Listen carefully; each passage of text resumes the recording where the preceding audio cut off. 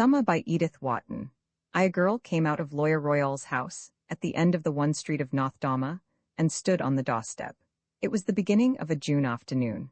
The spring-like transparent sky shed a rain of silver sunshine on the roofs of the village, and on the pastures and larchwoods surrounding it. A little wind moved among the round white clouds on the shoulders of the hills, driving their shadows across the fields and down the grassy road that takes the name of street when it passes through North Dharma. The place lies high and in the open, and lacks the lavish shade of the more protected New England villages. The clump of weeping willows about the duck pond and the Norway spruces in front of the hatched gate cast almost the only roadside shadow between Lawyer Royal's house and the point where, at the other end of the village, the road rises above the church and skirts the black hemlock wall enclosing the cemetery. The little June wind, frisking down the street, shook the doleful fringes of the hatched spruces, caught the straw hat of a young man just passing under them, and spun it clean across the road into the duck pond. As he ran to fish it out, the girl on Lawyer Royal's doorstep noticed that he was a stranger, that he wore city clothes, and that he was laughing with all his teeth, as the young and careless laugh at such mishaps. Her heart contracted a little, and the shrinking that sometimes came over her when she saw people with holiday faces made her draw back into the house and pretend to look for the key that she knew she had already put into her pocket. A narrow greenish mirror with a gilt eagle over it hung on the passage wall, and she looked critically at her reflection, wished for the 1000th time that she had blue eyes like Annabel Balch, the girl who sometimes came from Springfield to spend a week with old Miss Hatched, straightened the sunburnt hat over her small swarthy face, and turned out again into the sunshine. "How I hate everything," she murmured. The young man had passed through the hatched gate, and she had the street to herself. North Dharma is at all times an empty place, and at 3 o'clock on a June afternoon, its few able-bodied men are off in the fields or woods, and the women indoors, engaged in languid household drudgery. The girl walked along, swinging her key on a finger, and looking about her with the heightened attention produced by the presence of a stranger in a familiar place. What, she wondered, did North Dharma look like to people from other parts of the world? She herself had lived there since the age of 5, and had long supposed it to be a place of some importance.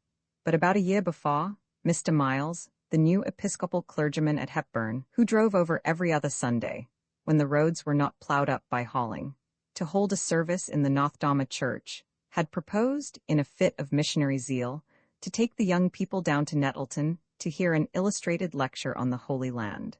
And the dozen girls and boys who represented the future of North Dharma had been piled into a farm wagon, driven over the hills to Hepburn, put into a way train, and carried to Nettleton. In the course of that incredible day, Charity Royal had, for the first and only time, experienced railway travel, looked into shops with plate-glass fronts, tasted coconut pie, sat in a theater, and listened to a gentleman saying unintelligible things before pictures that she would have enjoyed looking at if his explanations had not prevented her from understanding them. This initiation had shown her that North Dharma was a small place, and developed in her a thirst for information that her position as custodian of the village library had previously failed to excite. For a month or two, she dipped feverishly and disconnectedly into the dusty volumes of the Hatched Memorial Library. Then the impression of Nettleton began to fade, and she found it easier to take North Dharma as the nom of the universe than to go on reading. The sight of the stranger once more revived memories of Nettleton, and North Dharma shrank to its real size. As she looked up and down it, from Lawyer Royal's faded red house at one end to the white church at the other, she pitilessly took its measure. There it lay, a weather-beaten, sunburnt village of the hills, abandoned of men, left apart by railway, trolley, telegraph, and all the fosses that link life to life in modern communities. It had no shops, no theaters, no lectures, no business block, only a church that was opened every other Sunday, if the state of the roads permitted, and a library for which no new books had been bought for 20 years, and where the old ones molded undisturbed on the damp shelves. Yet Charity Royal had always been told that she ought to consider it a privilege that her lot had been cast in North Dharma. She knew that, compared to the place she had come from, North Dharma represented all the blessings of the most refined civilization. Everyone in the village had told her so ever since she had been brought there as a child. Even old Miss Hatched had said to her, on a terrible occasion in her life, "My child, you must never cease to remember that it was Mr. Royal who brought you down from the mountain." She had been brought down from the mountain, from the Scod cliff that lifted its sullen wall above the lesser slopes of Eagle Range, making a perpetual background of gloom to the lonely valley. The mountain was a good 15 miles away, but it rose so abruptly from the lower hills that it seemed almost to cast its shadow over North Dama. And it was like a great magnet drawing the clouds and scattering them in storm across the valley. If ever, in the purest summer sky, there trailed a thread of vapor over North Dama, it drifted to the mountain as a ship drifts to a whirlpool, and was caught among the rocks, torn up and multiplied, to sweep back over the village in rain and darkness. Charity was not very clear about the mountain, but she knew it was a bad place and a shame to have come from, and that, whatever befell her in North Dama, she ought, as Miss Hatchet had once reminded her, to remember that she had been brought down from there, and hold her tongue and be thankful. She looked up at the mountain, thinking of these things, and tried as usual to be thankful, but the sight of the young man turning in at Miss Hatchet's gate had brought back the vision of the glittering streets of Nettleton, and she felt ashamed of her old sun hat, and sick of North Dama, and jealously aware of Annabel Balch of Springfield, opening her blue eyes somewhere far off on glories greater than the glories of Nettleton. "How I hate everything," she said again. Halfway down the street she stopped at a weak-hinged gate. Passing through it, she walked down a brick path to a queer little brick temple with white wooden columns supporting a pediment on which was inscribed in tarnished gold letters, "The Honorius Hatchet Memorial Library, 1832. Honorius Hatchet had been old Miss Hatchet's great-uncle, though she would undoubtedly have reversed the phrase, and put forward, as her only claim to distinction, the fact that she was his great-niece. For Honorius Hatchet, in the early years of the 19th century, had enjoyed a modest celebrity. As the marble tablet in the interior of the library informed its infrequent visitors, he had possessed marked literary gifts, written a series of papers called The Recluse of Eagle Range, enjoyed the acquaintance of Washington Irving and Fitzgreen Halleck, and been cut off in his flower by a fever contracted in Italy. Such had been the sole link between North Dama and literature, a link piously commemorated by the erection of the monument, where Charity Royale, every Tuesday and Thursday afternoon, sat at her desk under a freckled steel engraving of the deceased author, and wondered if he felt any deader in his grave than she did in his library. Entering her prison house with a listless step, she took off her hat, hung it on a plaster bust of Minerva, opened the shutters, leaned out to see if there were any eggs in the swallow's nest above one of the windows, and finally, seating herself behind the desk, drew out a roll of cotton lace and a steel crochet hook. She was not an expert workwoman, and it had taken her many weeks to make the half-yard of narrow lace which she kept wound about the buckram back of a disintegrated copy of The Lamplighter.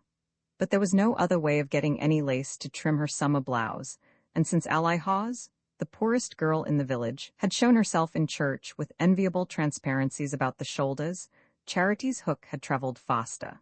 She unrolled the lace, dug the hook into a loop, and bent to the task with furrowed brows. Suddenly the door opened, and before she had raised her eyes she knew that the young man she had seen going in at the Hatchet gate had entered the library. Without taking any notice of her, he began to move slowly about the long, vault-like room, his hands behind his back, his short-sighted eyes peering up and down the rows of rusty bindings. At length he reached the desk and stood before her. "Have you a card catalogue?" he asked in a pleasant, abrupt voice, and the oddness of the question caused her to drop her work. "A what?" "Why, you know," he broke off, and she became conscious that he was looking at her for the first time, having apparently, on his entrance, included her in his general short-sighted survey as part of the furniture of the library. The fact that, in discovering her, he lost the thread of his remark, did not escape her attention, and she looked down and smiled. He smiled also. "No, I don't suppose you do know," he corrected himself. In fact, it would be almost a pity. She thought she detected a slight condescension in his tone and asked sharply, "Why?" "Because it's so much pleasanter in a small library like this to poke about by oneself, with the help of the librarian." He added the last phrase so respectfully that she was mollified, and rejoined with a sigh, "I'm afraid I can't help you much." "Why?" he questioned in his turn, and she replied that there weren't many books anyhow, and that she'd hardly read any of them. "The worms are getting at them," she added gloomily. "Are they? That's a pity, for I see there are some good ones." He seemed to have lost interest in their conversation and strolled away again, apparently forgetting her. His indifference nettled her, and she picked up her work, resolved not to offer him the least assistance. Apparently he did not need it, for he spent a long time with his back to her, lifting down, one after another, the tall cobwebby volumes from a distant shelf. "Oh, I say," he exclaimed, and looking up she saw that he had drawn out his handkerchief and was carefully wiping the edges of the book in his hand. The action struck her as an unwarranted criticism on her care of the books, and she said irritably, "It's not my fault if they're dirty." He turned around and looked at her with reviving interest. "Ah, then you're not the librarian?" "Of course I am, but I can't dust all these books. Besides, nobody ever looks at them, now Miss Hatchard's too lame to come round." "No, I suppose not." He laid down the book he had been wiping and stood considering her in silence. She wondered if Miss Hatchard had sent him round to pry into the way the library was looked after, and the suspicion increased her resentment. "I saw you going into her house just now, didn't I?" she asked, with the New England avoidance of the proper name. She was determined to find out why he was poking about among her books. "Miss Hatchard's house? Yes, she's my cousin and I'm staying there," the young man answered, adding, as if to disarm a visible distrust, "My name is Hani Lucius Hani. She may have spoken of me." "No, she hasn't," said Charity, wishing she could have said, "Yes, she has." "Oh, well," said Miss Hatchard's cousin with a laugh, and after another pause, during which it occurred to Charity that her answer had not been encouraging, he remarked, "You don't seem strong on architecture." Her bewilderment was complete. The more she wished to appear to understand him, the more unintelligible his remarks became. He reminded her of the gentleman who had explained the pictures at Nettleton, and the weight of her ignorance settled down on her again like a pall. "I mean, I can't see that you have any books on the old houses about here. I suppose, for that matter, this part of the country hasn't been much explored. They all go on doing Plymouth and Salem. So stupid. My cousin's house now is remarkable. This place must have had a past, it must have been more of a place once." He stopped short with the blush of a shy man who overhears himself and fears he has been voluble. "I'm an architect, you see, and I'm hunting up old houses in these parts." She stared. "Old houses? Everything's old in North Dama, isn't it?" "The folks are, anyhow." He laughed and wandered away again. "Haven't you any kind of a history of the place?" "I think there was one written about 1840. A book or pamphlet about its first settlement," he presently said from the farther end of the room. She pressed her crochet hook against her lip and pondered. There was such a work, she knew. North Dama and the early townships of Eagle County. She had a special grudge against it because it was a limp, weekly book that was always either falling off the shelf or slipping back and disappearing if one squeezed it in between sustaining volumes. She remembered, the last time she had picked it up, wondering how anyone could have taken the trouble to write a book about North Dama and its neighbors, Dama, Hamblin, Creston, and Creston River. She knew them all, mere lost clusters of houses in the folds of the desolate ridges. Dama, where North Dama went for its apples. Creston River, where there used to be a paper mill, and its gray walls stood decaying by the stream, and Hamblin, where the first snow always fell. Such were their titles to fame. She got up and began to move about vaguely before the shelves, but she had no idea where she had last put the book, and something told her that it was going to play her its usual trick and remain invisible. It was not one of her lucky days. "I guess it's somewhere," she said, to prove her zeal, but she spoke without conviction, and felt that her words conveyed none. "Oh, well," he said again. She knew he was going, and wished more than ever to find the book. "It will be for next time," he added, and picking up the volume he had laid on the desk he handed it to her. "By the way, a little air and sun would do this good. It's rather valuable." He gave her a nod and smile, and passed out. The lake at last, a sheet of shining metal brooded over by drooping trees. Charity and Hani had secured a boat and, getting away from the wharves and the refreshment booths, they drifted idly along, hugging the shadow of the Shaw. Where the sun struck the water, its shafts flamed back blindingly at the heat-veiled sky, and the least shade was black by contrast. The lake was so smooth that the reflection of the trees on its edge seemed enameled on a solid surface. But gradually, as the sun declined, the water grew transparent, and Charity, leaning over, plunged her fascinated gaze into depths so clear that she saw the inverted treetops interwoven with the green growths of the bottom. They rounded a point at the farther end of the lake, and entering an inlet pushed their bow against a protruding tree trunk. A green veil of willows overhung them. Beyond the trees, wheat fields sparkled in the sun, and all along the horizon the clear hills throbbed with light. Charity leaned back in the stern, and Hani unshipped the oars and lay in the bottom of the boat without speaking. Ever since their meeting at the Creston pool, he had been subject to these brooding silences, which were as different as possible from the pauses when they ceased to speak, because words were needless. At such times his face wore the expression she had seen on it, when she had looked in at him from the darkness, and again, there came over her a sense of the mysterious distance between them, but usually his fits of abstraction were followed by bursts of gaiety that chased away the shadow before it chilled her. She was still thinking of the $10 he had handed to the driver of the runabout. It had given them 20 minutes of pleasure, and it seemed unimaginable that anyone should be able to buy amusement at that rate. With $10, he might have bought her an engagement ring. She knew that Mrs. Tom Fry's, which came from Springfield, and had a diamond in it, had cost only $8.75, but she did not know why the thought had occurred to her. Hani would never buy her an engagement ring. They were friends and comrades, but no more. He had been perfectly fair to her. He had never said a word to mislead her. She wondered what the girl was like whose hand was waiting for his ring.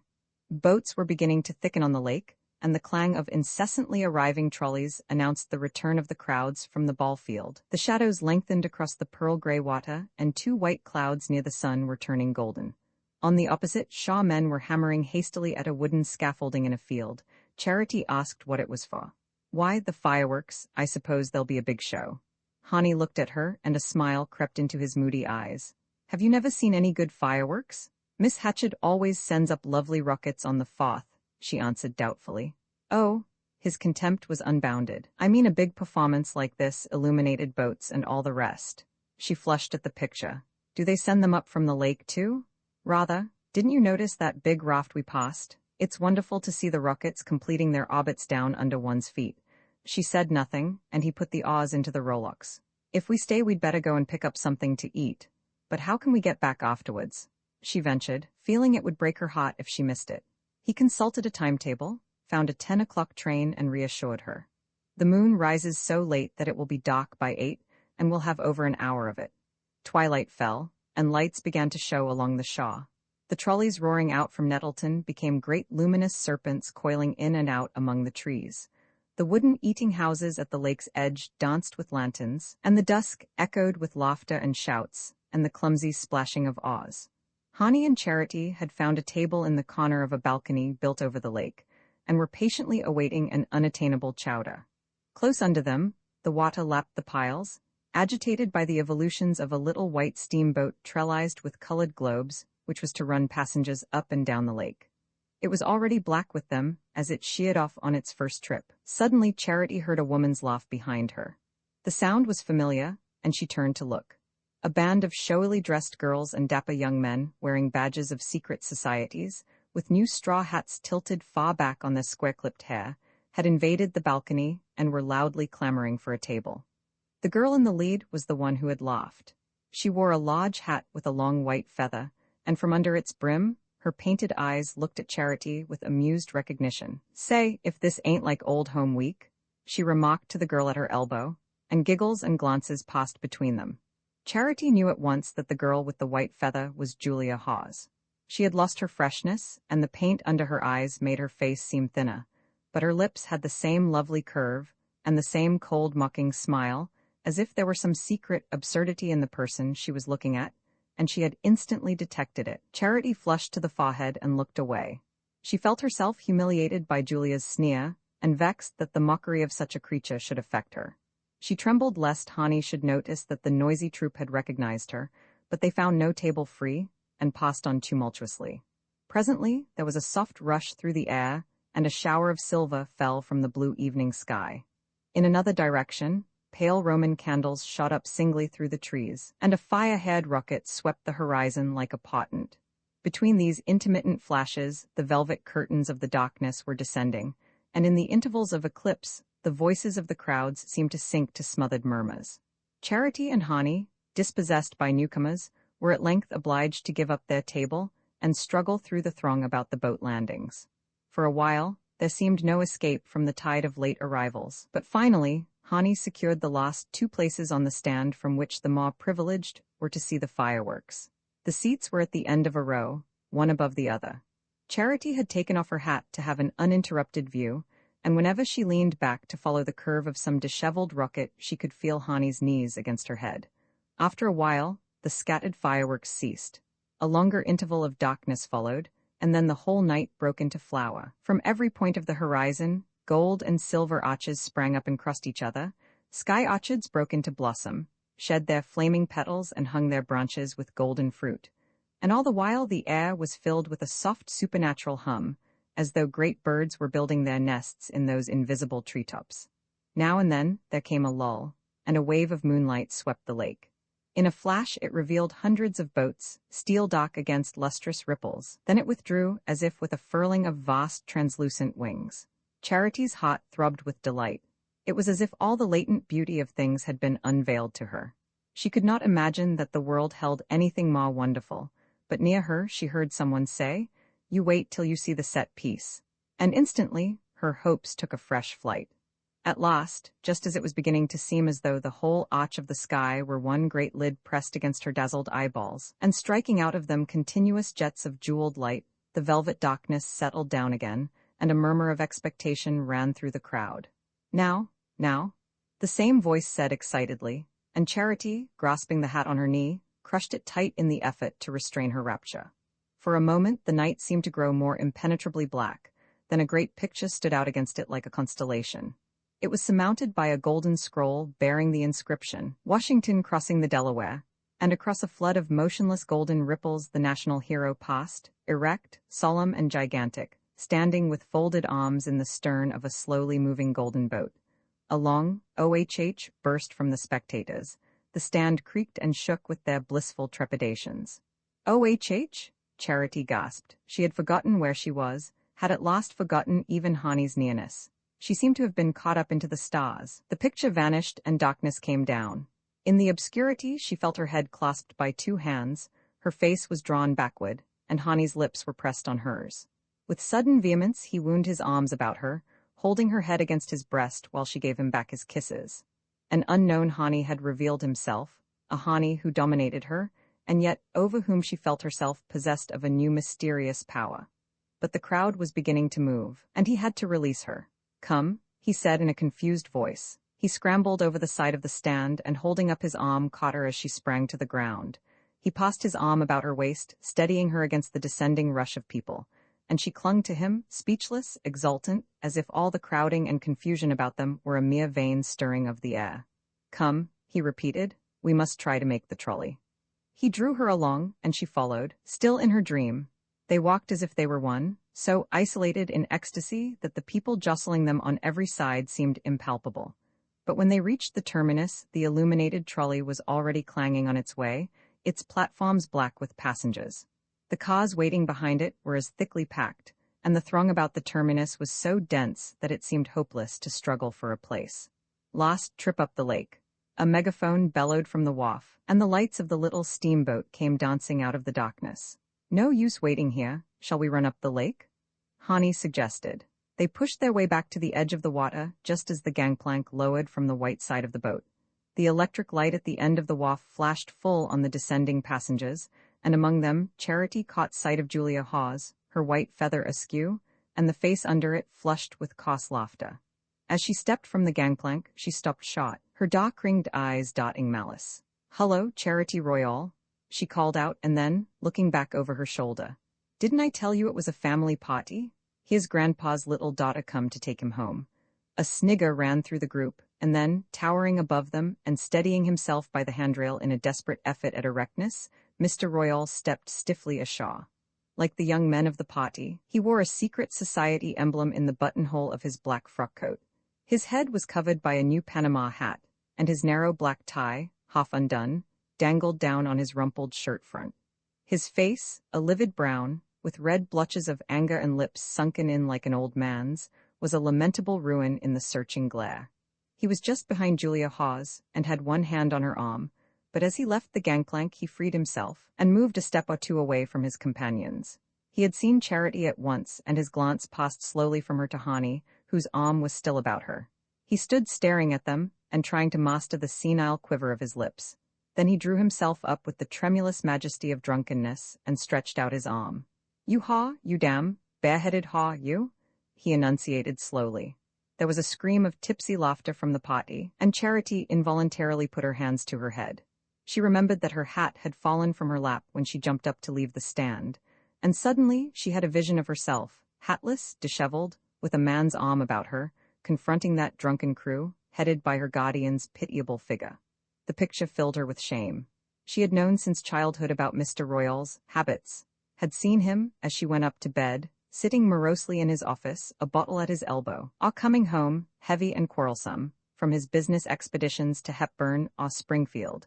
But the idea of his associating himself publicly with a band of disreputable girls and barroom loafers was new and dreadful to her. "Oh," she said in a gasp of misery, and releasing herself from Hani's arm, she went straight up to Mr. Royal. "You come home with me, you come right home with me," she said in a low, stern voice, as if she had not heard his apostrophe, and one of the girls called out, "Say, how many fellas does she want?" There was another laugh, followed by a pause of curiosity, during which Mr. Royal continued to glare at Charity. At length his twitching lips parted. "I said you damn, huh?" he repeated with precision, steadying himself on Julia's shoulder. Laughs and jeers were beginning to spring up from the circle of people beyond their group, and a voice called out from the gangway, "Now then, step lively there, all aboard." The pressure of approaching and departing passengers forced the actors in the rapid scene apart, and pushed them back into the throng. Charity found herself clinging to Hani's arm and sobbing desperately. Mr. Royal had disappeared, and in the distance she heard the receding sound of Julia's laugh. The boat, laden to the taffrail, was puffing away on her last trip. Roman 11 at 2 o'clock in the morning, the freckled boy from Creston stopped his sleepy horse at the door of the Red House, and Charity got out. Hani had taken leave of her at Creston River, charging the boy to drive her home. Her mind was still in a fog of misery, and she did not remember very clearly what had happened, or what they said to each other, during the interminable interval since their departure from Nettleton. But the secretive instinct of the animal in pain was so strong in her that she had a sense of relief when Hani got out, and she drove on alone. The full moon hung over North Dama, whitening the mist that filled the hollows between the hills and floated transparently above the fields. Charity stood a moment at the gate, looking out into the waning night. She watched the boy drive off, his horse's head wagging heavily to and fro. Then she went around to the kitchen door and felt under the mat for the key. She found it, unlocked the door, and went in. The kitchen was dark, but she discovered a box of matches, lit a candle, and went upstairs. Mr. Royal's door, opposite hers, stood open on his unlit room. Evidently he had not come back. She went into her room, bolted her door, and began slowly to untie the ribbon about her waist, and to take off her dress. Under the bed she saw the paper bag in which she had hidden her new hat from inquisitive eyes. She lay for a long time sleepless on her bed, staring up at the moonlight on the low ceiling. Dawn was in the sky when she fell asleep, and when she woke, the sun was on her face. She dressed and went down to the kitchen. Verena was there alone. She glanced at Charity tranquilly, with her old deaf-looking eyes. There was no sign of Mr. Royal about the house, and the hours passed without his reappearing. Charity had gone up to her room and sat there listlessly, her hands on her lap. Puffs of sultry air fanned her dimity window curtains and flies buzzed stiflingly against the bluish panes. At 1 o'clock, Verena hobbled up to see if she were not coming down to dinner, but she shook her head, and the old woman went away, saying, "I'll cover up then." The sun turned and left her room, and Charity seated herself in the window, gazing down the village street through the half-opened shutters. Not a thought was in her mind. It was just a dark whirlpool of crowding images, and she watched the people passing along the street, Dan Toggett's team hauling a load of pine trunks down to Hepburn, the sexton's old white horse grazing on the bank across the way. As if she looked at these familiar sights from the other side of the grave, she was roused from her apathy by seeing Ally Hawes come out of the Fry's gate and walk slowly toward the Red House with her uneven, limping step. At the sight, Charity recovered her severed contact with reality. She divined that Ally was coming to hear about her day. No one else was in the secret of the trip to Nettleton, and it had flattered Ally profoundly to be allowed to know of it. At the thought of having to see her, of having to meet her eyes and answer, or evade her questions, the whole horror of the previous night's adventure rushed back upon Charity. What had been a feverish nightmare became a cold and unescapable fact. Poor Ally, at that moment, represented North Dama, with all its mean curiosities, its furtive malice, its sham unconsciousness of evil. Charity knew that, although all relations with Julia were supposed to be severed, the tender-hearted Ally still secretly communicated with her, and no doubt Julia would exult in the chance of retailing the scandal of the wharf. The story, exaggerated and distorted, was probably already on its way to North Dama. Ally's dragging pace had not carried her far from the Fry's gate when she was stopped by old Mrs. Sollers, who was a great talker, and spoke very slowly because she had never been able to get used to her new teeth from Hepburn. Still, even this respite would not last long. In another 10 minutes, Ally would be at the door, and Charity would hear her greeting Verena in the kitchen, and then calling up from the foot of the stairs. Suddenly, it became clear that flight, and instant flight, was the only thing conceivable. The longing to escape, to get away from familiar faces, from places where she was known, had always been strong in her in moments of distress. She had a childish belief in the miraculous power of strange scenes and new faces to transform her life and wipe out bitter memories. But such impulses were mere fleeting whims compared to the cold resolve which now possessed her. She felt she could not remain an hour longer under the roof of the man who had publicly dishonored her, and face to face with the people who would presently be gloating over all the details of her humiliation. Her passing pity for Mr. Royal had been swallowed up in loathing. Everything in her recoiled from the disgraceful spectacle of the drunken old man apostrophizing her in the presence of a band of loafers and streetwalkers. Suddenly, vividly, she relived again the horrible moment when he had tried to force himself into her room, and what she had before supposed to be a mad aberration now appeared to her as a vulgar incident in a debauched and degraded life. While these thoughts were hurrying through her, she had dragged out her old canvas school bag, and was thrusting into it a few articles of clothing and the little packet of letters she had received from Hani. From under her pincushion, she took the library key and laid it in full view. Then she felt at the back of a drawer for the blue brooch that Hani had given her. She would not have dared to wear it openly at North Dama, but now she fastened it on her bosom as if it were a talisman to protect her in her flight. These preparations had taken but a few minutes, and when they were finished, Ally Hawes was still at the Fry's corner talking to old Mrs. Sollers. She had said to herself, as she always said in moments of revolt, "I'll go to the mountain, I'll go back to my own folks." She had never really meant it before, but now, as she considered her case, no other course seemed open. She had never learned any trade that would have given her independence in a strange place, and she knew no one in the big towns of the valley, where she might have hoped to find employment. Miss Hatchett was still away, but even had she been at North Dama, she was the last person to whom Charity would have turned, since one of the motives urging her to flight was the wish not to see Lucius Hani. Traveling back from Nettleton, in the crowded, brightly lit train, all exchange of confidence between them had been impossible. But during their drive from Hepburn to Creston River, she had gathered from Hani's snatches of consolatory talk, again hampered by the freckled boy's presence, that he intended to see her the next day. At the moment, she had found a vague comfort in the assurance, but in the desolate lucidity of the hours that followed, she had come to see the impossibility of meeting him again. Her dream of comradeship was over, and the scene on the wharf, vile and disgraceful as it had been, had after all shed the light of truth on her minute of madness. It was as if her guardian's words had stripped her bare in the face of the grinning crowd and proclaimed to the world the secret admonitions of her conscience. She did not think these things out clearly. She simply followed the blind propulsion of her wretchedness. She did not want, ever again, to see anyone she had known. Above all, she did not want to see Hani. She climbed the hill path behind the house and struck through the woods by a shortcut leading to the Creston Road. A lead-colored sky hung heavily over the fields, and in the forest the motionless air was stifling, but she pushed on, impatient to reach the road which was the shortest way to the mountain. To do so, she had to follow the Creston Road for a mile or two, and go within half a mile of the village, and she walked quickly, fearing to meet Hani. But there was no sign of him, and she had almost reached the branch road when she saw the flanks of a large white tent projecting through the trees by the roadside.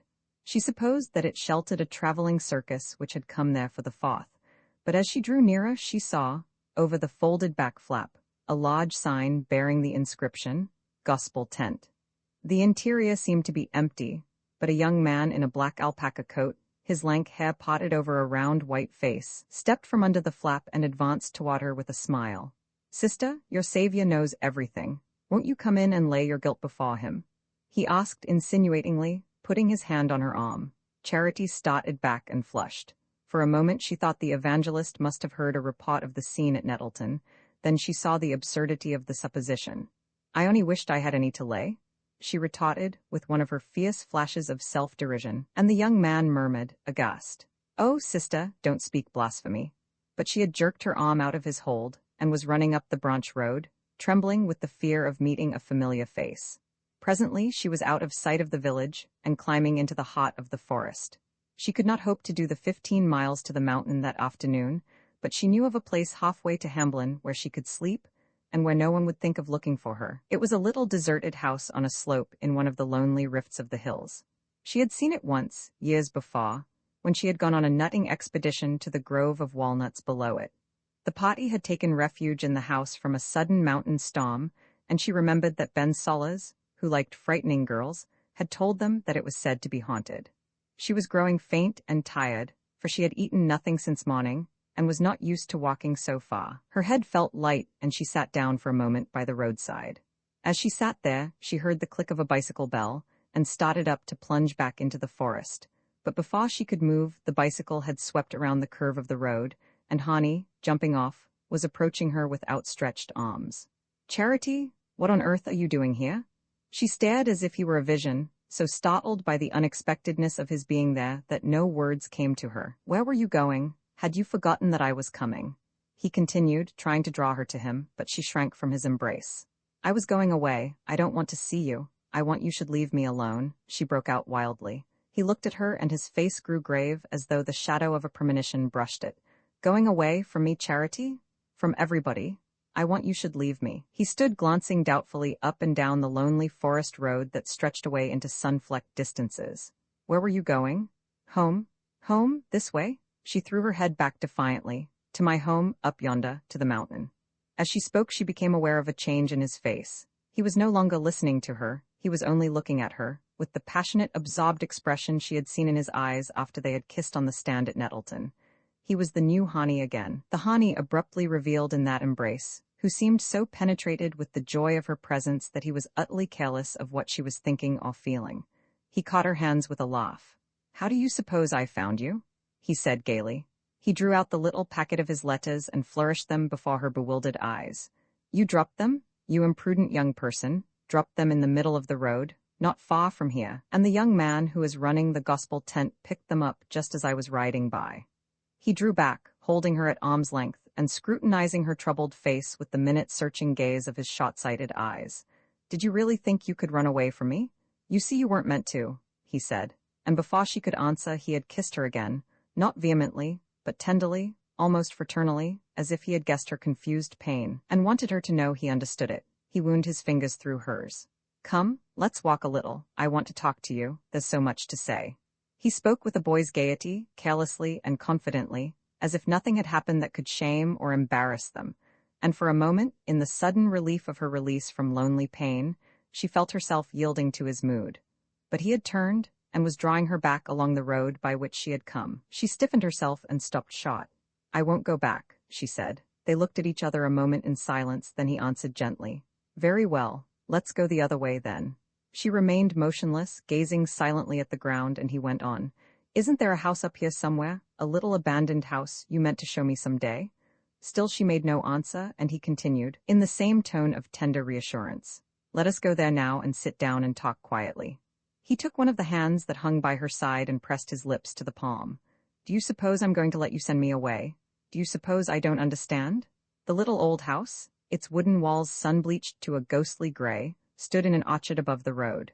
The garden palings had fallen, but the broken gate dangled between its posts, and the path to the house was marked by rosebushes run wild, and hanging their small pale blossoms above the crowding grasses. Slender pilasters and an intricate fanlight framed the opening where the door had hung, and the door itself lay rotting in the grass, with an old apple tree fallen across it. Inside, also, wind and weather had blanched everything to the same wan silvery tint. The house was as dry and pure as the interior of a long empty shell. But it must have been exceptionally well built, for the little rooms had kept something of their human aspect. The wooden mantels with their neat classic ornaments were in place, and the corners of one ceiling retained a light film of plaster tracery. Hani had found an old bench at the back door and dragged it into the house.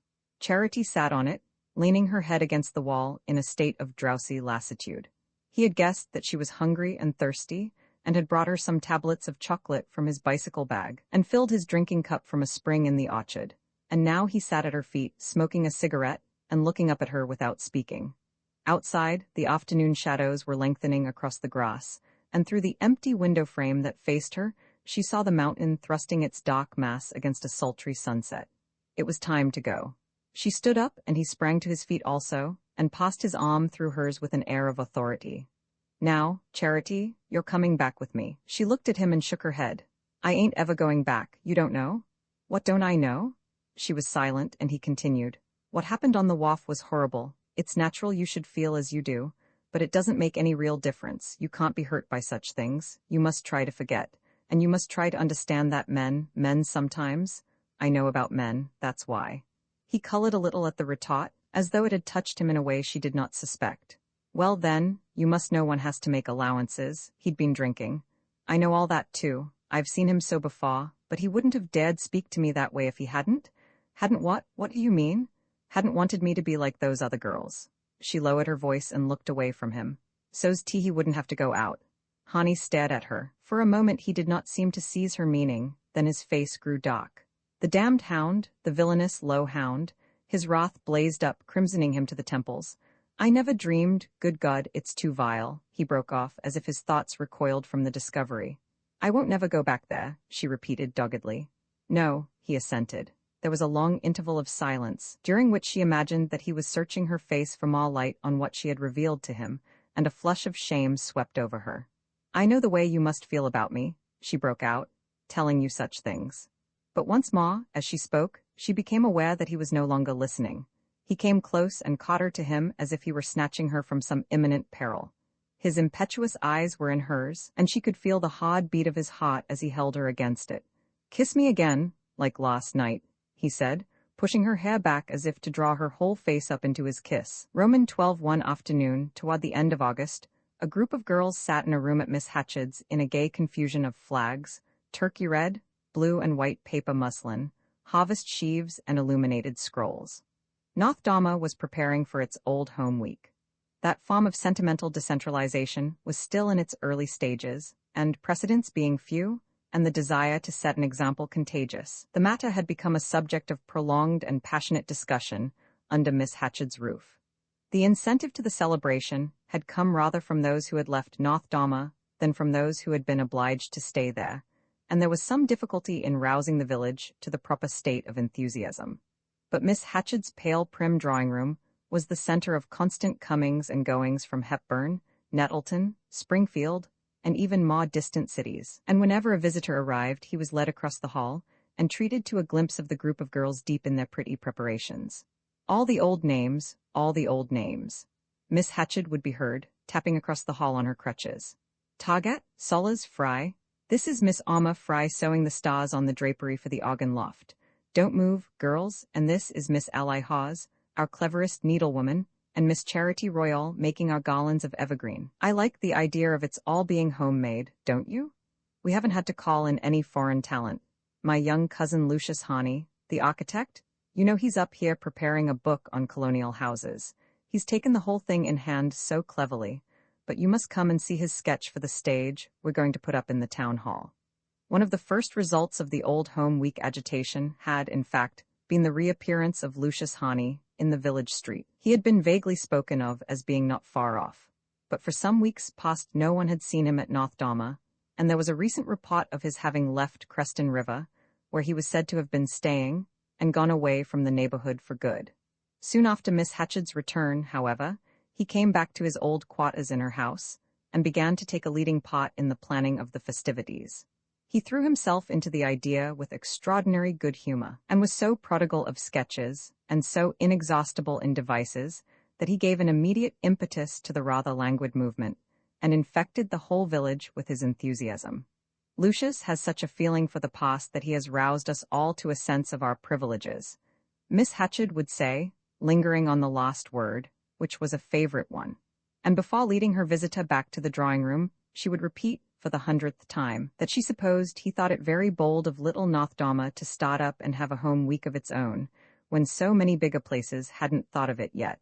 But that, after all, associations counted more than the size of the population, didn't they? And of course North Dama was so full of associations, historic, literary, here a filial sigh for Honorius, and ecclesiastical.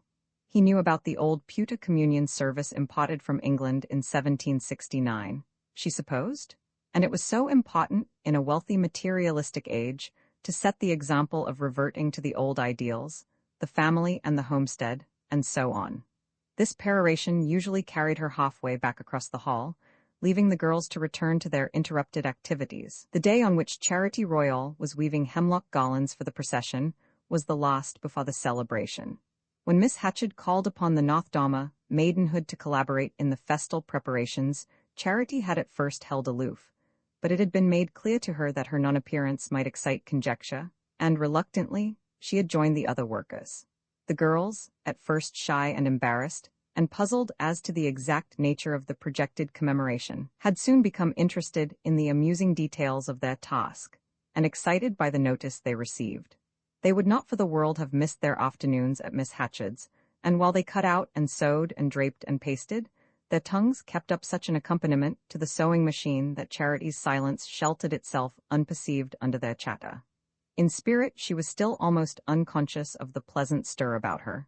Since her return to the Red House, on the evening of the day when Hani had overtaken her on her way to the mountain, she had lived at North Dahmer as if she were suspended in the void.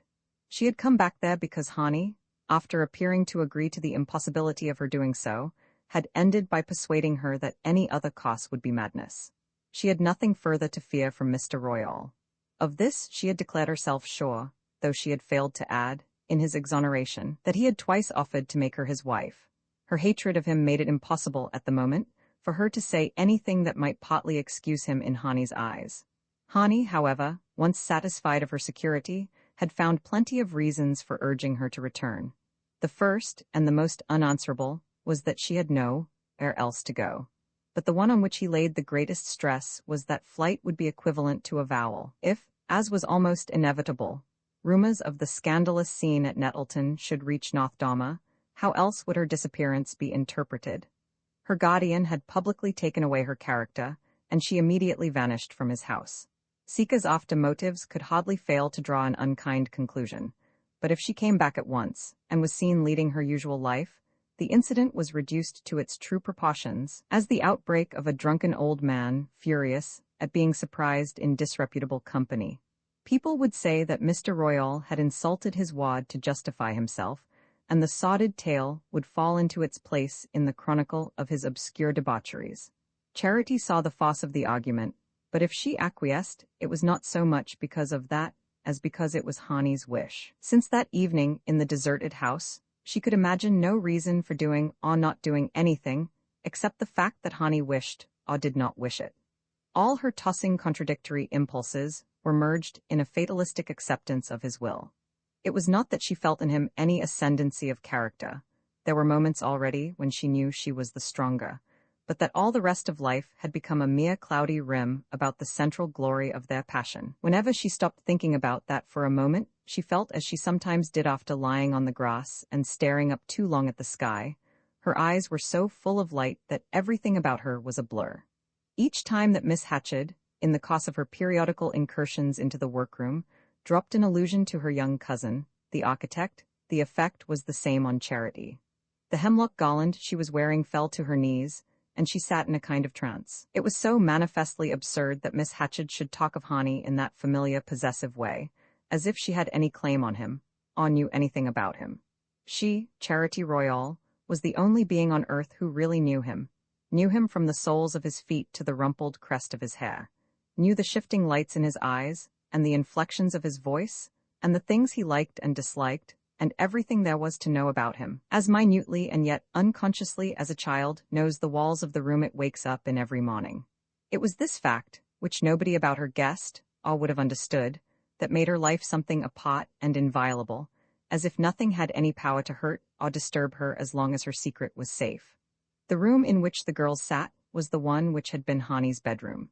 He had been sent upstairs to make room for the home week workers, but the furniture had not been moved, and as Charity sat there she had perpetually before her the vision she had looked in on from the midnight garden.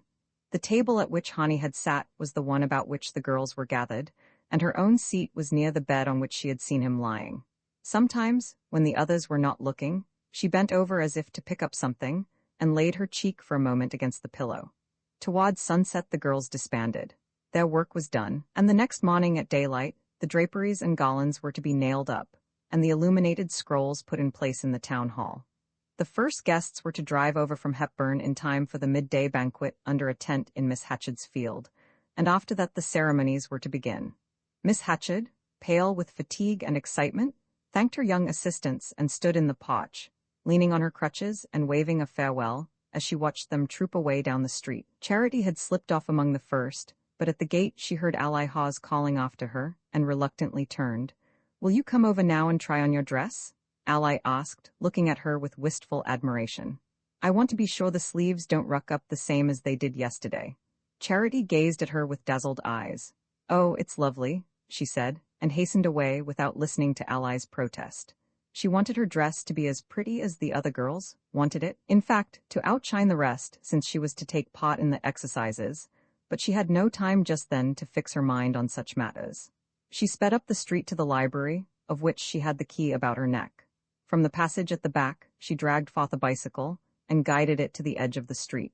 She looked about to see if any of the girls were approaching, but they had drifted away together toward the town hall, and she sprang into the saddle and turned toward the Creston Road. There was an almost continual descent to Creston, and with her feet against the pedals, she floated through the still evening air like one of the hawks she had often watched slanting downward on motionless wings. 20 minutes from the time when she had left Miss Hatchard's door, she was turning up the wood road on which Hani had overtaken her on the day of her flight, and a few minutes afterward she had jumped from her bicycle at the gate of the deserted house.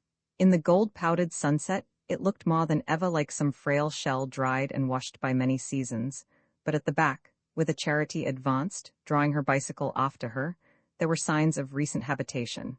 A rough door made of boards hung in the kitchen doorway, and pushing it open, she entered a room furnished in primitive camping fashion.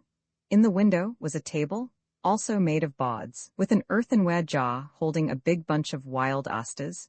2 canvas chairs stood nearby, and in one corner was a mattress with a Mexican blanket over it. The room was empty, and leaning her bicycle against the house, Charity clambered up the slope and sat down on a rock under an old apple tree. The air was perfectly still, and from where she sat, she would be able to hear the tinkle of a bicycle bell a long way down the road. She was always glad when she got to the little house before Hani. She liked to have time to take in every detail of its secret sweetness, the shadows of the apple trees swaying on the grass, the old walnuts rounding their domes below the road, the meadows sloping westward in the afternoon light, before his first kiss blotted it all out. Everything unrelated to the hours spent in that tranquil place was as faint as the remembrance of a dream. The only reality was the wondrous unfolding of her new self, the reaching out to the light of all her contracted tendrils. She had lived all her life among people whose sensibilities seemed to have withered for lack of use. And more wonderful, at first, than Hani's endearments were the words that were a part of them. She had always thought of love as something confused and furtive, and he made it as bright and open as the summer air. On the morrow of the day, when she had shown him the way to the deserted house, he had packed up and left Creston River for Boston, but at the first station, he had jumped on the train with a handbag and scrambled up into the hills. For 2 golden rainless August weeks he had camped in the house, getting eggs and milk from the solitary farm in the valley, where no one knew him, and doing his cooking over a spirit lamp. He got up every day with the sun, took a plunge in a brown pool he knew of, and spent long hours lying in the scented hemlock woods above the house, or wandering along the yoke of the Eagle Ridge, far above the misty blue valleys that swept away east and west between the endless hills. And in the afternoon, Charity came to him. With part of what was left of her savings, she had hired a bicycle for a month, and every day after dinner, as soon as her guardian started to his office, she hurried to the library, got out her bicycle, and flew down the Creston Road. She knew that Mr. Royal, like everyone else in North Dama, was perfectly aware of her acquisition. Possibly he, as well as the rest of the village, knew what use she made of it. She did not care. She felt him to be so powerless that if he had questioned her, she would probably have told him the truth. But they had never spoken to each other since the night on the wharf at Nettleton. He had returned to North Dama only on the 3rd day after that encounter, arriving just as Charity and Verena were sitting down to supper. He had drawn up his chair, taken his napkin from the sideboard drawer, pulled it out of its ring, and seated himself as unconcernedly as if he had come in from his usual afternoon session at Carrick Fry's. And the long habit of the household, made it seem almost natural that Charity should not so much as raise her eyes when he entered. She had simply let him understand that her silence was not accidental by leaving the table while he was still eating, and going up without a word to shut herself into her room. After that, he formed the habit of talking loudly and genially to Verena whenever Charity was in the room, but otherwise there was no apparent change in their relations. She did not think connectedly of these things while she sat waiting for Hani, but they remained in her mind as a sullen background against which her short hours with him flamed out like forest fires. Nothing else mattered, neither the good nor the bad, or what might have seemed so before she knew him. He had caught her up and carried her away into a new world, from which, at stated hours, the ghost of her came back to perform certain customary acts, but all so thinly and insubstantially that she sometimes wondered that the people she went about among could see her. Behind the swarthy mountain the sun had gone down in waveless gold. From a pasture up the slope, a tinkle of cowbells sounded, a puff of smoke hung over the farm in the valley, trailed on the pure air, and was gone. For a few minutes, in the clear light that is all shadow, fields and woods were outlined with an unreal precision. Then the twilight blotted them out, and the little house turned gray and spectral under its wizened apple branches. Charity's heart contracted. The first fall of night after a day of radiance often gave her a sense of hidden menace. It was like looking out over the world as it would be when love had gone from it. She wondered if someday she would sit in that same place and watch in vain for her lover. His bicycle bell sounded down the lane, and in a minute she was at the gate and his eyes were laughing in hers. They walked back through the long grass and pushed open the door behind the house. The room at first seemed quite dark, and they had to grope their way in hand. Through the window frame, the sky looked light by contrast, and above the black mass of asters in the earthen jar one white star glimmered like a moth. There was such a lot to do at the last minute, Hani was explaining, and I had to drive down to Creston to meet someone who has come to stay with my cousin for the show. He had his arms about her, and his kisses were in her hair and on her lips. Under his touch things deep down in her struggled to the light and sprang up like flowers in sunshine. She twisted her fingers into his, and they sat down side by side on the improvised couch. She hotly heard his excuses for being late. In his absence 1,000 doubts tormented her, but as soon as he appeared, she ceased to wonder where he had come from, what had delayed him, who had kept him from her. It seemed as if the places he had been in, and the people he had been with, must cease to exist when he left them, just as her own life was suspended in his absence. He continued now to talk to her volubly and gaily, deploring his lateness, grumbling at the demands on his time, and good-humoredly mimicking Miss Hatchard's benevolent agitation. She hurried off miles to ask Mr. Royal to speak at the town hall tomorrow. I didn't know till it was done. Charity was silent, and he added, "After all, perhaps it's just as well. No one else could have done it." Charity made no answer. She did not care what part her guardian played in the morrow's ceremonies. Like all the other figures peopling her meager world, he had grown non-existent to her. She had even put off hating him. "Tomorrow I shall only see you from far off," Hani continued. "But in the evening there'll be the dance in the town hall. Do you want me to promise not to dance with any other girl?" Any other girl? Were there any others? She had forgotten even that peril, so enclosed did he and she seem in their secret world. Her heart gave a frightened jerk. "Yes, promise." He laughed and took her in his arms. "You goose? Not even if they are hideous?" He pushed the hair from her forehead, bending her face back, as his way was, and leaning over so that his head loomed black between her eyes and the paleness of the sky, in which the white star floated. Side by side they sped back along the dark wood road to the village. A late moon was rising, full-orbed and fiery, turning the mountain ranges from fluid gray to a massive blackness, and making the upper sky so light that the stars looked as faint as their own reflections in water. At the edge of the wood, half a mile from North Dama, Hani jumped from his bicycle, took Charity in his arms for a last kiss, and then waited while she went on alone. They were later than usual, and instead of taking the bicycle to the library, she propped it against the back of the woodshed and entered the kitchen of the Red House. Verena sat there alone. When Charity came in, she looked at her with mild, impenetrable eyes, and then took a plate and a glass of milk from the shelf and set them silently on the table. Charity nodded her thanks, and sitting down, fell hungrily upon her piece of pie and emptied the glass. Her face burned with her quick flight through the night, and her eyes were dazzled by the twinkle of the kitchen lamp. She felt like a night bird suddenly caught and caged. "He ain't come back since supper," Verena said. "He's down to the hall." Charity took no notice. Her soul was still winging through the forest. She washed her plate and tumbler, and then felt her way up the dark stairs. When she opened her door, a wonder arrested her.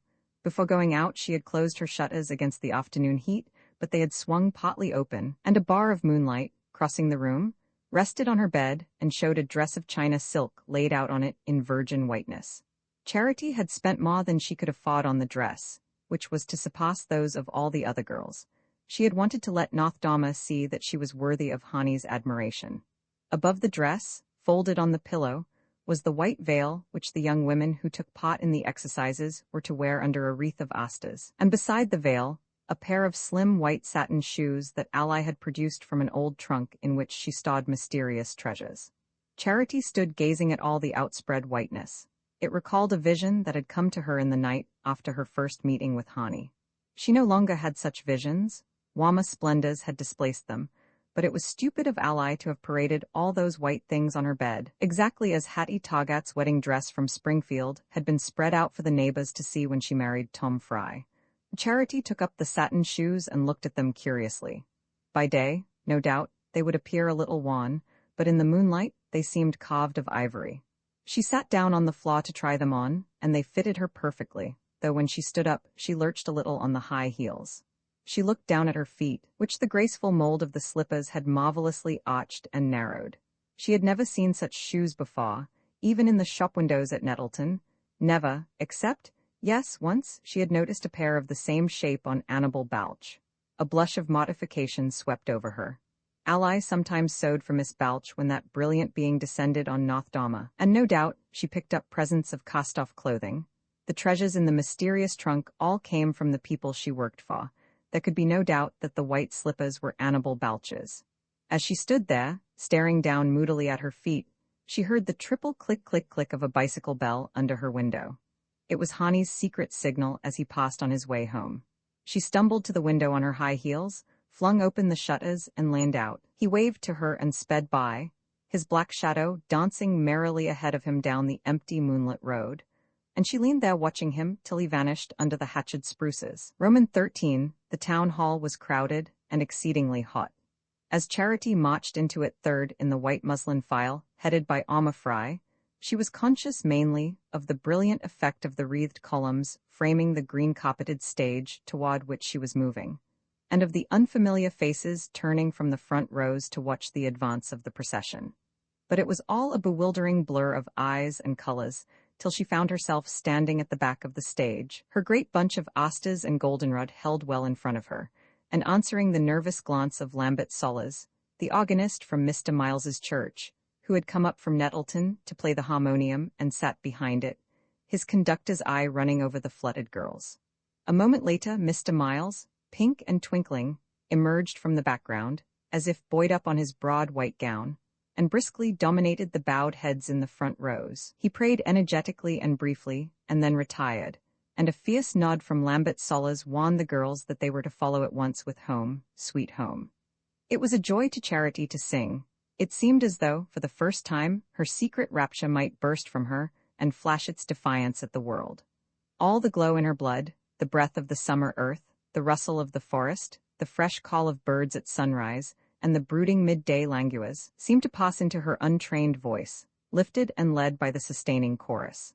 And then suddenly the song was over, and after an uncertain pause, during which Miss Hatched's pearl-gray gloves started a furtive signaling down the hall, Mr. Royal, emerging in turn, ascended the steps of the stage and appeared behind the flower-wreathed desk. He passed close to Charity, and she noticed that his gravely set face wore the look of majesty that used to awe and fascinate her childhood. His frock coat had been carefully brushed and ironed, and the ends of his narrow black tie were so nearly even that the tying must have cost him a protracted struggle. His appearance struck her all the more, because it was the first time she had looked him full in the face since the night at Nettleton, and nothing in his grave and impressive demeanor revealed a trace of the lamentable figure on the wharf. He stood a moment behind the desk, resting his fingertips against it and bending slightly toward his audience. Then he straightened himself and began. At first she paid no heed to what he was saying. Only fragments of sentences, sonorous quotations, allusions to illustrious men, including the obligatory tribute to Honorius Hatched, drifted past her inattentive ears. She was trying to discover Hani among the notable people in the front row, But he was nowhere near Miss Hatchard, who, crowned by a pearl-gray hat that matched her gloves, sat just below the desk, supported by Mrs. Miles and an important-looking unknown lady. Charity was near one end of the stage, and from where she sat the other end of the first row of seats was cut off by the screen of foliage masking the harmonium. The effort to see Hani around the corner of the screen, or through its interstices, made her unconscious of everything else. But the effort was unsuccessful, and gradually she found her attention arrested by her guardian's discourse. She had never heard him speak in public before, but she was familiar with the rolling music of his voice when he read aloud, or held forth to the selectmen about the stove at Carrick Fries. Today, his inflections were richer and graver than she had ever known them. He spoke slowly, with pauses that seemed to invite his hearers to silent participation in his thought, and Charity perceived a light of response in their faces. He was nearing the end of his address. "Most of you," he said, "most of you who have returned here today, to take contact with this little place for a brief hour, have come only on a pious pilgrimage, and will go back presently to busy cities and lives full of larger duties. But that is not the only way of coming back to North Dharma. Some of us who went out from here in our youth, went out, like you, to busy cities and larger duties, have come back in another way, come back for good. I am one of those, as many of you know." He paused, and there was a sense of suspense in the listening hall. "My history is without interest, but it has its lesson, not so much for those of you who have already made your lives in other places, as for the young men who are perhaps planning even now to leave these quiet hills and go down into the struggle. Things they cannot foresee may send some of those young men back someday to the little township and the old homestead. They may come back for good." He looked about him and repeated gravely, "For good. There's the point I want to make. North Dharma is a poor little place, almost lost in a mighty landscape. Perhaps by this time it might have been a bigger place and more in scale with the landscape, if those who had to come back had come with that feeling in their minds that they wanted to come back for good, and not for bad, or just for indifference. Gentlemen, let us look at things as they are. Some of us have come back to our native town because we'd failed to get on elsewhere. One way or other, things had gone wrong with us. What we dreamed of hadn't come true. But the fact that we had failed elsewhere is no reason why we should fail here. Our very experiments in larger places, even if they were unsuccessful, ought to have helped us to make North Dharma a larger place. And you young men who are preparing even now to follow the call of ambition and turn your back on the old homes, well, let me say this to you, that if ever you do come back to them, it's worthwhile to come back to them for their good. And to do that, you must keep on loving them while you're away from them, and even if you come back against your will, and thinking it's all a bit a mistake of fate or providence, you must try to make the best of it, and to make the best of your old town. And after a while, well, ladies and gentlemen, I give you my recipe for what it's worth. After a while, I believe you'll be able to say, as I can say today, I'm glad I'm here. Believe me, all of you, the best way to help the places we live in is to be glad we live there." He stopped, and a murmur of emotion and surprise ran through the audience. It was not in the least what they had expected, but it moved them more than what they had expected would have moved them. "Hear, hear!" A voice cried out in the middle of the hall. An outburst of cheers caught up the cry, and as they subsided, Charity heard Mr. Miles saying to someone near him, "That was a man talking?" He wiped his spectacles. Mr. Royal had stepped back from the desk and taken his seat in the row of chairs in front of the harmonium. A dapper white-haired gentleman, a distant Hatchard, succeeded him behind the goldenrod and began to say beautiful things about the old oaken bucket, patient white-haired mothers, and where the boys used to go nutting, and Charity began again to search for Hani. Suddenly, Mr. Royal pushed back his seat, and one of the maple branches in front of the harmonium collapsed with a crash. It uncovered the end of the first row, and in one of the seats Charity saw Hani, and in the next a lady whose face was turned toward him, and almost hidden by the brim of her drooping hat. Charity did not need to see the face. She knew at a glance the slim figure, the fair hair heaped up under the hat brim, the long, pale, wrinkled gloves with bracelets slipping over them. At the fall of the branch, Miss Balch turned her head toward the stage, and in her pretty, thin-lipped smile, there lingered the reflection of something her neighbor had been whispering to her. Someone came forward to replace the fallen branch, and Miss Balch and Hani were once more hidden. But to Charity, the vision of their two faces had blotted out everything. In a flash, they had shown her the bare reality of her situation. Behind the frail screen of her lover's caresses was the whole inscrutable mystery of his life. His relations with other people, with other women, his opinions, his prejudices, his principles, the net of influences and interests and ambitions in which every man's life is entangled. Of all these, she knew nothing, except what he had told her of his architectural aspirations. She had always dimly guessed him to be in touch with important people, involved in complicated relations, but she felt it all to be so far beyond her understanding that the whole subject hung like a luminous mist on the farthest verge of her thoughts. In the foreground, hiding all else, there was the glow of his presence, the light and shadow of his face, the way his short-sighted eyes, at her approach, widened and deepened as if to draw her down into them, and above all, the flush of youth and tenderness in which his words enclosed her. Now she saw him detached from her, drawn back into the unknown, and whispering to another girl things that provoked the same smile of mischievous complicity he had so often called to her own lips. The feeling possessing her was not one of jealousy. She was too sure of his love. It was rather a terror of the unknown, of all the mysterious attractions that must even now be dragging him away from her, and of her own powerlessness to contend with them. She had given him all she had, but what was it compared to the other gifts life held for him? She understood now the case of girls like herself to whom this kind of thing happened. They gave all they had, but their all was not enough. It could not buy more than a few moments. The heat had grown suffocating. She felt it descend on her in smothering waves, and the faces in the crowded hall began to dance like the pictures flashed on the screen at Nettleton. For an instant Mr. Royal's countenance detached itself from the general blur. He had resumed his place in front of the harmonium, and sat close to her, his eyes on her face, and his look seemed to pierce to the very center of her confused sensations. A feeling of physical sickness rushed over her, and then deadly apprehension. The light of the fiery hours in the little house swept back on her in a glare of fear. She forced herself to look away from her guardian, and became aware that the oratory of the hatched cousin had ceased, and that Mr. Miles was again flapping his wings. Fragments of his peroration floated through her bewildered brain. A rich harvest of hallowed memories. A sanctified hour to which, in moments of trial, your thoughts will prayerfully return. And now, O Lord, let us humbly and fervently give thanks for this blessed day of reunion, here in the old home to which we have come back from so far. Preserve it to us, O Lord, in times to come, in all its homely sweetness, in the kindliness and wisdom of its old people, in the courage and industry of its young men, in the piety and purity of this group of innocent girls. He flapped a white wing in their direction, and at the same moment Lambert Solers, with his fierce nod, struck the opening bars of Auld Lang Syne.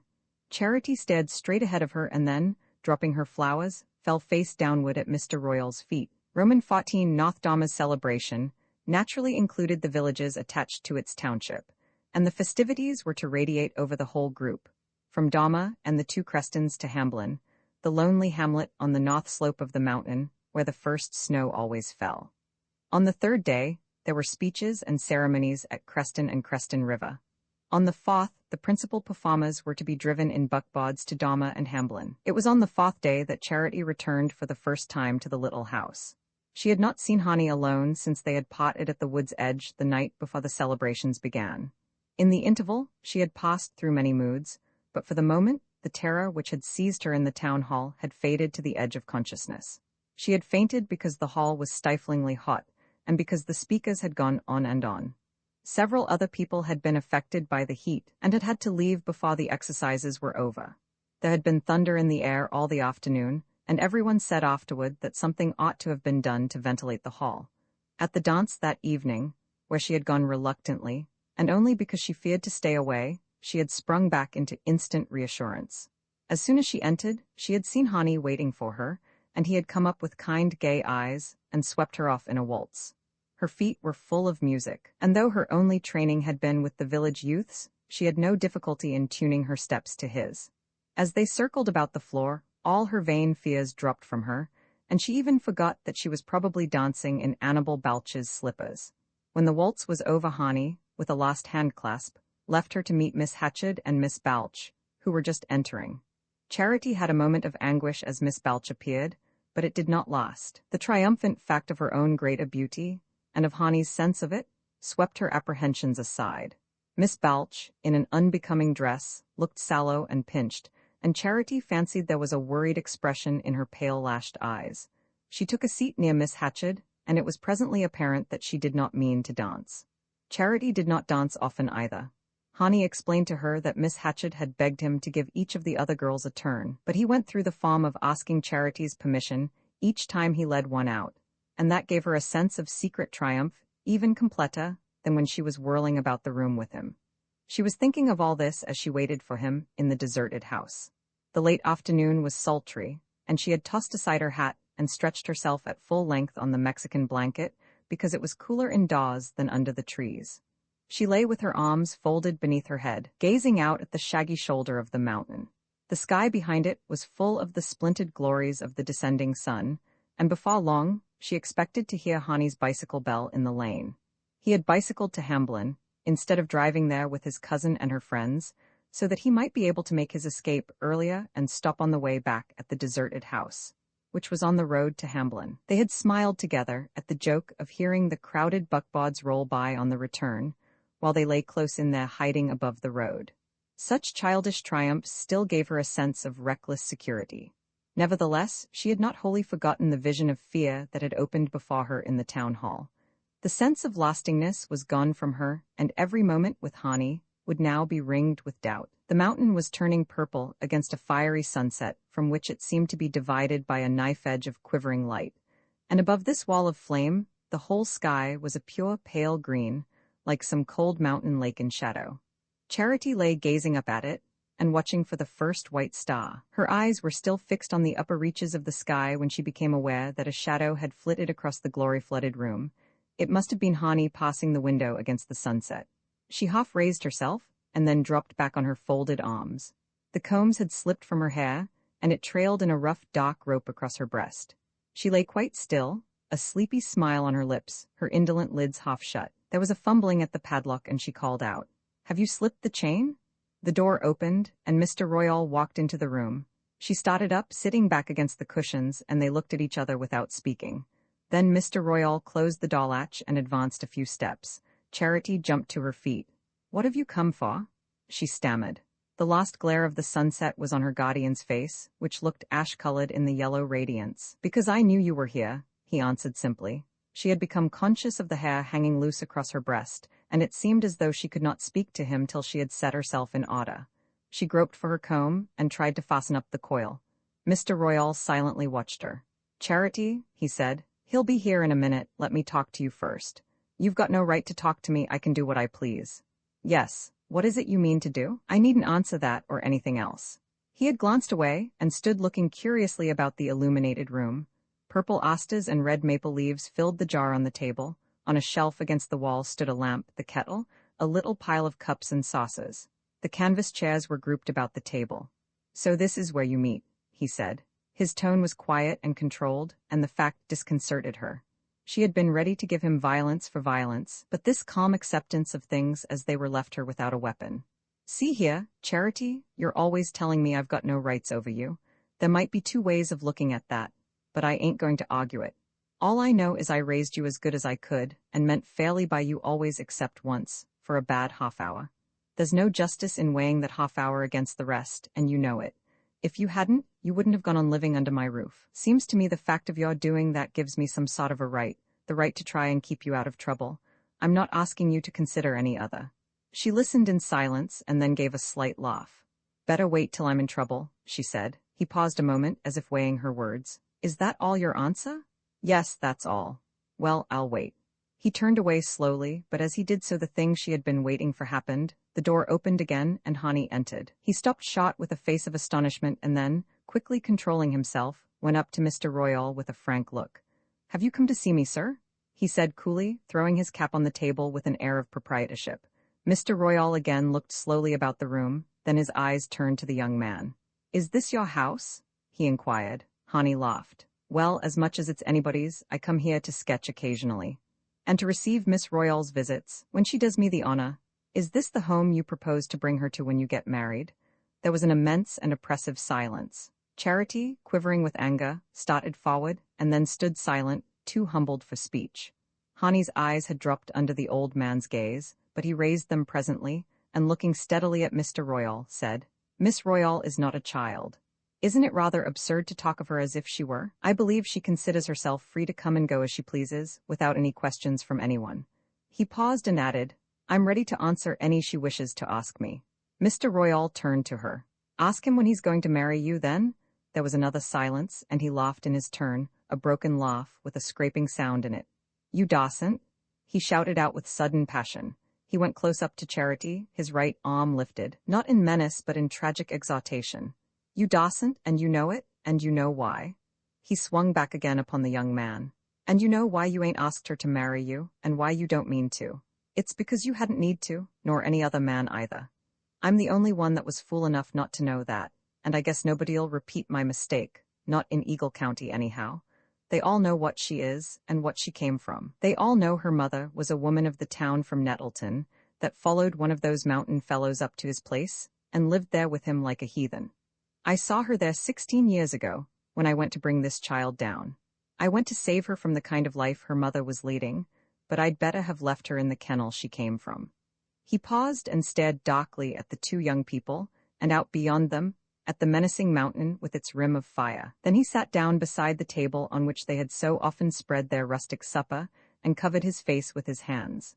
Hani leaned in the window, a frown on his face. He was twirling between his fingers a small package that dangled from a loop of string. Charity heard Mr. Royal draw a hard breath or two, and his shoulders shook a little. Presently he stood up and walked across the room. He did not look again at the young people. They saw him feel his way to the door and fumble for the latch, and then he went out into the darkness. After he had gone there was a long silence. Charity waited for Hani to speak, but he seemed at first not to find anything to say. At length he broke out irrelevantly. I wonder how he found out. She made no answer, and he tossed down the package he had been holding and went up to her. I'm so sorry, dear, that this should have happened. She threw her head back proudly. I ain't ever been sorry, not a minute. No. She waited to be caught into his arms, but he turned away from her irresolutely. The last glow was gone from behind the mountain. Everything in the room had turned gray and indistinct, and an autumnal dampness crept up from the hollow below the orchard, laying its cold touch on their flushed faces. Hani walked the length of the room, and then turned back and sat down at the table. Come, he said imperiously. She sat down beside him, and he untied the string about the package and spread out a pile of sandwiches. I stole them from the love feast at Hamblin, he said with a laugh, pushing them over to her. She laughed too and took one and began to eat. Didn't you make the tea? No, she said. I forgot. Oh, well, it's too late to boil the water now. He said nothing more, and sitting opposite to each other they went on silently eating the sandwiches. Darkness had descended in the little room, and Hani's face was a dim blur to Charity. Suddenly he leaned across the table and laid his hand on hers. I shall have to go off for a while, a month or two, perhaps, to arrange some things, and then I'll come back and we'll get married. His voice seemed like a stranger's. Nothing was left in it of the vibrations she knew. Her hand lay inertly under his, and she left it there, and raised her head, trying to answer him, but the words died in her throat. They sat motionless, in their attitude of confident endearment, as if some strange death had surprised them. At length Hani sprang to his feet with a slight shiver. God, it's damp, we couldn't have come here much longer. He went to the shelf, took down a tin candlestick and lit the candle, then he propped an unhinged shutter against the empty window frame and put the candle on the table. It threw a queer shadow on his frowning forehead and made the smile on his lips a grimace. But it's been good, though, hasn't it, Charity? What's the matter? Why do you stand there staring at me? Haven't the days here been good? He went up to her and caught her to his breast. And there'll be others, lots of others, jollier, even jollier, won't there, darling? He turned her head back, feeling for the curve of her throat below the ear, and kissing here, there, and on the hair and eyes and lips. She clung to him desperately, and as he drew her to his knees on the couch, she felt as if they were being sucked down together into some bottomless abyss. Roman 15 that night, as usual, they said goodbye at the wood's edge. Hani was to leave the next morning early. He asked Charity to say nothing of their plans till his return, and strangely, even to herself, she was glad of the postponement. A leaden weight of shame hung on her, benumbing every other sensation, and she bade him goodbye with hardly a sign of emotion. His reiterated promises to return seemed almost wounding. She had no doubt that he intended to come back. Her doubts were far deeper and less definable. Since the fanciful vision of the future that had flitted through her imagination at their first meeting, she had hardly ever thought of his marrying her. She had not had to put the thought from her mind, it had not been there. If ever she looked ahead, she felt instinctively that the gulf between them was too deep, and that the bridge their passion had flung across it was as insubstantial as a rainbow. but she seldom looked ahead. Each day was so rich that it absorbed her. Now her first feeling was that everything would be different, and that she herself would be a different being to Hani. Instead of remaining separate and absolute, she would be compared with other people, and unknown things would be expected of her. She was too proud to be afraid, but the freedom of her spirit drooped. Hani had not fixed any date for his return.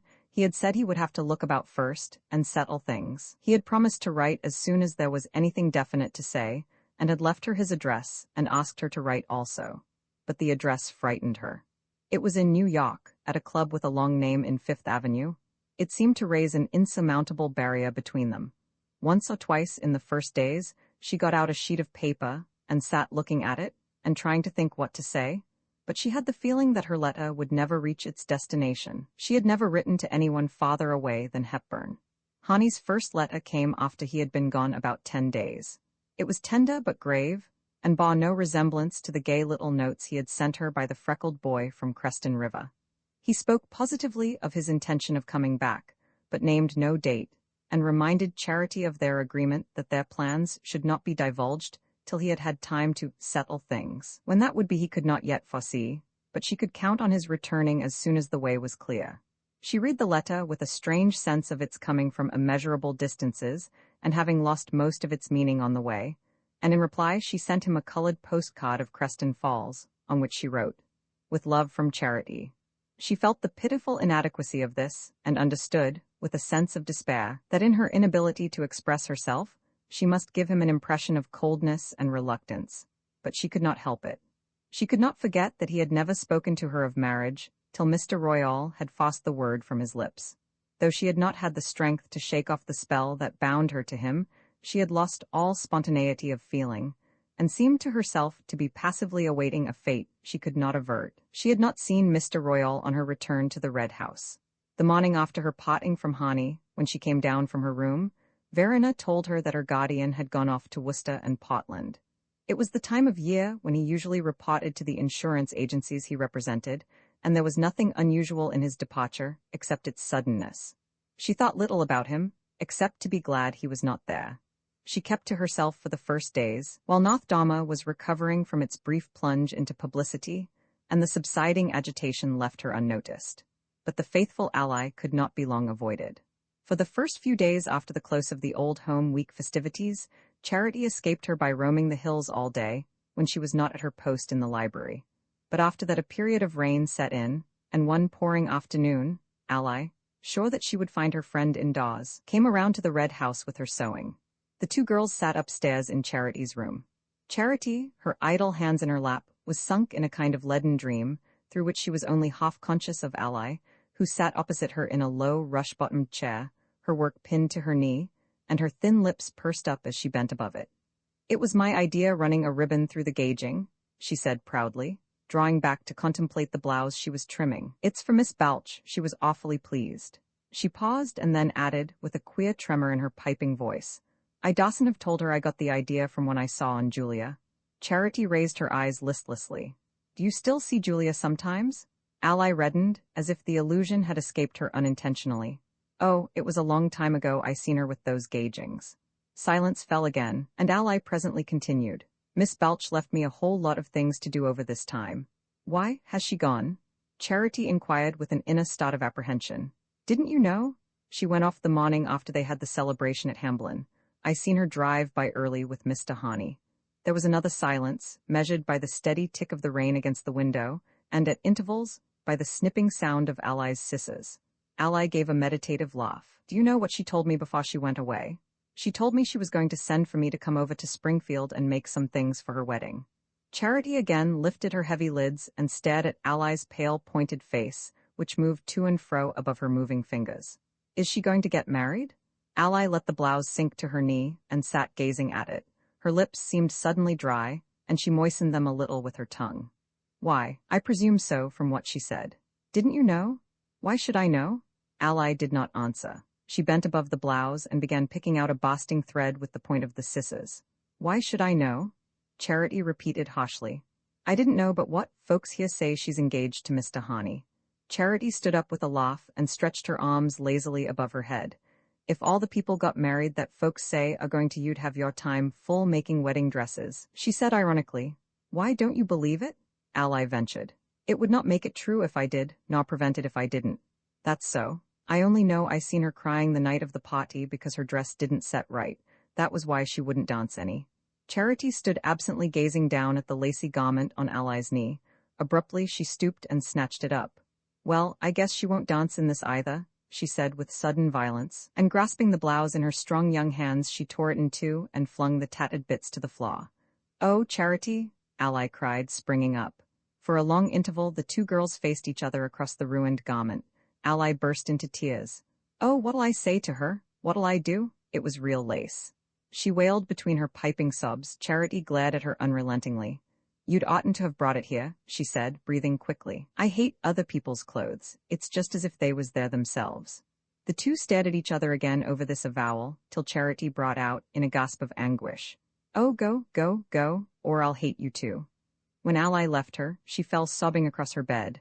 The long storm was followed by a northwest gale, and when it was over, the hills took on their first umber tints, the sky grew more densely blue, and the big white clouds lay against the hills like snowbanks. The first crisp maple leaves began to spin across Miss Hatchard's lawn, and the Virginia creeper on the memorial splashed the white potch with scarlet.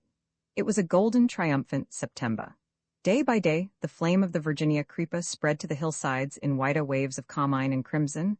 The larches glowed like the thin yellow halo about a fire, the maples blazed and smoldered, and the black hemlocks turned to indigo against the incandescence of the forest. The nights were cold, with a dry glitter of stars so high up that they seemed smaller and more vivid. Sometimes, as Charity lay sleepless on her bed through the long hours, she felt as though she were bound to those wheeling fires and swinging with them around the great black vault. At night she planned many things. It was then she wrote to Hani. But the letters were never put on paper, for she did not know how to express what she wanted to tell him. So she waited. Since her talk with Ally, she had felt sure that Hani was engaged to Annabel Balch, and that the process of settling things would involve the breaking of this tie. Her first rage of jealousy over, she felt no fear on this score. She was still sure that Hani would come back, and she was equally sure that, for the moment at least, it was she whom he loved and not Miss Balch. Yet the girl, no less, remained a rival, since she represented all the things that Charity felt herself most incapable of understanding or achieving. Annabel Balch was, if not the girl Hani ought to marry, at least the kind of girl it would be natural for him to marry. Charity had never been able to picture herself as his wife, had never been able to arrest the vision and follow it out in its daily consequences, but she could perfectly imagine Annabel Balch in that relation to him. The more she thought of these things, the more the sense of fatality weighed on her. She felt the uselessness of struggling against the circumstances. She had never known how to adapt herself. She could only break and tear and destroy. The scene with Ally had left her stricken with shame at her own childish savagery. What would Hani have thought if he had witnessed it? But when she turned the incident over in her puzzled mind, she could not imagine what a civilized person would have done in her place. She felt herself too unequally pitted against unknown forces. At length, this feeling moved her to sudden action. She took a sheet of letter paper from Mr. Royal's office, and sitting by the kitchen lamp, one night after Verena had gone to bed, began her first letter to Hani. It was very short. I want you should marry Annabel Balch if you promise to. I think maybe you were afraid I'd feel too bad about it.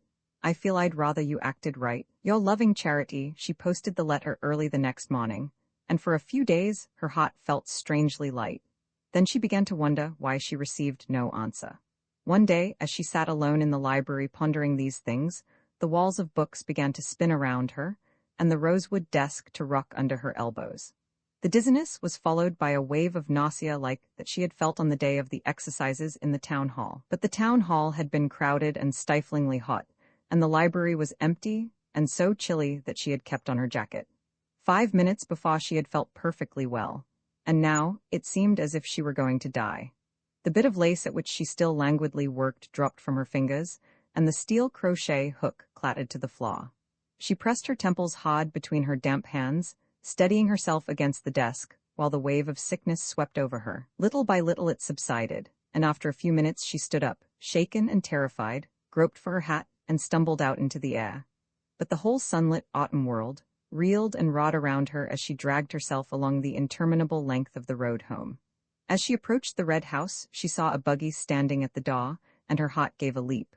But it was only Mr. Royal who got out, his traveling bag in hand. He saw her coming and waited in the porch. She was conscious that he was looking at her intently, as if there was something strange in her appearance, and she threw back her head with a desperate effort at ease. Their eyes met, and she said, "You back?" As if nothing had happened, and he answered, "Yes, I'm back," and walked in ahead of her, pushing open the door of his office. She climbed to her room, every step of the stairs holding her fast as if her feet were lined with glue. 2 days later, she descended from the train at Nettleton and walked out of the station into the dusty square. The brief interval of cold weather was over, and the day was as soft, and almost as hot, as when she and Hani had emerged on the same scene on the 4th of July. In the square, the same broken-down hacks and carryalls stood drawn up in a despondent line, and the lank horses with flynets over their withers swayed their heads drearily to and fro. She recognized the staring signs over the eating houses and billiard saloons, and the long lines of wires on lofty poles tapering down the main street to the park at its other end. Taking the way the wires pointed, she went on hastily, with bent head, till she reached a wide transverse street with a brick building at the corner. She crossed the street and glanced furtively up at the front of the brick building. Then she returned and entered a door opening on a flight of steep brass-rimmed stairs. On the second landing she rang a bell, and a mulatto girl with a bushy head and a frilled apron led her into a hall where a stuffed fox on his hind legs proffered a brass card tray to visitors. At the back of the hall was a glazed door marked "Office." After waiting a few minutes in a handsomely furnished room, with plush sofas surmounted by large gold-framed photographs of showy young women, Charity was shown into the office. When she came out of the glazed door, Dr. Merkel followed, and led her into another room, smaller and still more crowded with plush and gold frames. Dr. Merkel was a plump woman with small bright eyes, an immense mass of black hair coming down low on her forehead, and unnaturally white and even teeth. She wore a rich black dress, with gold chains and charms hanging from her bosom. Her hands were large and smooth, and quick in all their movements, and she smelt of musk and carbolic acid. She smiled on Charity with all her faultless teeth. "Sit down, my dear. Wouldn't you like a little drop of something to pick you up?" "No." "Well, just lay back a minute then. There's nothing to be done just yet, but in about a month, if you'll step round again, I could take you right into my own house for 2 or 3 days, and there wouldn't be a mite of trouble. Mercy me, the next time you'll know bettin' to fret like this." Charity gazed at her with widening eyes. This woman with the false hair, the false teeth, the false murderous smile. What was she offering her but immunity from some unthinkable crime? Charity, till then, had been conscious only of a vague self-disgust and a frightening physical distress. Now, of a sudden, there came to her the grave surprise of motherhood. She had come to this dreadful place because she knew of no other way of making sure that she was not mistaken about her state, and the woman had taken her for a miserable creature like Julia. The thought was so horrible that she sprang up, white and shaking, one of her great rushes of anger sweeping over her. Dr. Merkel, still smiling, also rose. "Why do you run off in such a hurry? You can stretch out right here on my sofa." She paused, and her smile grew more motherly. "Afterwards, if there's been any talk at home, and you want to get away for a while, I have a lady friend in Boston who's looking for a companion. You're the very one to suit her, my dear." Charity had reached the door. "I don't want to stay. I don't want to come back here," she stammered, her hand on the knob, but with a swift movement, Dr. Merkel edged her from the threshold. "Oh, very well. $5, please." Charity looked helplessly at the doctor's tight lips and rigid face. Her lost savings had gone in repaying Ally for the cost of Miss Balch's ruined blouse, and she had had to borrow $4 from her friend to pay for her railway ticket and cover the doctor's fee. It had never occurred to her that medical advice could cost more than $2. "I didn't know. I haven't got that much," she faltered, bursting into tears. Dr. Merkel gave a short laugh which did not show her teeth, and inquired with concision if Charity supposed she ran the establishment for her own amusement.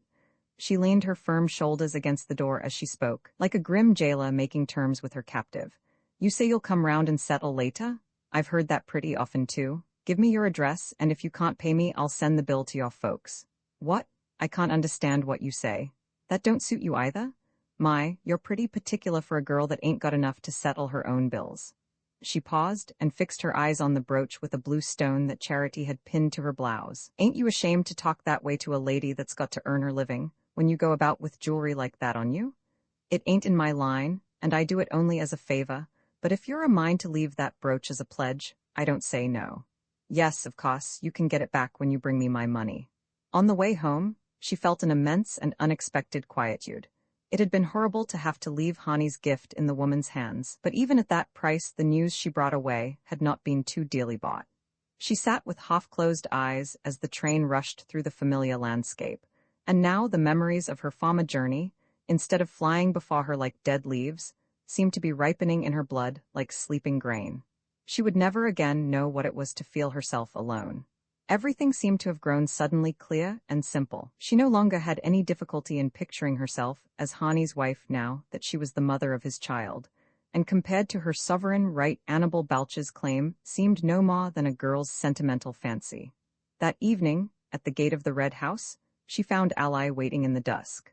I was down at the post office just as they were closing up, and Target said there was a letter for you, so I brought it.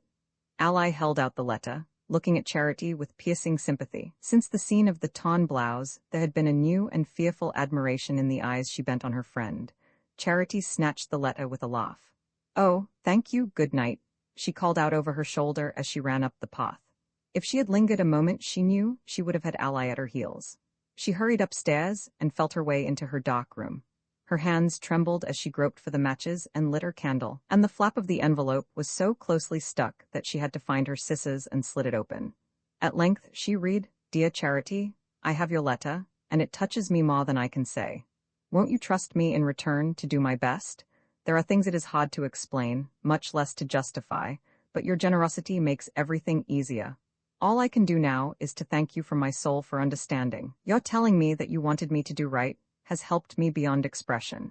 If ever there is a hope of realizing what we dreamed of, you will see me back on the instant, and I haven't yet lost that hope."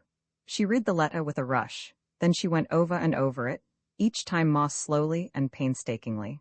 It was so beautifully expressed that she found it almost as difficult to understand as the gentleman's explanation of the Bible pictures at Nettleton, but gradually she became aware that the gist of its meaning lay in the last few words. If ever there is a hope of realizing what we dreamed of, but then he wasn't even sure of that. She understood now that every word and every reticence was an avowal of Annabel Balch's prior claim. It was true that he was engaged to her, and that he had not yet found a way of breaking his engagement. As she read the letter over, Charity understood what it must have cost him to write it. He was not trying to evade an importunate claim. He was honestly and contritely struggling between opposing duties. She did not even reproach him in her thoughts for having concealed from her that he was not free. She could not see anything more reprehensible in his conduct than in her own. From the first, she had needed him more than he had wanted her, and the power that had swept them together had been as far beyond resistance as a great gale loosening the leaves of the forest. Only, there stood between them, fixed and upright in the general upheaval, the indestructible figure of Annabel Balch. Face to face with his admission of the fact, she sat staring at the letter. A cold tremor ran over her, and the hard sobs struggled up into her throat and shook her from head to foot. For a while she was caught and tossed on great waves of anguish that left her hardly conscious of anything but the blind struggle against their assaults. Then, little by little, she began to relive, with a dreadful poignancy, each separate stage of her poor romance. Foolish things she had said came back to her, gay answers Hani had made, his first kiss in the darkness between the fireworks, their choosing the blue brooch together, the way he had teased her about the letters she had dropped in her flight from the evangelist. All these memories, and 1,000 others, hummed through her brain till his nearness grew so vivid that she felt his fingers in her hair, and his warm breath on her cheek as he bent her head back like a flower. These things were hers. They had passed into her blood and become a part of her. They were building the child in her womb. It was impossible to tear asunder strands of life so interwoven. The conviction gradually strengthened her, and she began to form in her mind the first words of the letter she meant to write to Hani. She wanted to write it at once, and with feverish hands she began to rummage in her drawer for a sheet of letter paper. But there was none left. She must go downstairs to get it. She had a superstitious feeling that the letter must be written on the instant, that setting down her secret in words would bring her reassurance and safety, and taking up her candle, she went down to Mr. Royal's office. At that hour she was not likely to find him there. He had probably had his supper and walked over to Carrick Fry's. She pushed open the door of the unlit room, and the light of her lifted candle fell on his figure, seated in the darkness in his high-backed chair. His arms lay along the arms of the chair, and his head was bent a little, but he lifted it quickly as Charity entered. She started back as their eyes met, remembering that her own were red with weeping, and that her face was livid with the fatigue and emotion of her journey. But it was too late to escape, and she stood and looked at him in silence. He had risen from his chair and came toward her with outstretched hands. The gesture was so unexpected that she let him take her hands in his, and they stood thus, without speaking, till Mr. Royal said gravely, "Charity, was you looking for me?" She freed herself abruptly and fell back. "Me? No." She set down the candle on his desk. "I wanted some letter paper, that's all." His face contracted, and the bushy brows jutted forward over his eyes. Without answering, he opened the drawer of the desk, took out a sheet of paper and an envelope, and pushed them toward her. "Do you want a stamp too?" he asked. She nodded, and he gave her the stamp. As he did so, she felt that he was looking at her intently, and she knew that the candle light flickering up on her white face must be distorting her swollen features and exaggerating the dark rings about her eyes. She snatched up the paper, her reassurance dissolving under his pitiless gaze, in which she seemed to read the grim perception of her state, and the ironic recollection of the day when, in that very room, he had offered to compel Hani to marry her. His look seemed to say that he knew she had taken the paper to write to her lover, who had left her as he had warned her she would be left. She remembered the scorn with which she had turned from him that day, and knew, if he guessed the truth, what a list of old scars it must settle.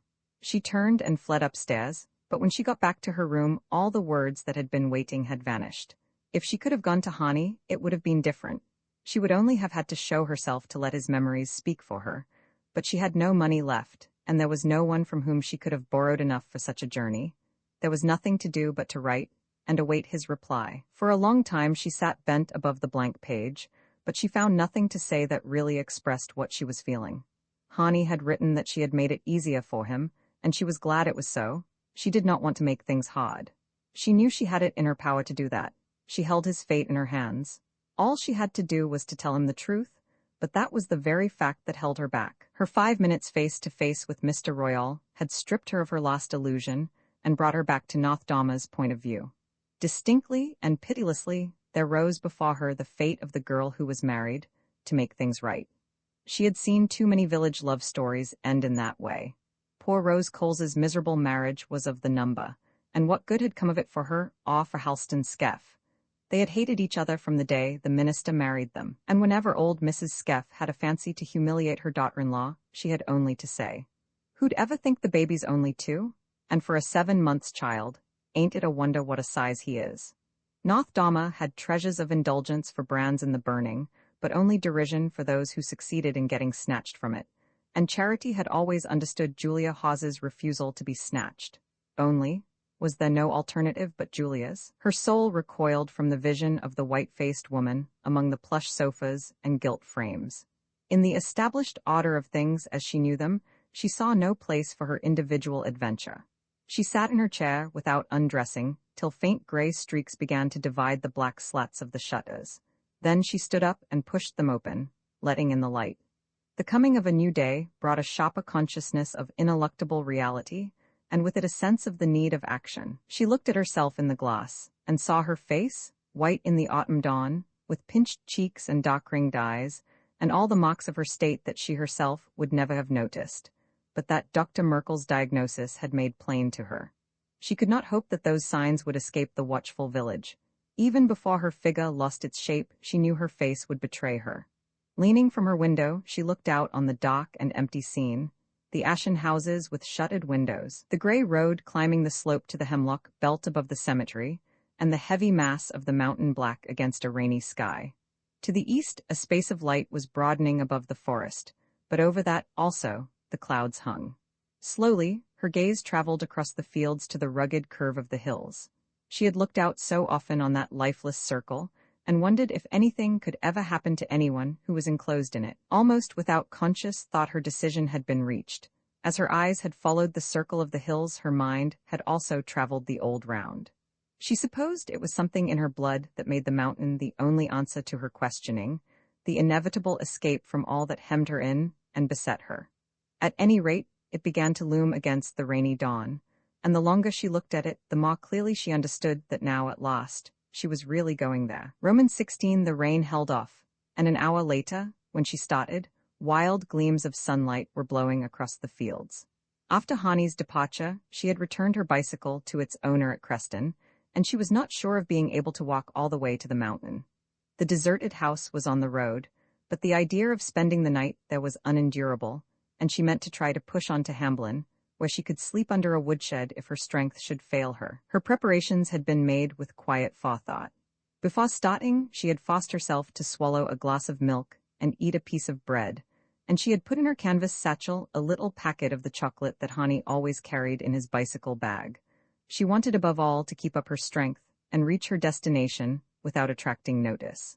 Mile by mile, she retraced the road over which she had so often flown to her lover. When she reached the turn where the wood road branched off from the Creston Highway, she remembered the gospel tent, long since folded up and transplanted, and her start of involuntary terror when the fat evangelist had said, "Your Savior knows everything. Come and confess your guilt." There was no sense of guilt in her now, but only a desperate desire to defend her secret from irreverent eyes and begin life again among people to whom the harsh code of the village was unknown. The impulse did not shape itself in thought. She only knew she must save her baby and hide herself with it somewhere where no one would ever come to trouble them. She walked on and on, growing more heavy-footed as the day advanced.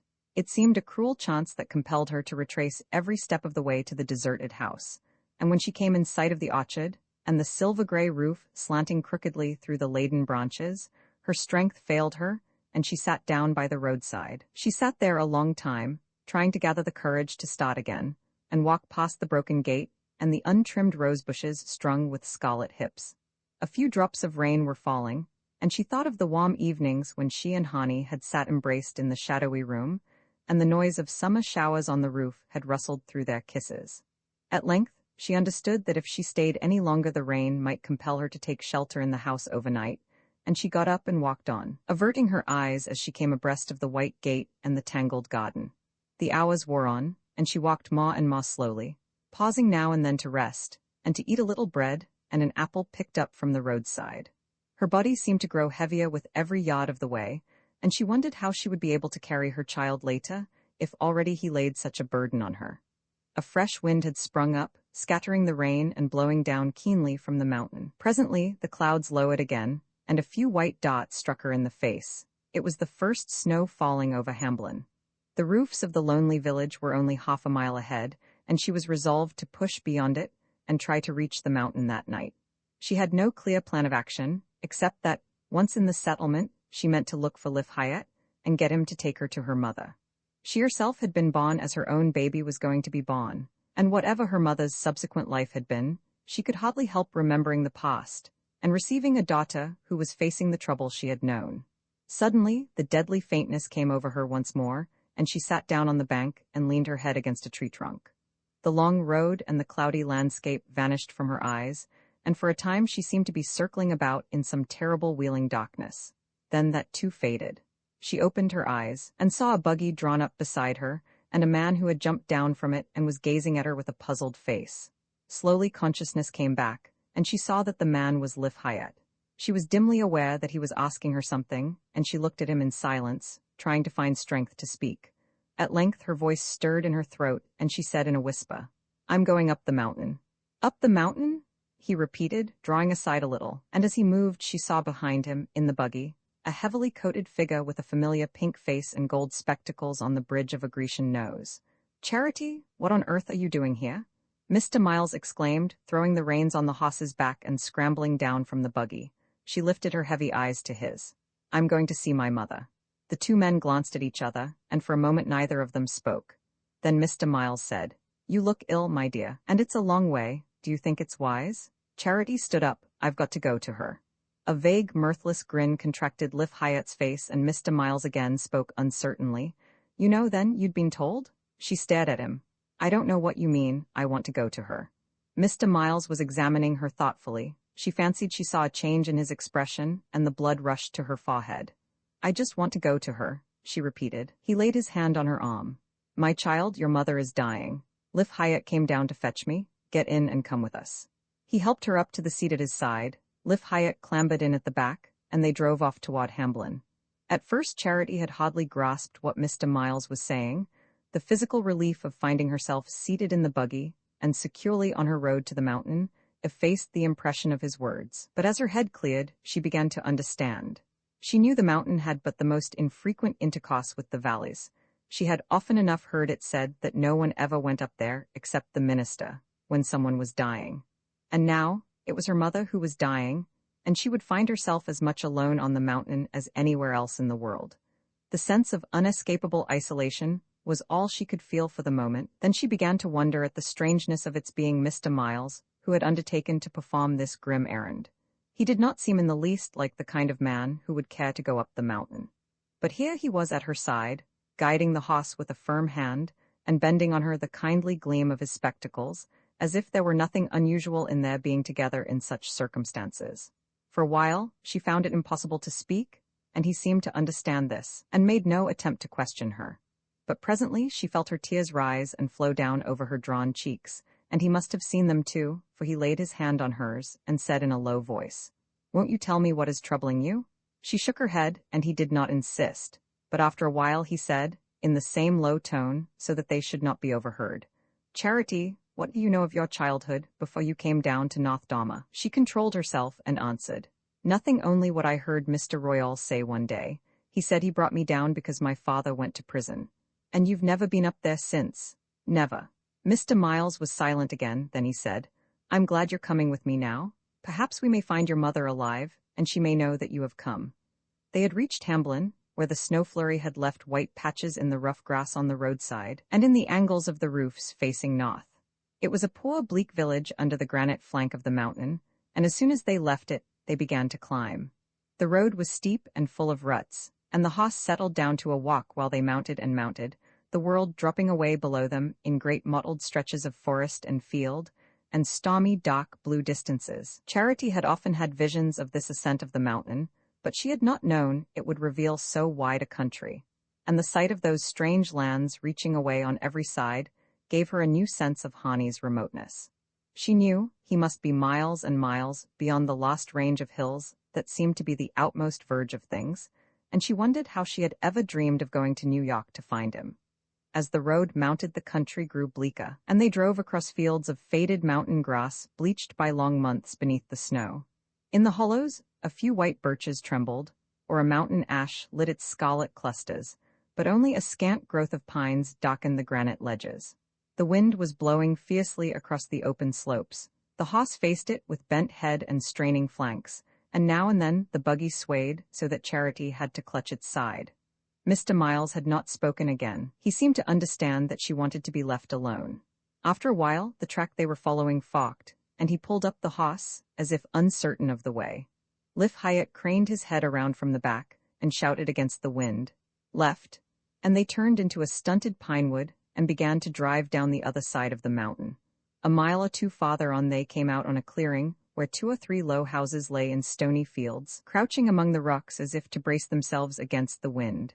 They were hardly more than sheds, built of logs and rough boards, with tin stovepipes sticking out of their roofs.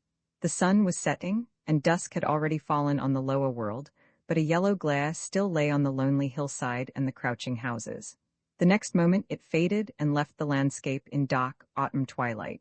"Over there," Liff called out, stretching his long arm over Mr. Miles's shoulder. The clergyman turned to the left, across a bit of bare ground overgrown with docks and nettles, and stopped before the most ruinous of the sheds. A stovepipe reached its crooked arm out of one window, and the broken panes of the other were stuffed with rags and paper. In contrast to such a dwelling, the brown house in the swamp might have stood for the home of plenty. As the buggy drew up, 2 or 3 mongrel dogs jumped out of the twilight with a great barking, and a young man slouched to the door and stood there staring.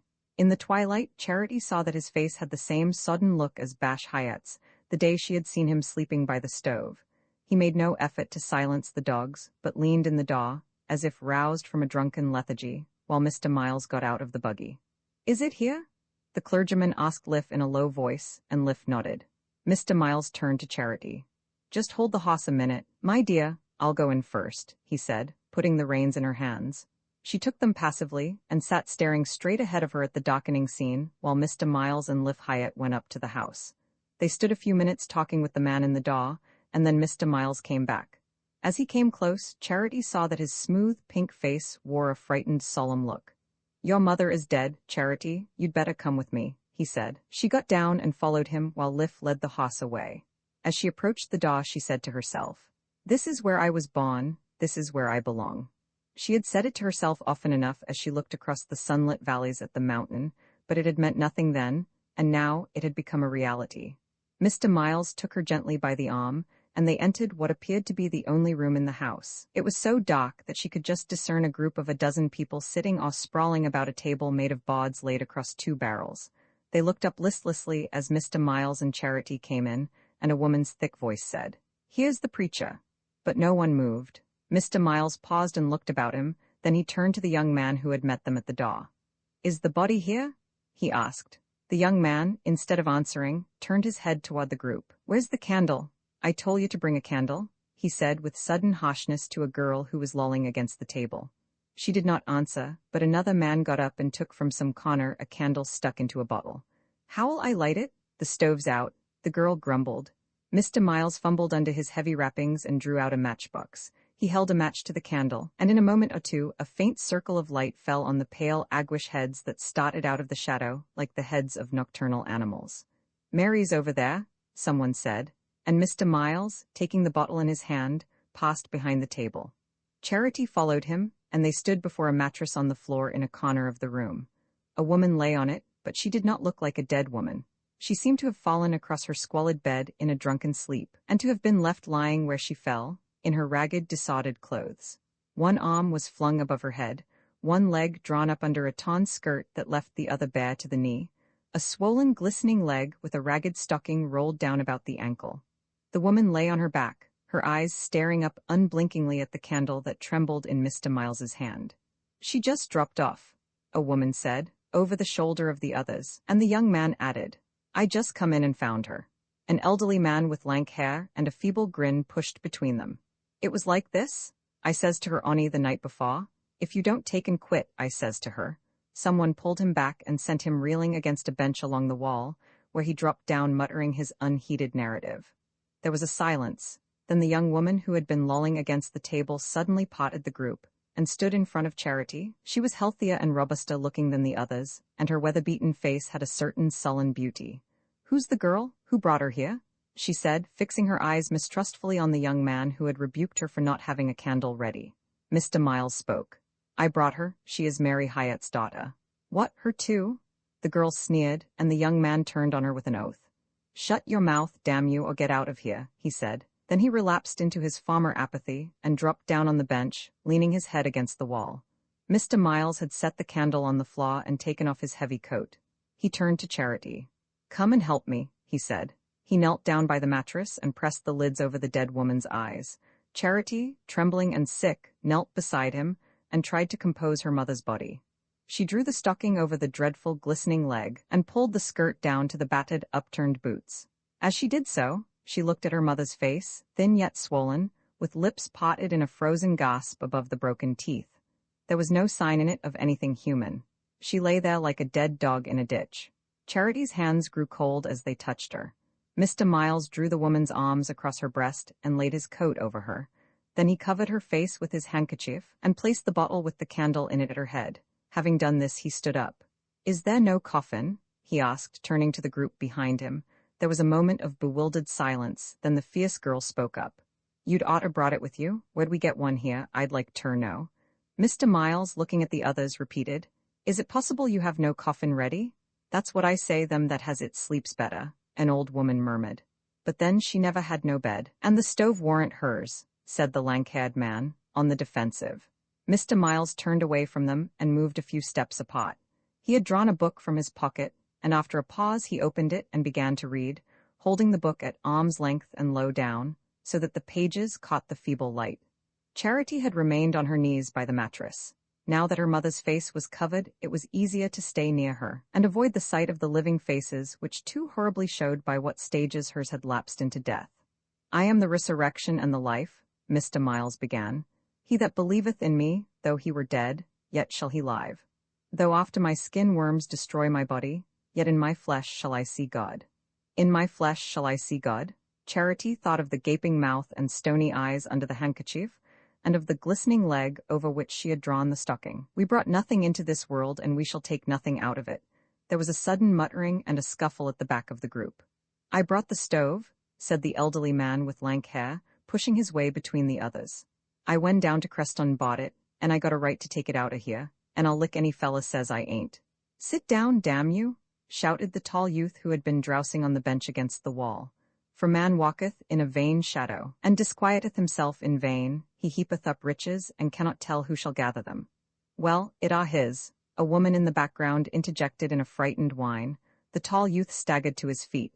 "If you don't hold your mouths, I'll turn you all out o' here, the whole lot of you," he cried with many oaths.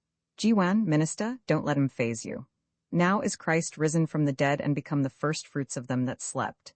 Behold, I show you a mystery. We shall not all sleep, but we shall all be changed in a moment, in the twinkling of an eye, at the last trump. For this corruptible must put on incorruption, and this mortal must put on immortality. So when this corruption shall have put on incorruption, and when this mortal shall have put on immortality, then shall be brought to pass the saying that is written, Death is swallowed up in victory." One by one the mighty words fell on Charity's bowed head, soothing the horror, subduing the tumult, mastering her as they mastered the drink-dazed creatures at her back. Mr. Miles read to the last word and then closed the book. "Is the grave ready?" he asked. Liv Hyatt, who had come in while he was reading, nodded a yes, and pushed forward to the side of the mattress.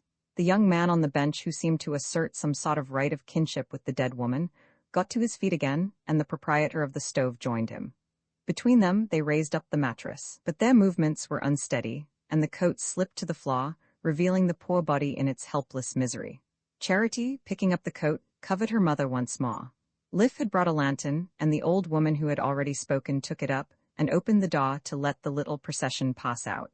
The wind had dropped, and the night was very dark and bitterly cold. The old woman walked ahead, the lantern shaking in her hand and spreading out before her a pale patch of dead grass and coarse-leaved weeds enclosed in an immensity of blackness. Mr. Miles took Charity by the arm, and side by side they walked behind the mattress. At length the old woman with the lantern stopped, and Charity saw the light fall on the stooping shoulders of the bearers and on a ridge of upheaved earth over which they were bending. Mr. Miles released her arm and approached the hollow on the other side of the ridge, and while the men stooped down, lowering the mattress into the grave, he began to speak again. "Man that is born of woman hath but a short time to live and is full of misery. He cometh up and is cut down, he fleeth as it were a shadow. Yet, O Lord God most holy, O Lord most mighty, O holy and merciful Saviour, deliver us not into the bitter pains of eternal death." "Easy there, is she down?" piped the claimant to the stove, and the young man called over his shoulder. "Lift the light there, can't you?" There was a pause, during which the light floated uncertainly over the open grave. Someone bent over and pulled out Mr. Miles's coat. "No, no, leave the handkerchief," he interposed. And then Liv Hyatt, coming forward with a spade, began to shovel in the earth. "Forasmuch as it hath pleased Almighty God of his great mercy to take unto himself the soul of our dear sister here departed, we therefore commit her body to the ground, earth to earth, ashes to ashes, dust to dust." Liv's gaunt shoulders rose and bent in the lantern light as he dashed the clods of earth into the grave. "God, it's froze already," he muttered, spitting into his palm and passing his ragged shirt-sleeve across his perspiring face. "Through our Lord Jesus Christ, who shall change our vile body that it may be like unto his glorious body, according to the mighty working, whereby he is able to subdue all things unto himself." The last spadeful of earth fell on the vile body of Mary Hyatt, and Liv rested on his spade, his shoulder blades still heaving with the effort. "Lord, have mercy upon us, Christ, have mercy upon us, Lord, have mercy upon us." Mr. Miles took the lantern from the old woman's hand and swept its light across the circle of bleared faces. "Now kneel down, all of you," he commanded, in a voice of authority that Charity had never heard. She knelt down at the edge of the grave, and the others, stiffly and hesitatingly, got to their knees beside her. Mr. Miles knelt, too. "And now pray with me, you know this prayer," he said, and he began, "Our Father which art in heaven." One or two of the women falteringly took the words up, and when he ended, the lank-haired man flung himself on the neck of the tall youth. "It was this way," he said. "I told her the night before. I says to her—" The reminiscence ended in a sob. Mr. Miles had been getting into his coat again. He came up to Charity, who had remained passively kneeling by the rough mound of earth. "My child, you must come, it's very late." She lifted her eyes to his face. He seemed to speak out of another world. I ain't coming, I'm going to stay here. Here, where? What do you mean? These are my folks, I'm going to stay with them. Mr. Miles lowered his voice. But it's not possible. You don't know what you are doing. You can't stay among these people. You must come with me. She shook her head and rose from her knees. The group about the grave had scattered in the darkness, but the old woman with the lantern stood waiting. Her mournful, withered face was not unkind, and Charity went up to her. Have you got a place where I can lie down for the night? She asked. Liv came up, leading the buggy out of the night. He looked from one to the other with his feeble smile. She's my mother. She'll take you home, he said, and he added, raising his voice to speak to the old woman. It's the girl from Lawyer Royals, Mary's girl, you remember. The woman nodded and raised her sad old eyes to Charity's. When Mr. Miles and Liv clambered into the buggy, she went ahead with the lantern to show them the track they were to follow. Then she turned back, and in silence she and Charity walked away together through the night. Romans 17. Charity lay on the floor on a mattress, as her dead mother's body had lain. The room in which she lay was cold and dark and low-ceilinged, and even poorer and barer than the scene of Mary Hyatt's earthly pilgrimage. On the other side of the fireless stove Liv, Hyatt's mother slept on a blanket, with 2 children, her grandchildren, she said, rolled up against her like sleeping puppies. They had their thin clothes spread over them, having given the only other blanket to their guest. Through the small square of glass in the opposite wall, Charity saw a deep funnel of sky, so black, so remote, so palpitating with frosty stars that her very soul seemed to be sucked into it. Up there somewhere, she supposed, the god whom Mr. Miles had invoked was waiting for Mary Hyatt to appear. What a long flight it was. And what would she have to say when she reached him? Charity's bewildered brain labored with the attempt to picture her mother's past, and to relate it in any way to the designs of a just but merciful God, but it was impossible to imagine any link between them. She herself felt as remote from the poor creature she had seen lowered into her hastily dug grave as if the height of the heavens divided them. She had seen poverty and misfortune in her life, but in a community where poor thrifty Mrs. Hawes and the industrious ally represented the nearest approach to destitution, there was nothing to suggest the savage misery of the mountain farmers. As she lay there, half-stunned by her tragic initiation, Charity vainly tried to think herself into the life about her. But she could not even make out what relationship these people bore to each other, or to her dead mother. They seemed to be herded together in a sort of passive promiscuity in which their common misery was the strongest link. She tried to picture to herself what her life would have been if she had grown up on the mountain, running wild in rags, sleeping on the floor curled up against her mother, like the pale-faced children huddled against old Mrs. Hyatt, and turning into a fierce, bewildered creature like the girl who had apostrophized her in such strange words. She was frightened by the secret affinity she had felt with this girl, and by the light it threw on her own beginnings. Then she remembered what Mr. Royal had said in telling her story to Lucius Harney. Yes, there was a mother, but she was glad to have the child go. She'd have given her to anybody. Well, after all, was her mother so much to blame? Charity, since that day, had always thought of her as destitute of all human feeling. Now she seemed merely pitiful. What mother would not want to save her child from such a life? Charity thought of the future of her own child, and tears welled into her aching eyes and ran down over her face. If she had been less exhausted, less burdened with his weight, she would have sprung up then and there and fled away.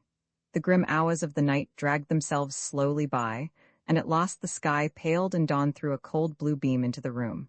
She lay in her corner staring at the dirty floor, the clothesline hung with decaying rags, the old woman huddled against the cold stove, and the light gradually spreading across the wintry world, and bringing with it a new day in which she would have to live, to choose, to act, to make herself a place among these people, or to go back to the life she had left. A mortal lassitude weighed on her. There were moments when she felt that all she asked was to go on lying there unnoticed. Then her mind revolted at the thought of becoming one of the miserable herd from which she sprang, and it seemed as though, to save her child from such a fate, she would find strength to travel any distance, and bear any burden life might put on her. Vague thoughts of Nettleton flitted through her mind. She said to herself that she would find some quiet place where she could bear her child, and give it to decent people to keep, and then she would go out like Julia Hawes and earn its living and hers.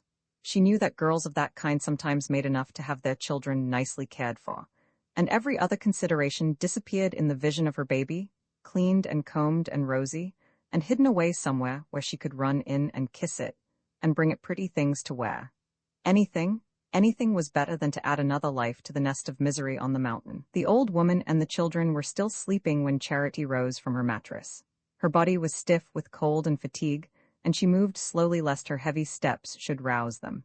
She was faint with hunger, and had nothing left in her satchel, but on the table she saw the half of a stale loaf. No doubt it was to serve as the breakfast of old Mrs. Hyatt and the children, but Charity did not care. She had her own baby to think of. She broke off a piece of the bread and ate it greedily. Then her glance fell on the thin faces of the sleeping children, and filled with compunction she rummaged in her satchel for something with which to pay for what she had taken. She found one of the pretty chemises that Ally had made for her, with a blue ribbon run through its edging. It was one of the dainty things on which she had squandered her savings, and as she looked at it, the blood rushed to her forehead. She laid the chemise on the table, and stealing across the floor, lifted the latch and went out. The morning was icy cold, and a pale sun was just rising above the eastern shoulder of the mountain. The houses scattered on the hillside lay cold and smokeless, under the sun-flecked clouds, and not a human being was in sight. Charity paused on the threshold, and tried to discover the road by which she had come the night before. Across the field surrounding Mrs. Hyatt's shanty, she saw the tumble-down house, in which she supposed the funeral service had taken place. The trail ran across the ground between the two houses and disappeared in the pinewood on the flank of the mountain. And a little way to the right, under a wind-beaten thorn, a mound of fresh earth made a dark spot on the fawn-colored stubble. Charity walked across the field to the ground. As she approached it, she heard a bird's note in the still air, and looking up, she saw a brown song sparrow perched in an upper branch of the thorn above the grave. She stood a minute listening to his small, solitary song. Then she rejoined the trail and began to mount the hill to the pinewood. Thus far, she had been impelled by the blind instinct of flight, but each step seemed to bring her nearer to the realities of which her feverish vigil had given only a shadowy image. Now that she walked again in a daylight world, on the way back to familiar things, her imagination moved more soberly. On one point she was still decided. She could not remain at North Dharma, and the sooner she got away from it the better. But everything beyond was darkness. As she continued to climb, the air grew keener, and when she passed from the shelter of the pines to the open grassy roof of the mountain, the cold wind of the night before sprang out on her. She bent her shoulders and struggled on against it for a while, but presently her breath failed, and she sat down under a ledge of rock overhung by shivering birches. From where she sat, she saw the trail wandering across the bleached grass in the direction of Hamblin, and the granite wall of the mountain falling away to infinite distances. On that side of the ridge, the valleys still lay in wintry shadow, but in the plain beyond the sun was touching village roofs and steeples, and gilding the haze of smoke over far-off, invisible towns. Charity felt herself a mere speck in the lonely circle of the sky. The events of the last 2 days seemed to have divided her forever from her short dream of bliss. Even Hani's image had been blurred by that crushing experience. She thought of him as so remote from her that he seemed hardly more than a memory. In her fagged and floating mind, only one sensation had the weight of reality. It was the bodily burden of her child, but for it she would have felt as rootless as the whiffs of thistledown the wind blew past her. Her child was like a load that held her down, and yet like a hand that pulled her to her feet. She said to herself that she must get up and struggle on. Her eyes turned back to the trail across the top of the mountain, and in the distance she saw a buggy against the sky. She knew its antique outline, and the gaunt build of the old horse pressing forward with lowered head, and after a moment she recognized the heavy bulk of the man who held the reins. The buggy was following the trail and making straight for the pinewood through which she had climbed, and she knew at once that the driver was in search of her. Her first impulse was to crouch down under the ledge till he had passed, but the instinct of concealment was overruled by the relief of feeling that someone was near her in the awful emptiness. She stood up and walked toward the buggy. Mr. Royal saw her and touched the horse with the whip. A minute or two later he was abreast of Charity, their eyes met, and without speaking he leaned over and helped her up into the buggy. She tried to speak, to stammer out some explanation, but no words came to her, and as he drew the cover over her knees, he simply said, "The minister told me he'd left you up here, so I come up for you." He turned the horse's head, and they began to jog back toward Hamblin. Charity sat speechless, staring straight ahead of her, and Mr. Royal occasionally uttered a word of encouragement to the horse. "Get along there, Dan. I gave him a rest at Hamblin, but I brought him along pretty quick, and it's a stiff pull up here against the wind." As he spoke, it occurred to her for the first time that to reach the top of the mountain so early, he must have left Nothdammer at the coldest hour of the night, and have travelled steadily but for the halt at Hamblin, and she felt a softness at her heart which no act of his had ever produced since he had brought her the Crimson Rambler, because she had given up boarding school to stay with him. After an interval, he began again. It was a day just like this, only spitting snow, when I come up here for you the first time. Then, as if fearing that she might take his remark as a reminder of past benefits, he added quickly, I dunno's you think it was such a good job, either. Yes, I do, she murmured, looking straight ahead of her. Well, he said, I tried. He did not finish the sentence, and she could think of nothing more to say. Ho there, Dan, step out, he muttered, jerking the bridle. We ain't home yet. You cold? He asked abruptly. She shook her head, but he drew the cover higher up and stooped to tuck it in about the ankles. She continued to look straight ahead. Tears of weariness and weakness were dimming her eyes and beginning to run over, but she dared not wipe them away lest he should observe the gesture. They drove in silence, following the long loops of the descent upon Hamblin, and Mr. Royal did not speak again till they reached the outskirts of the village. Then he let the reins droop on the dashboard and drew out his watch. Charity, he said, you look fair done up, and Nothdammer's a goodish way off. I've figured out that we'd do better to stop here long enough for you to get a mouthful of breakfast and then drive down to Creston and take the train. She roused herself from her apathetic musing. The train? What train? Mr. Royal, without answering, let the horse jog on till they reached the door of the first house in the village. This is old Mrs. Hobart's place, he said. She'll give us something hot to drink. Charity, half unconsciously, found herself getting out of the buggy and following him in at the open door. They entered a decent kitchen with a fire crackling in the stove. An old woman with a kindly face was setting out cups and saucers on the table. She looked up and nodded as they came in, and Mr. Royal advanced to the stove, clapping his numb hands together. Well, Mrs. Hobart, you got any breakfast for this young lady? You can see she's cold and hungry. Mrs. Hobart smiled on Charity and took a tin coffee pot from the fire. My, you do look pretty mean, she said compassionately. Charity reddened and sat down at the table. A feeling of complete passiveness had once more come over her, and she was conscious only of the pleasant animal sensations of warmth and rest. Mrs. Hobart put bread and milk on the table, and then went out of the house. Charity saw her leading the horse away to the barn across the yard. She did not come back, and Mr. Royal and Charity sat alone at the table with the smoking coffee between them. He poured out a cup for her, and put a piece of bread in the saucer, and she began to eat. As the warmth of the coffee flowed through her veins, her thoughts cleared, and she began to feel like a living being again, but the return to life was so painful that the food choked in her throat, and she sat staring down at the table in silent anguish. After a while, Mr. Royal pushed back his chair. Now, then, he said, if you're a mind to go along. She did not move, and he continued, we can pick up the noon train for Nettleton if you say so. The words sent the blood rushing to her face, and she raised her startled eyes to his. He was standing on the other side of the table looking at her kindly and gravely, and suddenly she understood what he was going to say. She continued to sit motionless, a leaden weight upon her lips. You and me have spoke some hard things to each other in our time, Charity, and there's no good that I can see in any more talking now. But I'll never feel any way but one about you, and if you say so, we'll drive down in time to catch that train and go straight to the minister's house.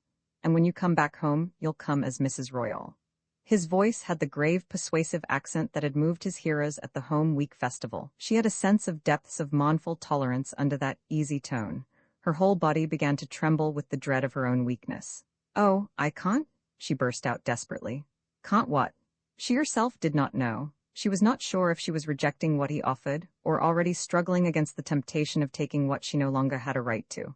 She stood up, shaking and bewildered, and began to speak. I know I ain't been fair to you always, but I want to be now. I want you to know I want. Her voice failed her and she stopped. Mr. Royal leaned against the wall. He was paler than usual, but his face was composed and kindly, and her agitation did not appear to perturb him. What's all this about wanting? He said as she paused. Do you know what you really want? I'll tell you. You want to be took home and took care of, and I guess that's all there is to say. No, it's not all. Ain't it? He looked at his watch. Well, I'll tell you another thing. All I want is to know if you'll marry me. If there was anything else, I'd tell you so, but there ain't. Come to my age, a man knows the things that matter and the things that don't. That's about the only good turn life does us. His tone was so strong and resolute that it was like a supporting arm about her.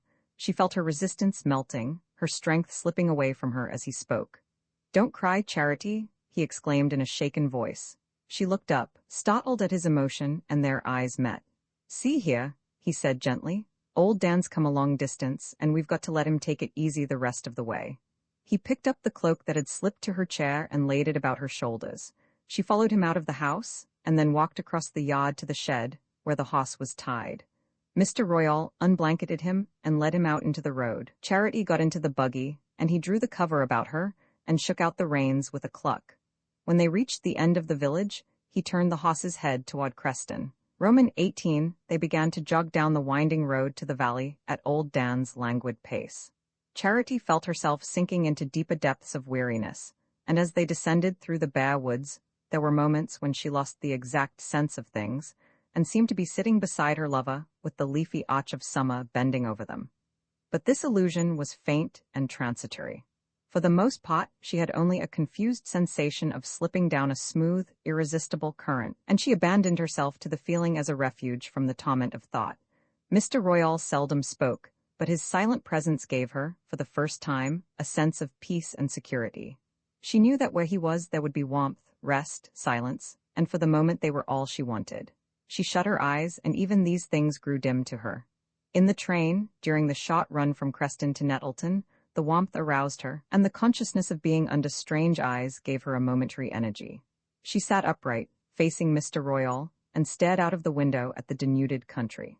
48 hours earlier, when she had last traversed it, many of the trees still held their leaves, but the high wind of the last 2 nights had stripped them, and the lines of the landscape were as finely penciled as in December. A few days of autumn cold had wiped out all trace of the rich fields and languid groves through which she had passed on the 4th of July, and with the fading of the landscape, those fervid hours had faded, too.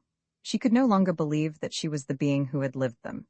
She was someone to whom something irreparable and overwhelming had happened, but the traces of the steps leading up to it had almost vanished. When the train reached Nettleton, and she walked out into the square at Mr. Royal's side, the sense of unreality grew more overpowering.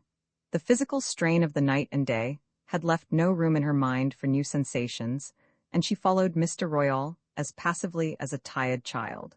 As in a confused dream, she presently found herself sitting with him in a pleasant room, at a table with a red and white tablecloth on which hot food and tea were placed. He filled her cup and plate, and whenever she lifted her eyes from them, she found his resting on her with the same steady, tranquil gaze that had reassured and strengthened her when they had faced each other in old Mrs. Hobart's kitchen. As everything else in her consciousness grew more and more confused and immaterial, became more and more like the universal shimmer that dissolves the world to failing eyes, Mr. Royal's presence began to detach itself with rocky firmness from this elusive background. She had always thought of him, when she thought of him at all, as of someone hateful and obstructive, but whom she could outwit and dominate when she chose to make the effort. Only once, on the day of the Old Home Week celebration, while the stray fragments of his address drifted across her troubled mind, had she caught a glimpse of another being, a being so different from the dull-witted enemy with whom she had supposed herself to be living that even through the burning mist of her own dreams he had stood out with startling distinctness. For a moment, then, what he said, and something in his way of saying it, had made her see why he had always struck her as such a lonely man, but the mist of her dreams had hidden him again, and she had forgotten that fugitive impression. It came back to her now, as they sat at the table, and gave her, through her own immeasurable desolation, a sudden sense of their nearness to each other. But all these feelings were only brief streaks of light in the gray blur of her physical weakness. Through it she was aware that Mr. Royal presently left her sitting by the table in the warm room, and came back after an interval with a carriage from the station, a closed hack with sunburnt blue silk blinds, in which they drove together to a house covered with creepers and standing next to a church with a carpet of turf before it. They got out at this house, and the carriage waited while they walked up the path and entered a wainscoted hall, and then a room full of books. In this room a clergyman whom Charity had never seen received them pleasantly, and asked them to be seated for a few minutes while witnesses were being summoned. Charity sat down obediently, and Mr. Royal, his hands behind his back, paced slowly up and down the room. As he turned and faced Charity, she noticed that his lips were twitching a little, but the look in his eyes was grave and calm. Once he paused before her and said timidly, Your hair's got kinda loose with the wind, and she lifted her hands and tried to smooth back the locks that had escaped from her braid. There was a looking-glass in a carved frame on the wall, but she was ashamed to look at herself in it, and she sat with her hands folded on her knee till the clergyman returned. Then they went out again, along a sort of arcaded passage, and into a low vaulted room with a cross on an altar and rows of benches. The clergyman, who had left them at the door, presently reappeared before the altar in a surplice, and a lady who was probably his wife, and a man in a blue shirt who had been raking dead leaves on the lawn, came in and sat on one of the benches. The clergyman opened a book and signed to Charity and Mr. Royal to approach. Mr. Royal advanced a few steps, and Charity followed him as she had followed him to the buggy when they went out of Mrs. Hobart's kitchen. She had the feeling that if she ceased to keep close to him and do what he told her to do, the world would slip away from beneath her feet. The clergyman began to read, and on her dazed mind there rose the memory of Mr. Miles, standing the night before in the desolate house of the mountain, and reading out of the same book words that had the same dread sound of finality. I require and charge you both, as you will answer at the dreadful day of judgment when the secrets of all hearts shall be disclosed, that if either of you know any impediment whereby ye may not be lawfully joined together. Charity raised her eyes and met Mr. Royal's. They were still looking at her kindly and steadily. I will, she heard him say a moment later, after another interval of words that she had failed to catch. She was so busy trying to understand the gestures that the clergyman was signaling to her to make that she no longer heard what was being said. After another interval, the lady on the bench stood up, and taking her hand, put it in Mr. Royal's. It lay enclosed in his strong palm, and she felt a ring that was too big for her being slipped on her thin finger. She understood then that she was married. Late that afternoon, Charity sat alone in a bedroom of the fashionable hotel where she and Hani had vainly sought a table on the 4th of July. She had never before been in so handsomely furnished a room. The mirror above the dressing table reflected the high headboard and fluted pillow slips of the double bed, and a bedspread so spotlessly white that she had hesitated to lay her hat and jacket on it. The humming radiator diffused an atmosphere of drowsy warmth, and through a half-open door, she saw the glitter of the nickel taps above twin marble basins. For a while, the long turmoil of the night and day had slipped away from her, and she sat with closed eyes, surrendering herself to the spell of warmth and silence. But presently, this merciful apathy was succeeded by the sudden acuteness of vision with which sick people sometimes wake out of a heavy sleep. As she opened her eyes, they rested on the picture that hung above the bed. It was a large engraving with a dazzling white margin, enclosed in a wide frame of bird's-eye maple with an inner scroll of gold. The engraving represented a young man in a boat on a lake overhung with trees. He was leaning over to gather water lilies for the girl in a light dress who lay among the cushions in the stern. The scene was full of a drowsy midsummer radiance, and Charity averted her eyes from it and, rising from her chair, began to wander restlessly about the room. It was on the 5th floor, and its broad window of plate glass looked over the roofs of the town. Beyond them stretched a wooded landscape in which the lost fires of sunset were picking out a steely gleam. Charity gazed at the gleam with startled eyes. Even through the gathering twilight, she recognized the contour of the soft hills encircling it, and the way the meadows sloped to its edge. It was Nettleton Lake that she was looking at. She stood a long time in the window staring out at the fading water. The sight of it had roused her for the first time to a realization of what she had done. Even the feeling of the ring on her hand had not brought her this sharp sense of the irretrievable. For an instant the old impulse of flight swept through her, but it was only the lift of a broken wing. She heard the door open behind her, and Mr. Royal came in. He had gone to the barber's to be shaved, and his shaggy gray hair had been trimmed and smoothed. He moved strongly and quickly, squaring his shoulders and carrying his head high, as if he did not want to pass unnoticed. "What are you doing in the dark?" he called out in a cheerful voice. Charity made no answer. He went up to the window to draw the blind, and putting his finger on the wall flooded the room with a blaze of light from the central chandelier. In this unfamiliar illumination, husband and wife faced each other awkwardly for a moment. Then Mr. Royal said, "We'll step down and have some supper, if you say so."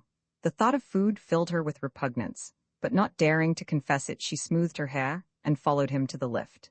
An hour later, coming out of the glare of the dining room, she waited in the marble-paneled hall, while Mr. Royal, before the brass lattice of one of the corner counters, selected a cigar and bought an evening paper. Men were lounging in rocking chairs under the blazing chandeliers, travelers coming and going, bells ringing, porters shuffling by with luggage. Over Mr. Royal's shoulder, as he leaned against the counter, a girl with her hair puffed high smirked and nodded at a dapper drummer, who was getting his key at the desk across the hall. Charity stood among these crosscurrents of life, as motionless and inert, as if she had been one of the tables screwed to the marble floor. All her soul was gathered up into one sick sense of coming doom, and she watched Mr. Royal in fascinated terror, while he pinched the cigars in successive boxes and unfolded his evening paper with a steady hand. Presently he turned and joined her. "You go right along up to bed. I'm going to sit down here and have my smoke," he said. He spoke as easily and naturally as if they had been an old couple, long used to each other's ways, and her contracted heart gave a flutter of relief. She followed him to the lift, and he put her in and enjoined the buttoned and braided boy to show her to her room. She groped her way in through the darkness, forgetting where the electric button was, and not knowing how to manipulate it. But a white autumn moon had risen, and the illuminated sky put a pale light in the room. By it she undressed, and after folding up the ruffled pillow slips crept timidly under the spotless counterpane. She had never felt such smooth sheets or such light, warm blankets, but the softness of the bed did not soothe her. She lay there trembling with a fear that ran through her veins like ice. "What have I done? Oh, what have I done?" she whispered, shuddering to her pillow, and pressing her face against it to shut out the pale landscape beyond the window. She lay in the darkness, straining her ears, and shaking at every footstep that approached. Suddenly she sat up and pressed her hands against her frightened heart. A faint sound had told her that someone was in the room, but she must have slept in the interval, for she had heard no one enter. The moon was setting beyond the opposite roofs, and in the darkness outlined against the gray square of the window, she saw a figure seated in the rocking chair. The figure did not move. It was sunk deep in the chair, with bowed head and folded arms, and she saw that it was Mr. Royal who sat there. He had not undressed, but had taken the blanket from the foot of the bed and laid it across his knees. Trembling and holding her breath, she watched him, fearing that he had been roused by her movement. But he did not stir, and she concluded that he wished her to think he was asleep. As she continued to watch him, ineffable relief stole slowly over her, relaxing her strained nerves and exhausted body. He knew, then, he knew. It was because he knew that he had married her, and that he sat there in the darkness to show her she was safe with him. A stir of something deeper than she had ever felt in thinking of him flitted through her tired brain, and cautiously, noiselessly, she let her head sink on the pillow. When she woke, the room was full of morning light, and her first glance showed her that she was alone in it. She got up and dressed, and as she was fastening her dress, the door opened, and Mr. Royal came in. He looked old and tired in the bright daylight, but his face wore the same expression of grave friendliness that had reassured her on the mountain. It was as if all the dark spirits had gone out of him. They went downstairs to the dining room for breakfast, and after breakfast he told her he had some insurance business to attend to. "I guess while I'm doing it you'd better step out and buy yourself whatever you need." He smiled and added with an embarrassed laugh, "You know I always wanted you to beat all the other girls." He drew something from his pocket and pushed it across the table to her, and she saw that he had given her 2 $20 bills. "If it ain't enough, there's more where that come from. I want you to beat 'em all hollow," he repeated. She flushed and tried to stammer out her thanks, but he had pushed back his chair and was leading the way out of the dining room. In the hall he paused a minute to say that if it suited her, they would take the 3 o'clock train back to North Dama. Then he took his hat and coat from the rack and went out. A few minutes later, Charity went out too. She had watched to see in what direction he was going, and she took the opposite way and walked quickly down the main street to the brick building on the corner of Lake Avenue. There she paused to look cautiously up and down the thoroughfare, and then climbed the brass-bound stairs to Dr. Merkel's door. The same bushy-headed mulatto girl admitted her, and after the same interval of waiting in the red plush parlor, she was once more summoned to Dr. Merkel's office. The doctor received her without surprise and led her into the inner plush sanctuary. "I thought you'd be back, but you've come a mite too soon. I told you to be patient and not fret," she observed after a pause of penetrating scrutiny. Charity drew the money from her breast. "I've come to get my blue brooch," she said, flushing. "Your brooch?" Dr. Merkel appeared not to remember. "My, yes, I get so many things of that kind. Well, my dear, you'll have to wait while I get it out of the safe. I don't leave valuables like that laying round like the newspaper." She disappeared for a moment and returned with a bit of twisted-up tissue paper from which she unwrapped the brooch. Charity, as she looked at it, felt a stir of warmth at her heart.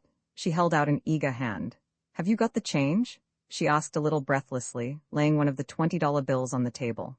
"Change? What I want to have change for? I only see 2 20s there," Dr. Merkel answered brightly. Charity paused, disconcerted. "I thought you said it was $5 a visit." "For you, as a favor, I did. But how about the responsibility and the insurance? I don't suppose you ever thought of that? This pin's worth $100 easy. If it had got lost or stole, where'd I been when you come to claim it?" Charity remained silent, puzzled and half-convinced by the argument, and Dr. Merkel promptly followed up her advantage. "I didn't ask you for your brooch, my dear. I'd a good deal rather folks paid me my regular charge than have 'em put me to all this trouble." She paused, and Charity, seized with a desperate longing to escape, rose to her feet and held out one of the bills. "Will you take that?" she asked. "No, I won't take that, my dear, but I'll take it with its mate and hand you over a signed receipt if you don't trust me." "Oh, but I can't. It's all I've got," Charity exclaimed. Dr. Merkel looked up at her pleasantly from the plush sofa. "It seems you got married yesterday, up to the Episcopal Church. I heard all about the wedding from the minister's charman. It would be a pity, wouldn't it, to let Mr. Royal know you had an account running here? I just put it to you as your own mother might." Anger flamed up in Charity, and for an instant she thought of abandoning the brooch and letting Dr. Merkel do her worst. But how could she leave her only treasure with that evil woman? She wanted it for her baby. She meant it, in some mysterious way, to be a link between Hani's child and its unknown father. Trembling and hating herself while she did it, she laid Mr. Royal's money on the table, and catching up the brooch fled out of the room and the house. In the street she stood still, dazed by this last adventure. But the brooch lay in her bosom like a talisman, and she felt a secret lightness of heart. It gave her strength, after a moment, to walk on slowly in the direction of the post office and go in through the swinging doors. At one of the windows, she bought a sheet of letter paper, an envelope, and a stamp. Then she sat down at a table and dipped the rusty post office pen in ink. She had come there possessed with a fear which had haunted her ever since she had felt Mr. Royal's ring on her finger, the fear that Hani might, after all, free himself and come back to her. It was a possibility which had never occurred to her during the dreadful hours after she had received his letter. Only when the decisive step she had taken made longing turn to apprehension did such a contingency seem conceivable. She addressed the envelope, and on the sheet of paper she wrote, "I'm married to Mr. Royal. I'll always remember you. Charity." The last words were not in the least what she had meant to write. They had flowed from her pen irresistibly. She had not had the strength to complete her sacrifice. But after all, what did it matter? Now that there was no chance of ever seeing Hani again, why should she not tell him the truth? When she had put the letter in the box, she went out into the busy sunlit street and began to walk to the hotel. Behind the plate-glass windows of the department stores, she noticed the tempting display of dresses and dress materials that had fired her imagination on the day when she and Hani had looked in at them together. They reminded her of Mr. Royal's injunction to go out and buy all she needed. She looked down at her shabby dress and wondered what she should say when he saw her coming back empty-handed. As she drew near the hotel, she saw him waiting on the doorstep, and her heart began to beat with apprehension. He nodded and waved his hand at her approach, and they walked through the hall and went upstairs to collect their possessions, so that Mr. Royal might give up the key of the room when they went down again for their midday dinner. In the bedroom, while she was thrusting back into the satchel the few things she had brought away with her, she suddenly felt that his eyes were on her and that he was going to speak. She stood still, her half-folded nightgown in her hand, while the blood rushed up to her drawn cheeks. "Well, did you rig yourself out handsomely? I haven't seen any bundles round," he said jocosely. "Oh, I'd rather let Ally Hawes make the few things I want," she answered. "That so?" He looked at her thoughtfully for a moment, and his eyebrows projected in a scowl. Then his face grew friendly again. "Well, I wanted you to go back looking stylisher than any of them, but I guess you're right. You're a good girl, Charity." Their eyes met, and something rose in his that she had never seen there, a look that made her feel ashamed and yet secure. "I guess you're good, too," she said, shyly and quickly. He smiled without answering, and they went out of the room together and dropped down to the hall in the glittering lift. Late that evening, in the cold autumn moonlight, they drove up to the door of the Red House. II, the hours of the Hatched Memorial Librarian were from 3 to 5, and Charity Royal's sense of duty usually kept her at her desk until nearly 4:30. But she had never perceived that any practical advantage thereby accrued either to North Dama or to herself, and she had no scruple in decreeing, when it suited her, that the library should close an hour earlier. A few minutes after Miss Tahani's departure, she formed this decision, put away her lace, fastened the shutters, and turned the key in the door of the Temple of Knowledge. The street upon which she emerged was still empty, and after glancing up and down it she began to walk toward her house.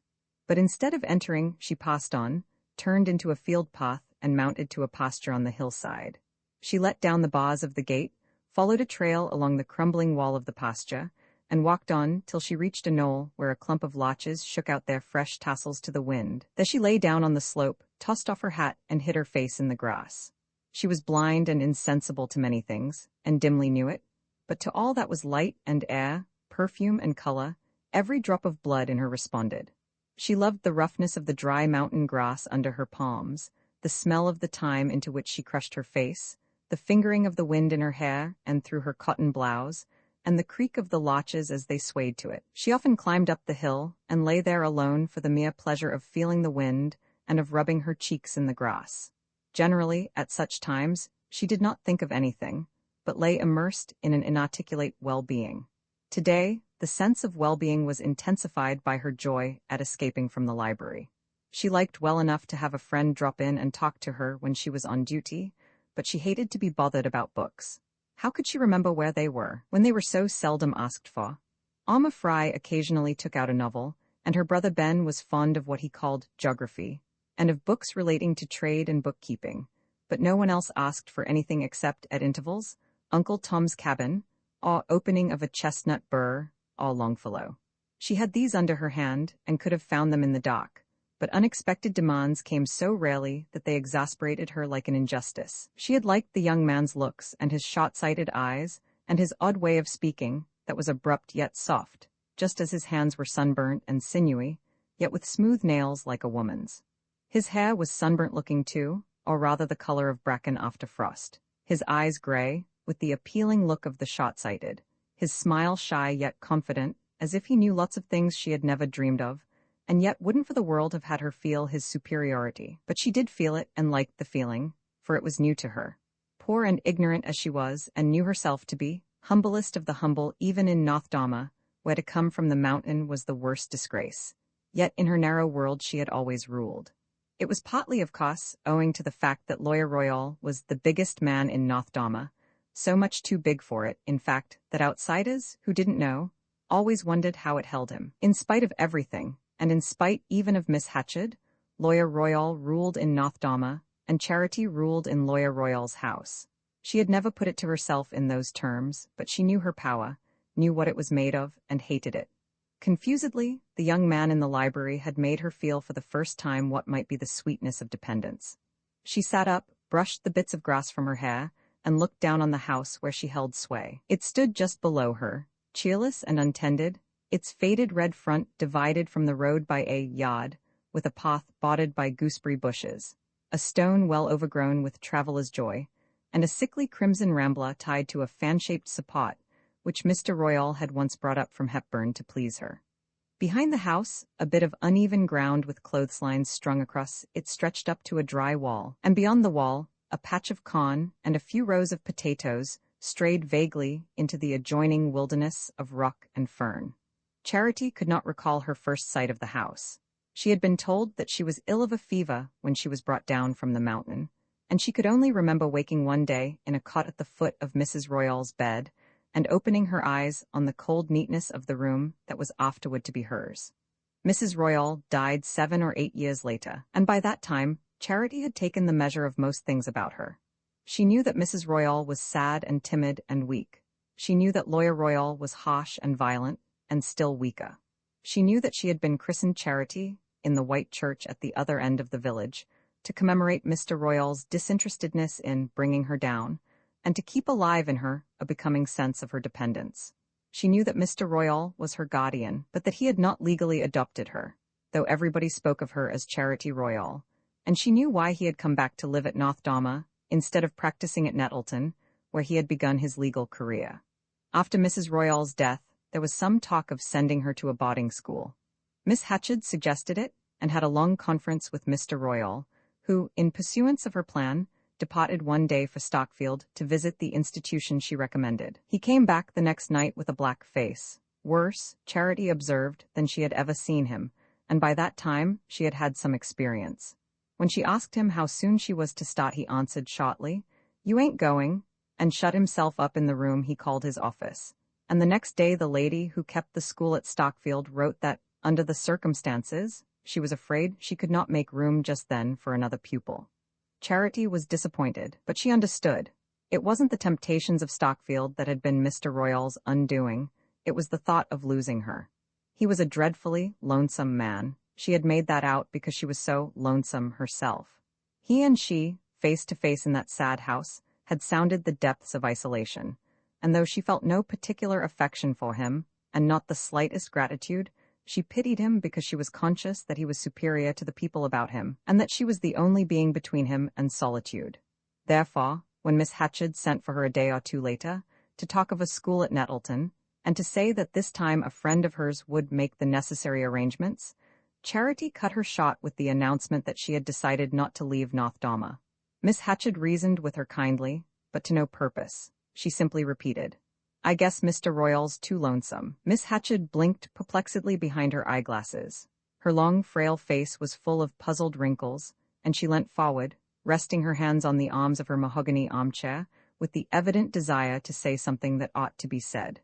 "The feeling does you credit, my dear." She looked about the pale walls of her sitting room, seeking counsel of ancestral daguerreotypes and didactic samplers, but they seemed to make utterance more difficult.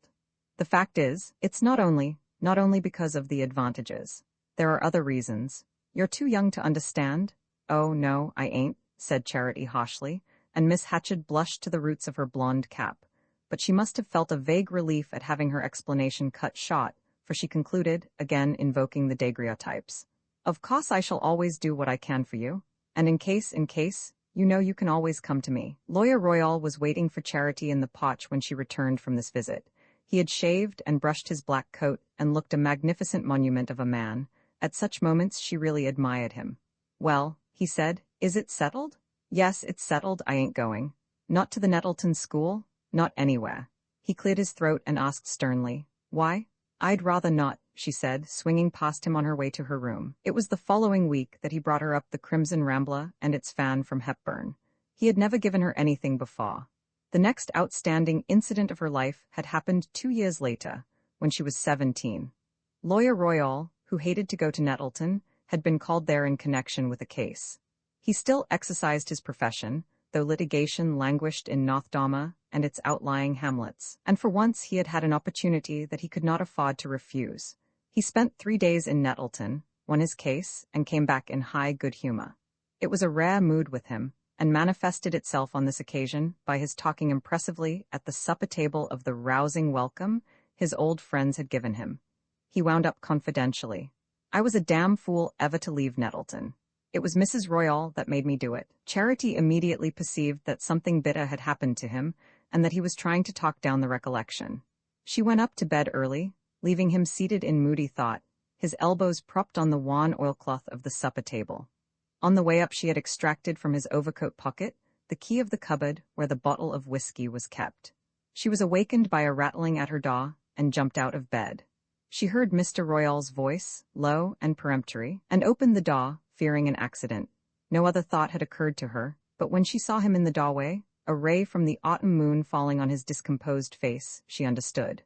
For a moment they looked at each other in silence, then, as he put his foot across the threshold, she stretched out her arm and stopped him. "You go right back from here," she said, in a shrill voice that startled her. "You ain't going to have that key tonight." "Charity, let me in." "I don't want the key. I'm a lonesome man," he began, in the deep voice that sometimes moved her. Her heart gave a startled plunge, but she continued to hold him back contemptuously. "Well, I guess you made a mistake, then. This ain't your wife's room any longer." She was not frightened, she simply felt a deep disgust, and perhaps he divined it or read it in her face, for after staring at her a moment he drew back and turned slowly away from the door. With her ear to her keyhole, she heard him feel his way down the dark stairs and toward the kitchen, and she listened for the crash of the cupboard panel, but instead she heard him, after an interval, unlock the door of the house, and his heavy steps came to her through the silence as he walked down the path. She crept to the window and saw his bent figure striding up the road in the moonlight. Then a belated sense of fear came to her with the consciousness of victory, and she slipped into bed, cold to the bone. A day or two later, poor Eudora Skeff, who for 20 years had been the custodian of the Hatched Library, died suddenly of pneumonia, and the day after the funeral, Charity went to see Miss Hatched and asked to be appointed librarian. The request seemed to surprise Miss Hatched. She evidently questioned the new candidate's qualifications. "Why, I don't know, my dear. Aren't you rather too young?" She hesitated. "I want to earn some money," Charity merely answered. "Doesn't Mr. Royal give you all you require? No one is rich in North Dama. I want to earn money enough to get away." "To get away?" Miss Hatched's puzzled wrinkles deepened, and there was a distressful pause. "You want to leave Mr. Royal?" "Yes, or I want another woman in the house with me," said Charity resolutely. Miss Hatched clasped her nervous hands about the arms of her chair. Her eyes invoked the faded countenances on the wall, and after a faint cough of indecision, she brought out, "Though the housework's too hard for you, I suppose?" Charity's heart grew cold. She understood that Miss Hatched had no help to give her, and that she would have to fight her way out of her difficulty alone. A deepest sense of isolation overcame her. She felt incalculably old. "She's got to be talked to like a baby," she thought, with a feeling of compassion for Miss Hatched's long immaturity. "Yes, that's it," she said aloud. "The housework's too hard for me. I've been coughing a good deal this fall." She noted the immediate effect of this suggestion. Miss Hatched paled at the memory of poor Eudora's taking off and promised to do what she could. But of course there were people she must consult, the clergyman, the selectman of North Dama, and a distant Hatched relative at Springfield. "If you'd only gone to school?" She sighed. She followed Charity to the door, and there, in the security of the threshold, said with a glance of evasive appeal, "I know Mr. Royal is trying at times, but his wife bore with him, and you must always remember, Charity, that it was Mr. Royal who brought you down from the mountain." Charity went home and opened the door of Mr. Royal's office. He was sitting there by the stove reading Daniel Webster's speeches. They had met at meals during the 5 days that had elapsed since he had come to her door, and she had walked at his side at Eudora's funeral, but they had not spoken a word to each other. He glanced up in surprise as she entered, and she noticed that he was unshaved and that he looked unusually old. But as she had always thought of him as an old man, the change in his appearance did not move her. She told him she had been to see Miss Hatched, and with what object. She saw that he was astonished, but he made no comment. "I told her the housework was too hard for me, and I wanted to earn the money to pay for a hired girl. But I ain't going to pay for her. You've got to. I want to have some money of my own." Mr. Royal's bushy black eyebrows were drawn together in a frown, and he sat drumming with ink-stained nails on the edge of his desk. "What do you want to earn money for?" he asked. "So's to get away when I want to." "Why do you want to get away?" Her contempt flashed out. "Do you suppose anybody'd stay at North Dama if they could help it? You wouldn't, folks say." With lowered head he asked, "Where'd you go to?" "Anywhere where I can earn my living. I'll try here first, and if I can't do it here, I'll go somewhere else. I'll go up the mountain if I have to." She paused on this threat and saw that it had taken effect. "I want you should get Miss Hatched and the selectmen to take me at the library, and I want a woman here in the house with me," she repeated. Mr. Royal had grown exceedingly pale. When she ended, he stood up ponderously, leaning against the desk, and for a second or two they looked at each other. "See here," he said at length as though utterance were difficult, "there's something I've been wanting to say to you. I'd ought to have said it before. I want you to marry me." The girl still stared at him without moving. "I want you to marry me," he repeated, clearing his throat. "The minister'll be up here next Sunday, and we can fix it up then. Or I'll drive you down to Hepburn to the justice, and get it done there. I'll do whatever you say." His eyes fell under the merciless stare she continued to fix on him, and he shifted his weight uneasily from one foot to the other. As he stood there before her, unwieldy, shabby, disordered, the purple veins distorting the hands he pressed against the desk, and his long orator's jaw trembling with the effort of his avowal, he seemed like a hideous parody of the fatherly old man she had always known. "Marry you? Me?" She burst out with a scornful laugh. "Was that what you came to ask me the other night? What's come over you, I wonder? How long is it since you've looked at yourself in the glass?" She straightened herself, insolently conscious of her youth and strength. "I suppose you think it would be cheaper to marry me than to keep a hired girl.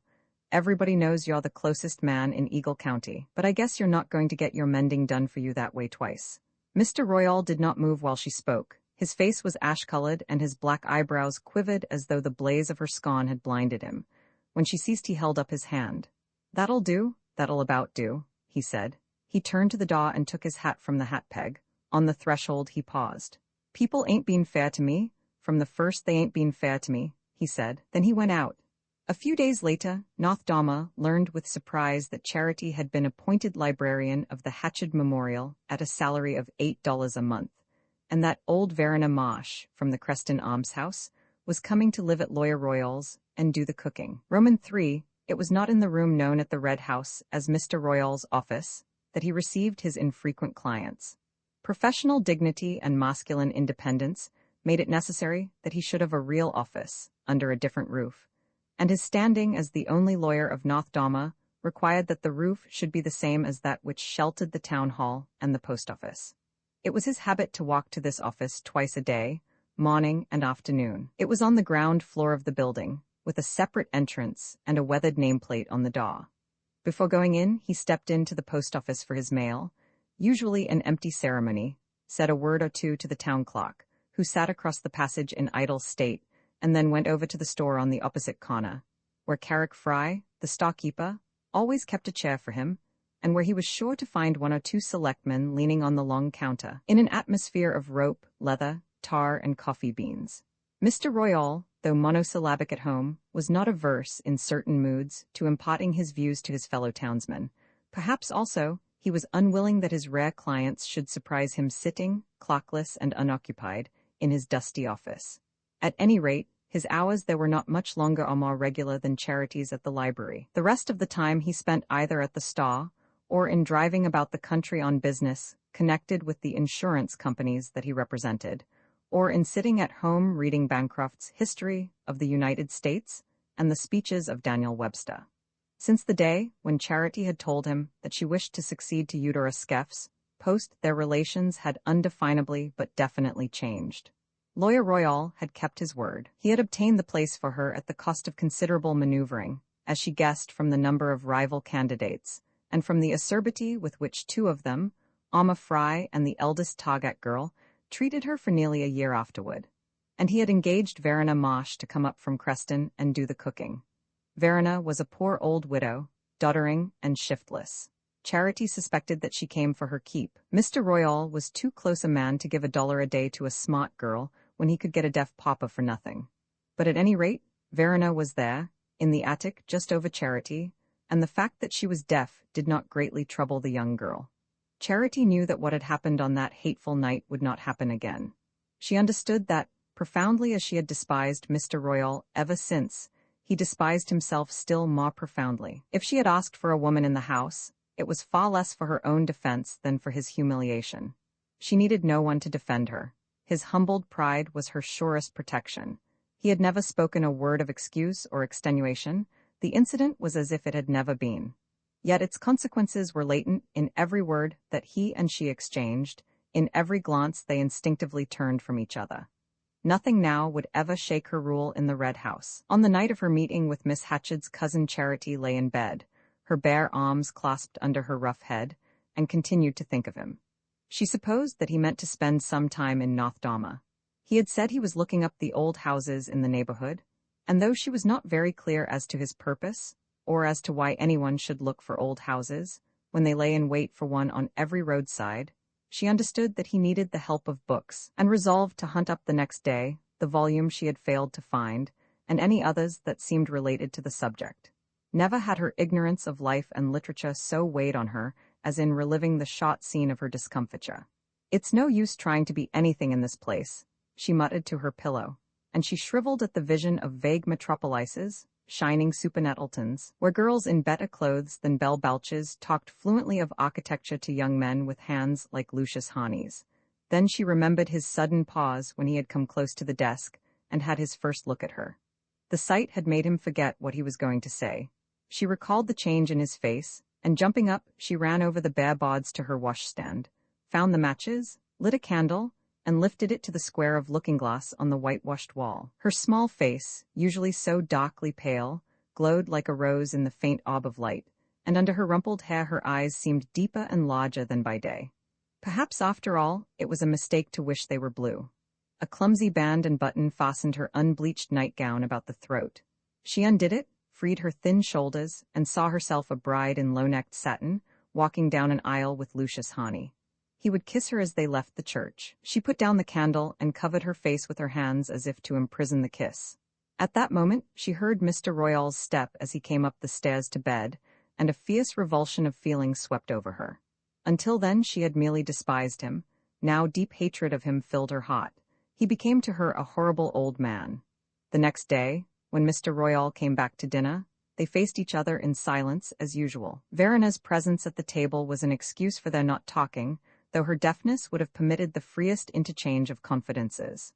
But when the meal was over, and Mr. Royal rose from the table, he looked back at Charity, who had stayed to help the old woman clear away the dishes. "I want to speak to you a minute," he said, and she followed him across the passage, wondering. He seated himself in his black horsehair armchair, and she leaned against the window. Indifferently, she was impatient to be gone to the library to hunt for the book on North Dharma. "See here," he said, "why ain't you at the library the days you're supposed to be there?" The question, breaking in on her mood of blissful abstraction, deprived her of speech, and she stared at him for a moment without answering. "Who says I ain't? There's been some complaints made, it appears. Miss Hatchard sent for me this morning." Charity's smoldering resentment broke into a blaze. "I know. Alma Fry, and that toad of a Target girl and Ben Fry, like as not, he's going round with her. The low-down sneaks, I always knew they'd try to have me out, as if anybody ever came to the library anyhow. Somebody did yesterday and you weren't there." "Yesterday?" She laughed at her happy recollection. "At what time wasn't I there yesterday, I'd like to know?"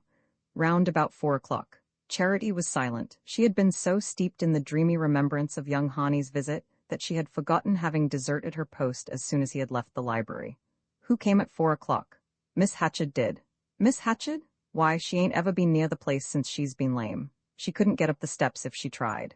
"She can be helped up, I guess. She was yesterday, anyhow, by the young fellow that's staying with her. He found you there, I understand, earlier in the afternoon, and he went back and told Miss Hatchard the books were in bad shape and needed attending to. She got excited and had herself wheeled straight round, and when she got there, the place was locked. So she sent for me and told me about that, and about the other complaints. She claims you've neglected things, and that she's going to get a trained librarian." Charity had not moved while he spoke. She stood with her head thrown back against the window frame, her arms hanging against her sides, and her hands so tightly clenched that she felt, without knowing what hurt her, the sharp edge of her nails against her palms. Of all Mr. Royal had said, she had retained only the phrase. He told Miss Hatchard the books were in bad shape. What did she care for the other charges against her? Malice or truth, she despised them as she despised her detractors. But that the stranger to whom she had felt herself so mysteriously drawn should have betrayed her, that at the very moment when she had fled up the hillside to think of him more deliciously, he should have been hastening home to denounce her shortcomings. She remembered how, in the darkness of her room, she had covered her face to press his imagined kiss closer, and her heart raged against him for the liberty he had not taken. "Well, I'll go," she said suddenly. "I'll go right off." "Go where?" She heard the startled note in Mr. Royal's voice. "Why, out of their old library, straight out, and never set foot in it again. They needn't think I'm going to wait round and let them say they've discharged me." Charity Royal, you listen," he began, getting heavily out of his chair, but she waved him aside and walked out of the room. Upstairs she took the library key from the place where she always hid it under her pincushion. Who said she wasn't careful? Put on her hat and swept down again and out into the street. If Mr. Royal heard her go, he made no motion to detain her. His sudden rages probably made him understand the uselessness of reasoning with hers. She reached the brick temple, unlocked the door, and entered into the glacial twilight. "I'm glad I'll never have to sit in this old vault again when other folks are out in the sun," she said aloud as the familiar chill took her. She looked with abhorrence at the long dingy rows of books, the sheep-nosed Minerva on her black pedestal, and the mild-faced young man in a high stock whose effigy pined above her desk. She meant to take out of the drawer her roll of lace and the library register, and go straight to Miss Hatchard to announce her resignation. But suddenly, a great desolation overcame her, and she sat down and laid her face against the desk. Her heart was ravaged by life's cruelest discovery. The first creature who had come to water out of the wilderness had brought her anguish instead of joy. She did not cry, tears came hard to her, and the storms of her heart spent themselves inwardly. But as she sat there in her dumb woe, she felt her life to be too desolate, too ugly and intolerable. "What have I ever done to it that it should hurt me so?" She groaned and pressed her fists against her lids, which were beginning to swell with weeping. I won't go there looking like a horror. she muttered, springing up and pushing back her hair as if it stifled her. She opened the drawer, dragged out the register, and turned toward the door. As she did so, it opened, and the young man from Miss Hatchard's came in whistling. Roman Faw, he stopped and lifted his hat with a shy smile. "I beg your pardon," he said. "I thought there was no one here." Charity stood before him, barring his way. "You can't come in. The library ain't open to the public Wednesdays." "I know it's not, but my cousin gave me her key." "Miss Hatchard's got no right to give her key to other folks any more'n I have. I'm the librarian and I know the bylaws. This is my library." The young man looked profoundly surprised. "Why, I know it is. I'm so sorry if you mind my coming. I suppose you came to see what more you could say to set her against me, but you needn't trouble. It's my library today, but it won't be this time tomorrow. I'm on the way now to take her back the key and the register." Young Hani's face grew grave, but without betraying the consciousness of guilt she had looked for. "I don't understand," he said. "There must be some mistake. Why should I say things against you to Miss Hatchard, or to anyone?" The apparent evasiveness of the reply caused Charity's indignation to overflow. "I don't know why you should. I could understand Alma Fry's doing it, because she's always wanted to get me out of here ever since the first day. I can't see why, when she's got her own home, and her father to work for her, nor Ida Targat, neither, when she got a legacy from her stepbrother only last year. But anyway, we all live in the same place, and when it's a place like North Dahmer, it's enough to make people hate each other just to have to walk down the same street every day. But you don't live here, and you don't know anything about any of us, so what did you have to meddle for? Do you suppose the other girls have kept the books any better'n I did? Why, Alma Fry don't hardly know a book from a flat iron, and what if I don't always sit round here doing nothing till it strikes 5 up at the church? Who cares if the library's open or shut? Do you suppose anybody ever comes here for books? What they'd like to come for is to meet the fellows they're going with if I'd let 'em. But I wouldn't let Bill Sollers from over the hill hang round here waiting for the youngest Targat girl, because I know him, that's all. Even if I don't know about books all I ought to." She stopped with a choking in her throat. Tremors of rage were running through her, and she steadied herself against the edge of the desk lest he should see her weakness. What he saw seemed to affect him deeply, for he grew red under his sunburn and stammered out. "But Miss Royal, I assure you. His distress inflamed her anger, and she regained her voice to fling back. "If I was you, I'd have the nerve to stick to what I said." The taunt seemed to restore his presence of mind. "I hope I should if I knew, but I don't.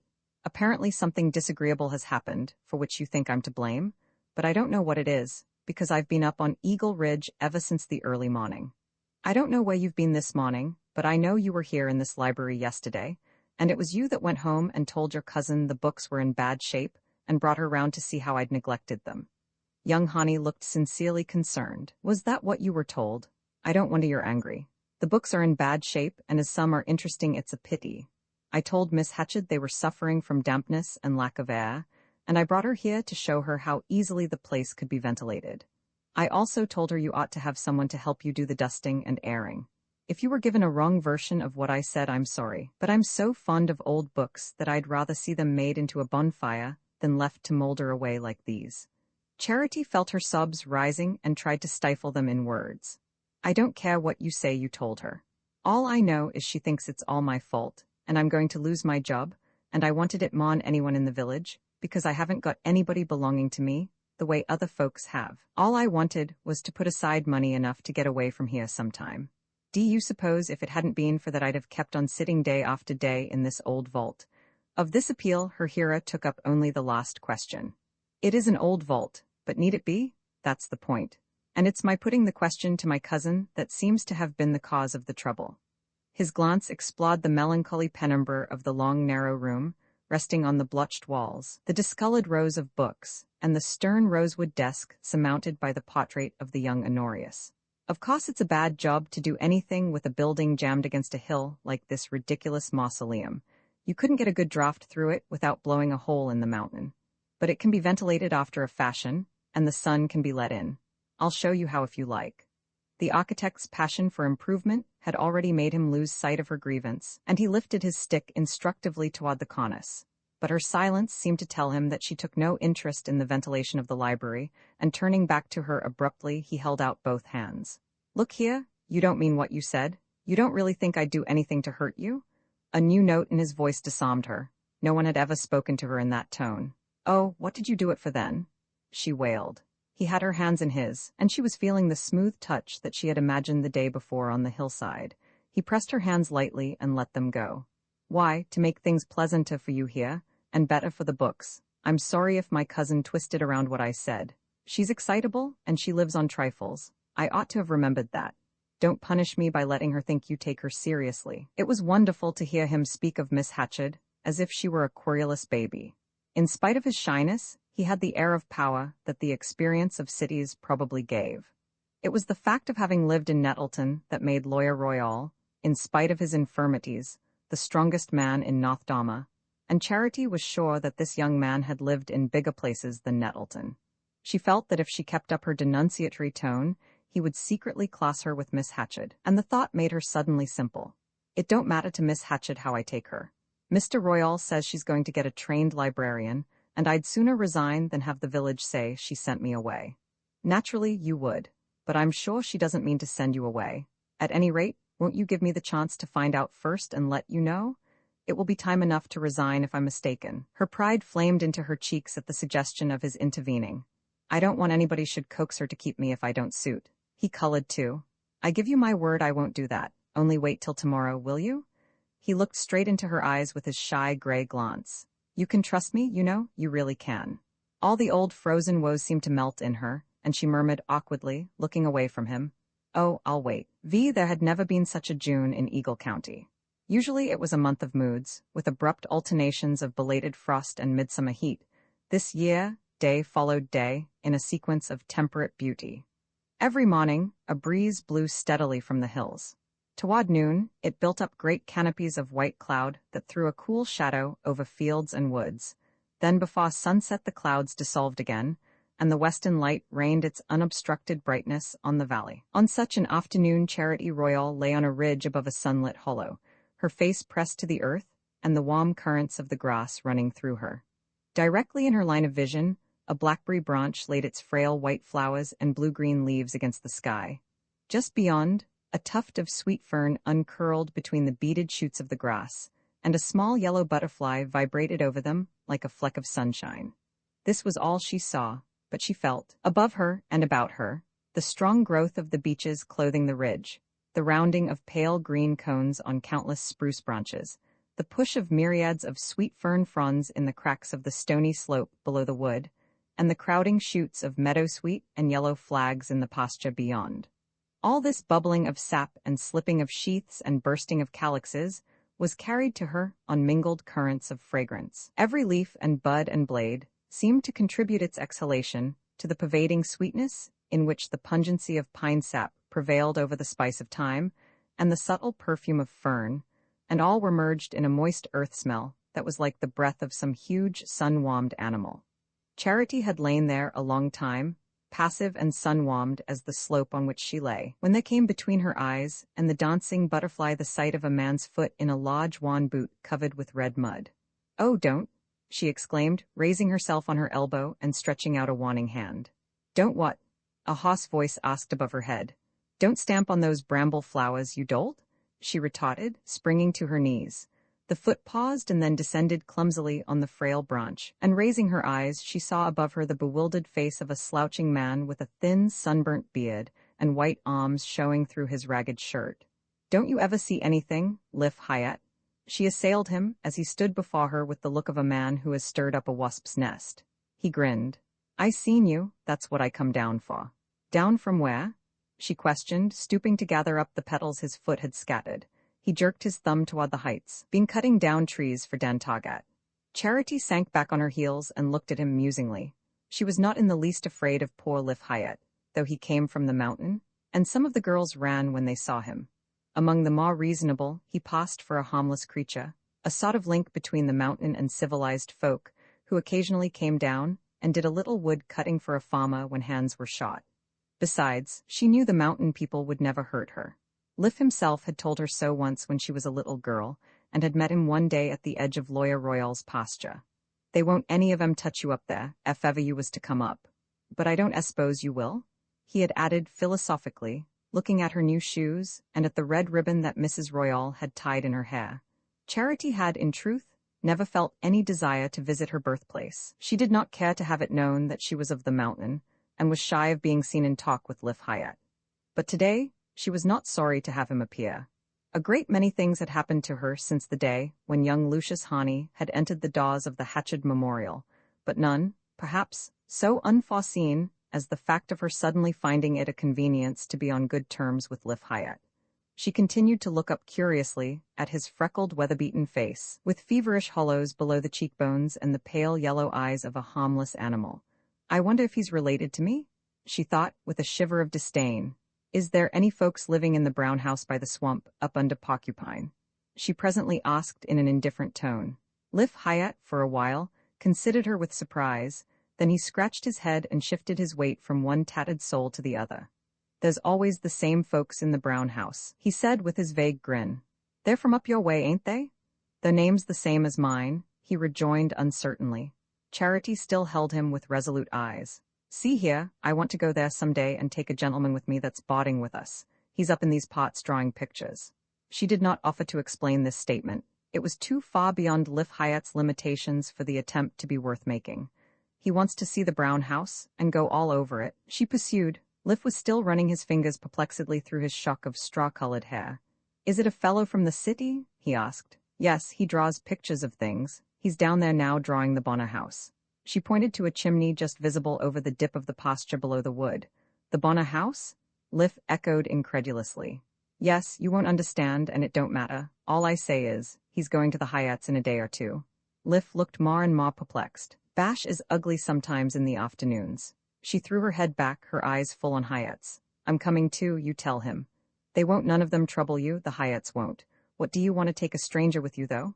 I've told you, haven't I? You've got to tell Bash Hyatt. He looked away at the blue mountains on the horizon, then his gaze dropped to the chimney top below the pasture. He's down there now? Yes. He shifted his weight again, crossed his arms, and continued to survey the distant landscape. Well, so long, he said at last, inconclusively, and turning away he shambled up the hillside. From the ledge above her, he paused to call down. I wouldn't go there a Sunday. Then he clambered on till the trees closed in on him. Presently, from high overhead, Charity heard the ring of his axe. She lay on the warm ridge, thinking of many things that the woodsman's appearance had stirred up in her. She knew nothing of her early life, and had never felt any curiosity about it, only a sullen reluctance to explore the corner of her memory, where certain blurred images lingered. But all that had happened to her, within the last few weeks, had stirred her to the sleeping depths. She had become absorbingly interesting to herself, and everything that had to do with her past was illuminated by this sudden curiosity. She hated more than ever the fact of coming from the mountain, but it was no longer indifferent to her. Everything that in any way affected her was alive and vivid. Even the hateful things had grown interesting because they were a part of herself. I wonder if Lif Hyatt knows who my mother was, she mused, and it filled her with a tremor of surprise to think that some woman who was once young and slight, with quick motions of the blood like hers, had carried her in her breast and watched her sleeping. She had always thought of her mother as so long dead as to be no more than a nameless pinch of earth.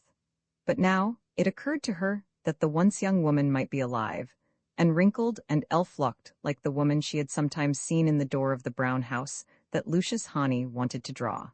The thought brought him back to the central point in her mind, and she strayed away from the conjectures roused by Lif Hyatt's presence. Speculations concerning the past could not hold her long when the present was so rich, the future so rosy, and when Lucius Hani, a stone's throw away, was bending over his sketchbook, frowning, calculating, measuring, and then throwing his head back with the sudden smile that had shed its brightness over everything. She scrambled to her feet, but as she did so, she saw him coming up the pasture and dropped down on the grass to wait. When he was drawing and measuring one of his houses, as she called them, she often strayed away by herself into the woods or up the hillside. It was partly from shyness that she did so, from a sense of inadequacy that came to her most painfully when her companion, absorbed in his job, forgot her ignorance and her inability to follow his least allusion, and plunged into a monologue on art and life. To avoid the awkwardness of listening with a blank face, and also to escape the surprised stare of the inhabitants of the houses before which he would abruptly pull up their horse and open his sketchbook, she slipped away to some spot from which, without being seen, she could watch him at work, or at least look down on the house he was drawing. She had not been displeased, at first, to have it known to North Dharma and the neighborhood that she was driving Miss Hatchard's cousin about the country in the buggy he had hired of Lawyer Royal. She had always kept to herself, contemptuously aloof from village lovemaking, without exactly knowing whether her fierce pride was due to the sense of her tainted origin, or whether she was reserving herself for a more brilliant fate. Sometimes she envied the other girls their sentimental preoccupations, their long hours of inarticulate philandering with one of the few youths who still lingered in the village. But when she pictured herself curling her hair, or putting a new ribbon on her hat for Ben Fry, or one of the Solas boys, the fever dropped, and she relapsed into indifference. Now she knew the meaning of her disdains and reluctances. She had learned what she was worth when Lucius Hani, looking at her for the first time, had lost the thread of his speech and leaned reddening on the edge of her desk. But another kind of shyness had been born in her, a terror of exposing to vulgar perils the sacred treasure of her happiness. She was not sorry to have the neighbors suspect her of going with a young man from the city, but she did not want it known to all the countryside how many hours of the long June days she spent with him. What she most feared was that the inevitable comments should reach Mr. Royal. Charity was instinctively aware that few things concerning her escaped the eyes of the silent man under whose roof she lived, and in spite of the latitude which Nothdomer accorded to courting couples, she had always felt that, on the day when she showed too open a preference, Mr. Royal might, as she phrased it, make her pay for it. How, she did not know, and her fear was the greater because it was undefinable. If she had been accepting the attentions of one of the village youths, she would have been less apprehensive. Mr. Royal could not prevent her marrying when she chose to, but everybody knew that going with a city fellow was a different and less straightforward affair. Almost every village could show a victim of the perilous venture, and her dread of Mr. Royal's intervention gave a sharpened joy to the hours she spent with young Hani, and made her, at the same time, shy of being too generally seen with him. As he approached, she rose to her knees, stretching her arms above her head with the indolent gesture that was her way of expressing a profound well-being. "I'm going to take you to that house up under Porcupine," she announced. "What house?" "Oh, yes, that ramshackle place near the swamp with the gypsy-looking people hanging about. It's curious that a house with traces of real architecture should have been built in such a place. But the people were a sulky-looking lot. Do you suppose they'll let us in?" "They'll do whatever I tell them," she said with assurance. He threw himself down beside her. "Will they?" he rejoined with a smile. "Well, I should like to see what's left inside the house, and I should like to have a talk with the people. Who was it who was telling me the other day that they had come down from the mountain?"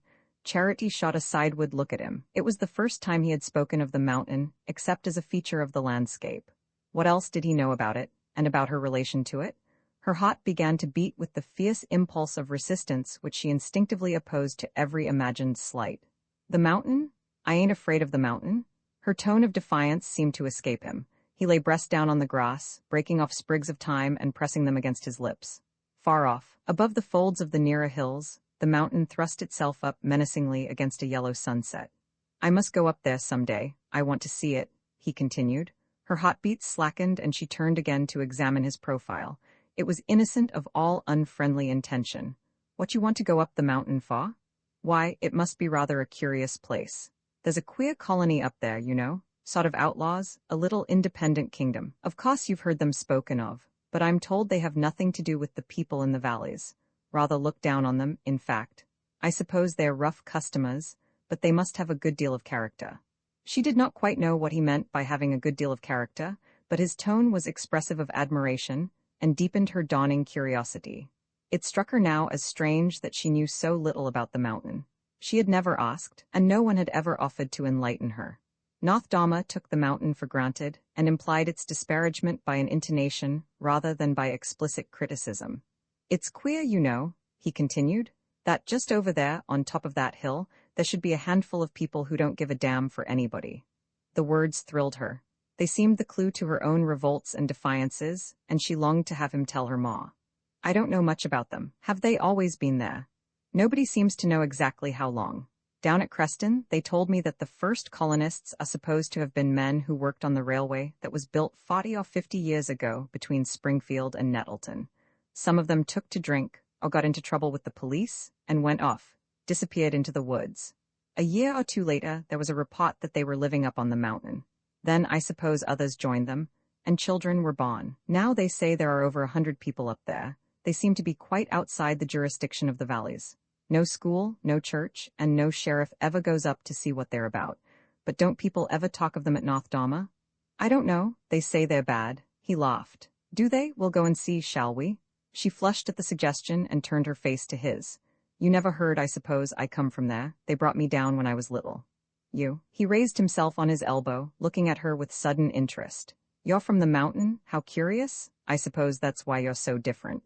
Her happy blood bathed her to the forehead. He was praising her because she came from the mountain. Am I different? She triumphed with affected wonder. Oh, awfully. He picked up her hand and laid a kiss on the sunburnt knuckles. Come, he said, let's be off.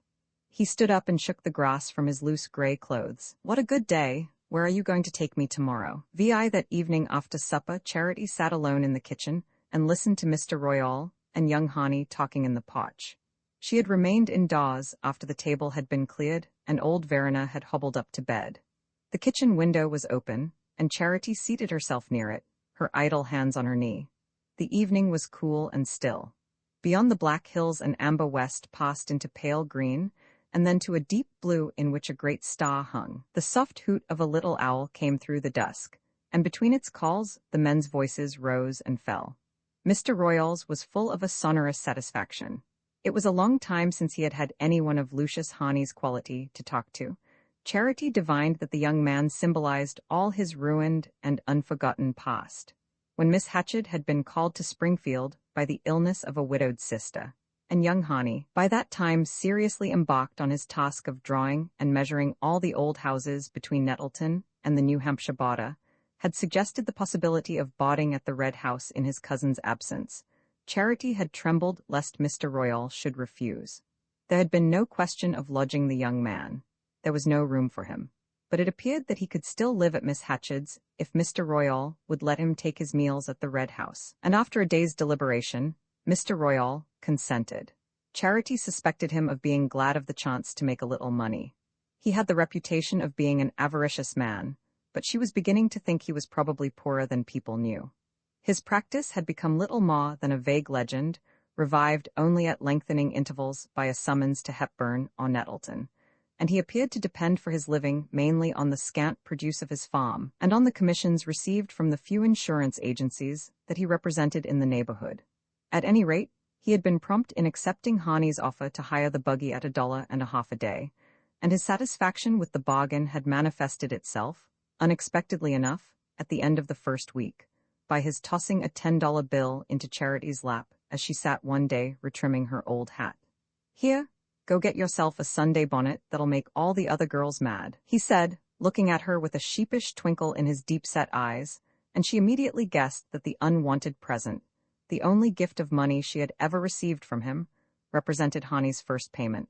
But the young man's coming had brought Mr. Royal other than pecuniary benefit. It gave him, for the first time in years, a man's companionship.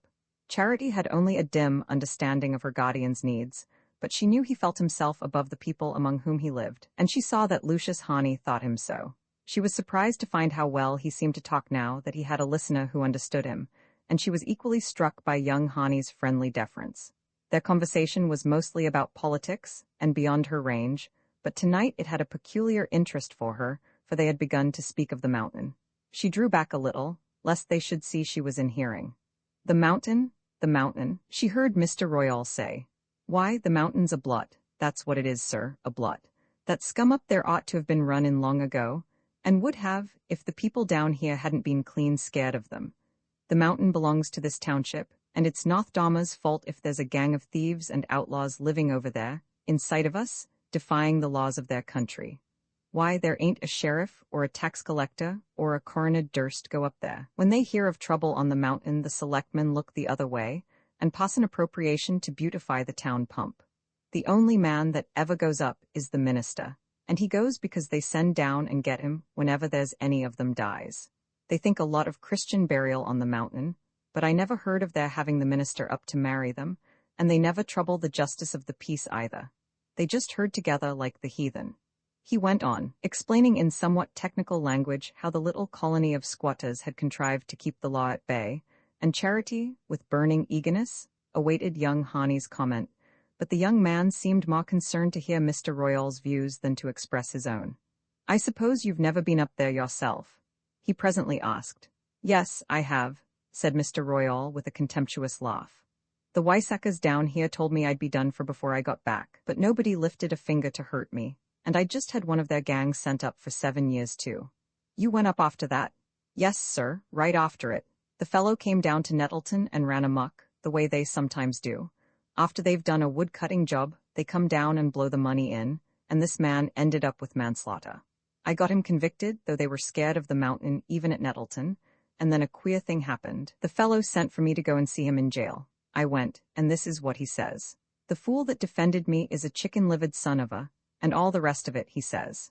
I've got a job to be done for me up on the mountain, and you're the only man I seen and caught that looks as if he'd do it. He told me he had a child up there, or thought he had, a little girl, and he wanted her brought down and reared like a Christian. I was sorry for the fellow, so I went up and got the child. He paused, and Charity listened with a throbbing heart. That's the only time I ever went up the mountain, he concluded. There was a moment's silence, then Honey spoke. And the child, had she no mother? Oh, yes, there was a mother, but she was glad enough to have her go. She'd have given her to anybody. They ain't half human up there. I guess the mother's dead by now with the life she was leading. Anyhow, I've never heard of her from that day to this. My God, how ghastly, Honey murmured, and Charity, choking with humiliation, sprang to her feet and ran upstairs. She knew at last, knew that she was the child of a drunken convict and of a mother who wasn't half human, and was glad to have her go. And she had heard this history of her origin related to the one being in whose eyes she longed to appear superior to the people about her. She had noticed that Mr. Royal had not named her, had even avoided any allusion that might identify her with the child he had brought down from the mountain. And she knew it was out of regard for her that he had kept silent. But of what use was his discretion, since only that afternoon, misled by Honey's interest in the outlaw colony, she had boasted to him of coming from the mountain.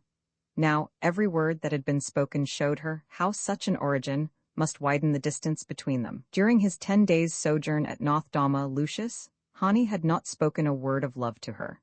He had intervened in her behalf with his cousin, and had convinced Miss Hatchett of her merits as a librarian, but that was a simple act of justice, since it was by his own fault that those merits had been questioned. He had asked her to drive him about the country when he hired Lawyer Royal's buggy to go on his sketching expeditions, but that too was natural enough, since he was unfamiliar with the region. Lastly, when his cousin was called to Springfield, he had begged Mr. Royal to receive him as a boarder, but where else in North Dama could he have boarded?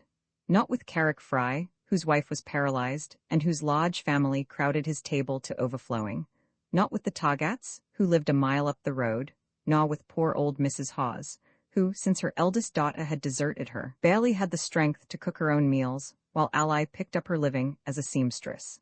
Mr. Royal's was the only house where the young man could have been offered a decent hospitality. There had been nothing, therefore, in the outward course of events to raise in Charity's breast the hopes with which it trembled. But beneath the visible incidents resulting from Lucius Honey's arrival, there ran an undercurrent as mysterious and potent as the influence that makes the forest break into leaf before the ice is off the pools. The business on which Honey had come was authentic. Charity had seen the letter from a New York publisher commissioning him to make a study of the 18th-century houses in the less familiar districts of New England. But incomprehensible as the whole affair was to her, and hard as she found it to understand why he paused enchanted before certain neglected and paintless houses, while others, refurbished and improved by the local builder, did not arrest a glance, she could not but suspect that Eagle County was less rich in architecture than he averred, and that the duration of his stay, which he had fixed at a month, was not unconnected with the look in his eyes when he had first paused before her in the library. Everything that had followed seemed to have grown out of that look. His way of speaking to her, his quickness in catching her meaning, his evident eagerness to prolong their excursions, and to seize on every chance of being with her. The signs of his liking were manifest enough, but it was hard to guess how much they meant, because his manner was so different from anything North Dama had ever shown her. He was at once simpler and more deferential than anyone she had known, and sometimes it was just when he was simplest that she most felt the distance between them. Education and opportunity had divided them by a width that no effort of hers could bridge, and even when his youth and his admiration brought him nearest, some chance word, some unconscious allusion, seemed to thrust her back across the gulf. Never had it yawned so wide as when she fled up to her room, carrying with her the echo of Mr. Royal's tale. Her first confused thought was the prayer that she might never see young Hani again. It was too bitter to picture him as the detached, impartial listener to such a story. I wish he'd go away. I wish he'd go tomorrow, and never come back. She moaned to her pillow, and far into the night she lay there, in the disordered dress she had forgotten to take off, her whole soul a tossing misery on which her hopes and dreams spun about like drowning straws. Of all this tumult, only a vague hot solace was left when she opened her eyes the next morning. Her first thought was of the weather, for Hani had asked her to take him to the brown house under Porcupine, and then around by Hamblin. And as the trip was a long one, they were to start at 9. The sun rose without a cloud, and earlier than usual she was in the kitchen, making cheese sandwiches, decanting buttermilk into a bottle, wrapping up slices of apple pie, and accusing Verner of having given away a basket she needed, which had always hung on a hook in the passage. When she came out into the porch, in her pink calico, which had run a little in the washing, but was still bright enough to set off her dark tints, she had such a triumphant sense of being a part of the sunlight and the morning that the last trace of her misery vanished. What did it matter where she came from, or whose child she was, when love was dancing in her veins? And down the road she saw young Hani coming toward her. Mr. Royal was in the porch too. He had said nothing at breakfast, but when she came out in her pink dress, the basket in her hand, he looked at her with surprise.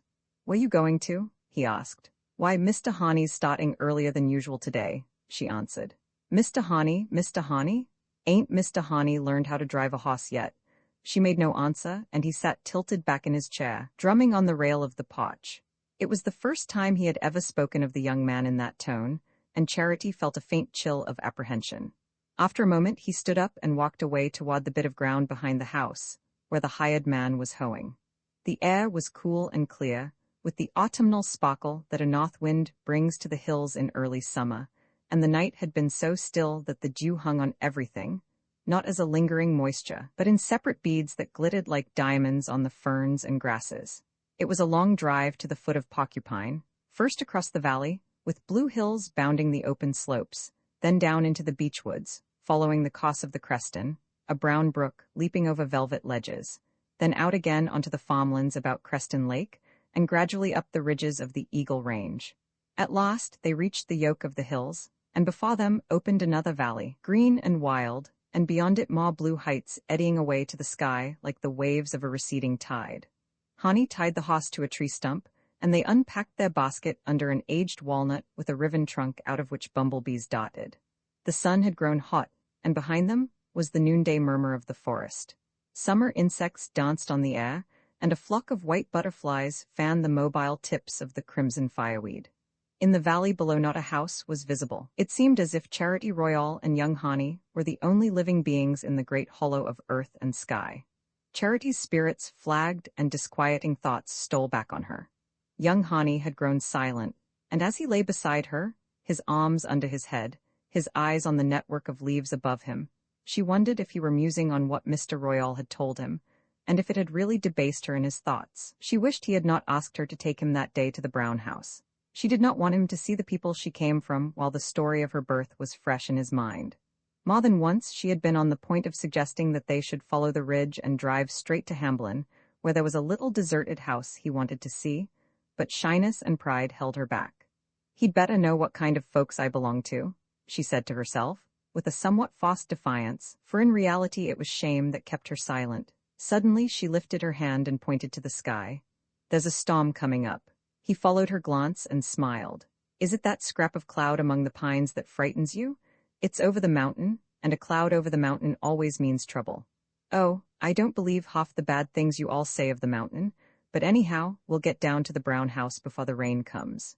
He was not far wrong, for only a few isolated drops had fallen when they turned into the road under the shaggy flank of Porcupine, and came upon the brown house. It stood alone beside a swamp dotted with alder thickets and tall bulrushes. Not another dwelling was in sight, and it was hard to guess what motive could have actuated the early settler who had made his home in so unfriendly a spot. Charity had picked up enough of her companion's erudition to understand what had attracted him to the house. She noticed the fan-shaped tracery of the broken light above the door, the flutings of the paintless pilasters at the corners, and the round window set in the gable. And she knew that, for reasons that still escaped her, these were things to be admired and recorded. Still, they had seen other houses far more typical. The word was Hani's, and as he threw the reins on the horse's neck, he said with a slight shiver of repugnance, "We won't stay long." Against the restless alders, turning their white lining to the storm, the house looked singularly desolate. The paint was almost gone from the clapboards, the window panes were broken and patched with rags, and the garden was a poisonous tangle of nettles, burdocks, and tall swamp weeds, over which big bluebottles hummed. At the sound of wheels, a child with a towhead and pale eyes like Liv Hyatt's peered over the fence and then slipped away behind an outhouse. Hani jumped down and helped Charity out, and as he did so the rain broke on them. It came slantwise, on a furious gale, laying shrubs and young trees flat, tearing off their leaves like an autumn storm, turning the road into a river, and making hissing pools of every hollow. Thunder rolled incessantly through the roar of the rain, and a strange glitter of light ran along the ground under the increasing blackness. "Lucky we're here after all," Hani laughed. He fastened the horse under a half-roofless shed, and wrapping Charity in his coat ran with her to the house. The boy had not reappeared, and as there was no response to their knocks, Hani turned the door handle, and they went in. There were 3 people in the kitchen to which the door admitted them. An old woman with a handkerchief over her head was sitting by the window. She held a sickly-looking kitten on her knees, and whenever it jumped down and tried to limp away, she stooped and lifted it back without any change of her aged, unnoticing face. Another woman, the unkempt creature that Charity had once noticed in driving by, stood leaning against the window frame and stared at them, and near the stove an unshaved man in a tattered shirt sat on a barrel asleep. The place was bare and miserable, and the air heavy with the smell of dirt and stale tobacco. Charity's heart sank. Old derided tales of the mountain people came back to her, and the woman's stare was so disconcerting, and the face of the sleeping man so sodden and bestial, that her disgust was tinged with a vague dread. She was not afraid for herself. She knew the Hyatts would not be likely to trouble her, but she was not sure how they would treat a city fellow. Lucius Hani would certainly have laughed at her fears. He glanced about the room, uttered a general, "How are you?" to which no one responded, and then asked the younger woman if they might take shelter till the storm was over. She turned her eyes away from him and looked at Charity. "You're the girl from Royals, ain't you?" The color rose in Charity's face. "I'm Charity Royal," she said, as if asserting her right to the name in the very place where it might have been most open to question. The woman did not seem to notice. "You can stay," she merely said. Then she turned away and stooped over a dish in which she was stirring something. Hani and Charity sat down on a bench made of a board resting on 2 starch boxes. They faced a door hanging on a broken hinge, and through the crack they saw the eyes of the tow-headed boy and of a pale little girl with a scar across her cheek. Charity smiled and signed to the children to come in, but as soon as they saw they were discovered, they slipped away on bare feet. It occurred to her that they were afraid of rousing the sleeping man, and probably the woman shared their fear, for she moved about as noiselessly and avoided going near the stove. The rain continued to beat against the house, and in 1 or 2 places it sent a stream through the patched panes and ran into pools on the floor. Every now and then the kitten mewed and struggled down, and the old woman stooped and caught it, holding it tight in her bony hands, and once or twice the man on the barrel half woke, changed his position and dozed again, his head falling forward on his hairy breast. As the minutes passed, and the rain still streamed against the windows, a loathing of the place and the people came over Charity. The sight of the weak-minded old woman, of the cowed children, and the ragged man sleeping off his liquor made the setting of her own life seem a vision of peace and plenty. She thought of the kitchen at Mr. Royal's, with its scrubbed floor and dresser full of china, and the peculiar smell of yeast and coffee and soft soap that she had always hated, but that now seemed the very symbol of household order. She saw Mr. Royal's room, with the high-backed horsehair chair, the faded rag carpet, the row of books on a shelf, the engraving of the Surrender of Burgoyne over the stove, and the mat with a brown and white spaniel on a moss-green border. And then her mind traveled to Miss Hatchard's house, where all was freshness, purity, and fragrance, and compared to which the red house had always seemed so poor and plain. "This is where I belong, this is where I belong," she kept repeating to herself, but the words had no meaning for her. Every instinct and habit made her a stranger among these poor swamp people living like vermin in their lair. With all her soul, she wished she had not yielded to Hani's curiosity and brought him there. The rain had drenched her, and she began to shiver under the thin folds of her dress. The younger woman must have noticed it, for she went out of the room and came back with a broken teacup which she offered to Charity. It was half full of whiskey, and Charity shook her head, but Hani took the cup and put his lips to it. When he had set it down, Charity saw him feel in his pocket and draw out $1. He hesitated a moment, and then put it back, and she guessed that he did not wish her to see him offering money to people she had spoken of as being her kin. The sleeping man stirred, lifted his head and opened his eyes. They rested vacantly for a moment on Charity and Hani, and then closed again, and his head drooped, but a look of anxiety came into the woman's face. She glanced out of the window and then came up to Hani. "I guess you better go along now," she said. The young man understood and got to his feet. "Thank you," he said, holding out his hand. She seemed not to notice the gesture and turned away as they opened the door. The rain was still coming down, but they hardly noticed it. The pure air was like balm in their faces. The clouds were rising and breaking, and between their edges the light streamed down from remote blue hollows. Hani untied the horse, and they drove off through the diminishing rain, which was already beaded with sunlight. For a while Charity was silent, and her companion did not speak. She looked timidly at his profile. It was graver than usual, as though he too were oppressed by what they had seen. Then she broke out abruptly. "Those people back there are the kind of folks I come from. They may be my relations for all I know." She did not want him to think that she regretted having told him her story. "Poor creatures," he rejoined. "I wonder why they came down to that fever hole." She laughed ironically. "To better themselves. It's worse up on the mountain. Bash Hyatt married the daughter of the farmer that used to own the brown house. That was him by the stove, I suppose." Hani seemed to find nothing to say, and she went on. "I saw you take out $1 to give to that poor woman. Why did you put it back?" He reddened and leaned forward to flick a swamp fly from the horse's neck. "I wasn't sure. Was it because you knew they were my folks and thought I'd be ashamed to see you give them money?" He turned to her with eyes full of reproach. "Oh, Charity." It was the first time he had ever called her by her name. Her misery welled over. I ain't ashamed. They're my people, and I ain't ashamed of them," she sobbed. "My dear," he murmured, putting his arm about her, and she leaned against him and wept out her pain. It was too late to go around to Hamblin, and all the stars were out in a clear sky when they reached the North Dharma Valley and drove up to the Red House. Romans 7, since her reinstatement in Miss Hatchard's favor, Charity had not dared to curtail, by a moment, her hours of attendance at the library. She even made a point of arriving before the time, and showed a laudable indignation when the youngest Target girl, who had been engaged to help in the cleaning and rearranging of the books, came trailing in late and neglected her task to peer through the window at the Solas boy. Nevertheless, library days seemed more than ever irksome to Charity after her vivid hours of liberty, and she would have found it hard to set a good example to her subordinate if Lucius Hani had not been commissioned, before Miss Hatchard's departure, to examine with the local carpenter the best means of ventilating the memorial.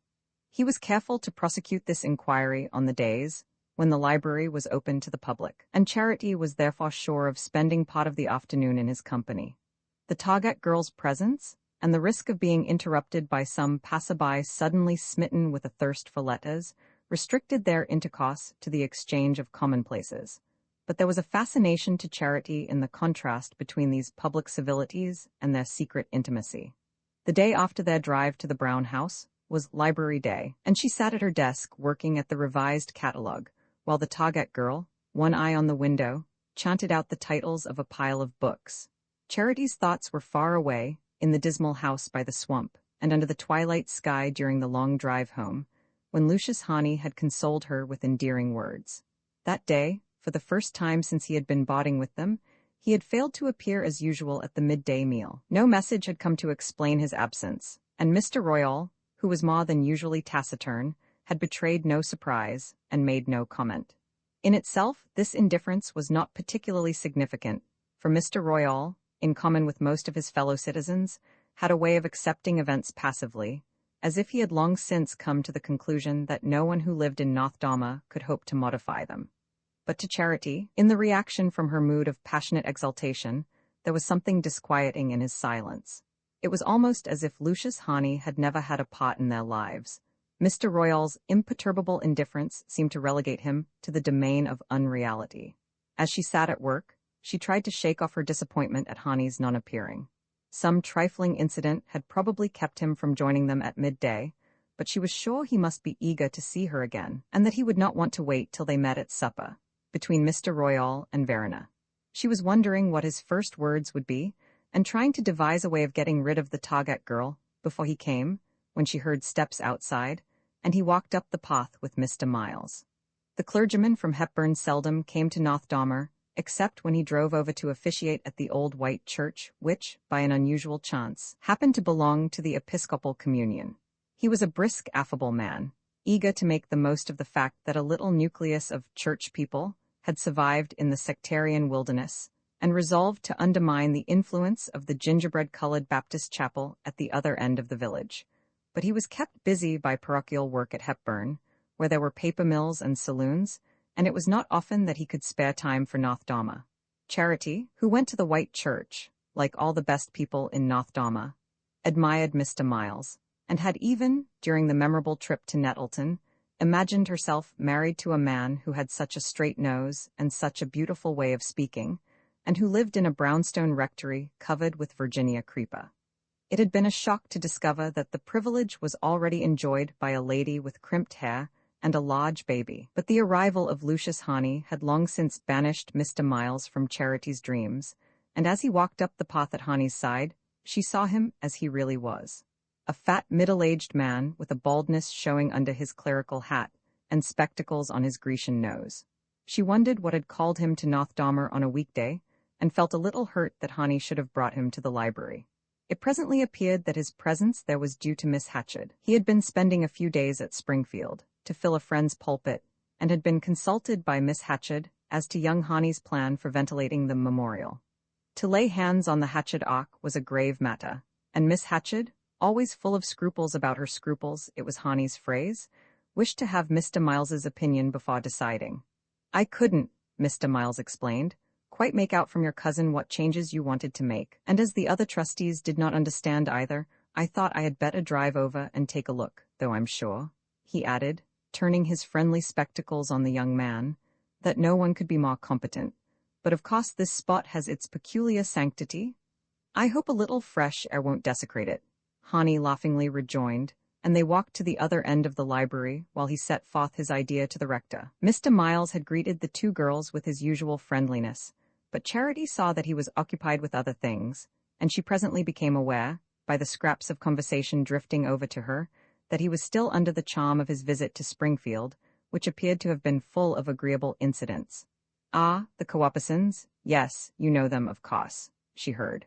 "That's a fine old house, and Ned Coopperson has collected some really remarkable impressionist pictures." The names he cited were unknown to Charity.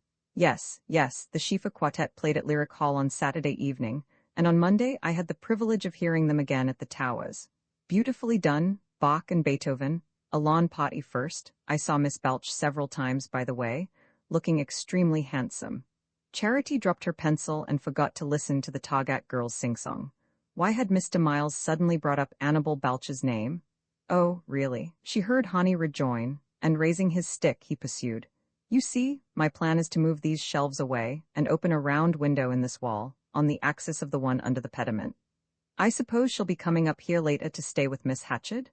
Mr. Miles went on, following on his train of thought, then, spinning about and tilting his head back. Yes, I see, I understand. That will give a draft without materially altering the look of things. I can see no objection." The discussion went on for some minutes, and gradually the two men moved back toward the desk. Mr. Miles stopped again and looked thoughtfully at Charity. "Aren't you a little pale, my dear? Not overworking? Mr. Honey tells me you and Mamie are giving the library a thorough overhauling." He was always careful to remember his parishioners' Christian names, and at the right moment, he bent his benignant spectacles on the Target girl. Then he turned to Charity. "Don't take things hard, my dear. Don't take things hard. Come down and see Mrs. Miles and me some day at Hepburn," he said, pressing her hand and waving a farewell to Mamie Target. He went out of the library, and Honey followed him. Charity thought she detected a look of constraint in Honey's eyes. She fancied he did not want to be alone with her, and with a sudden pang she wondered if he repented the tender things he had said to her the night before. His words had been more fraternal than love-alike, but she had lost their exact sense in the caressing warmth of his voice.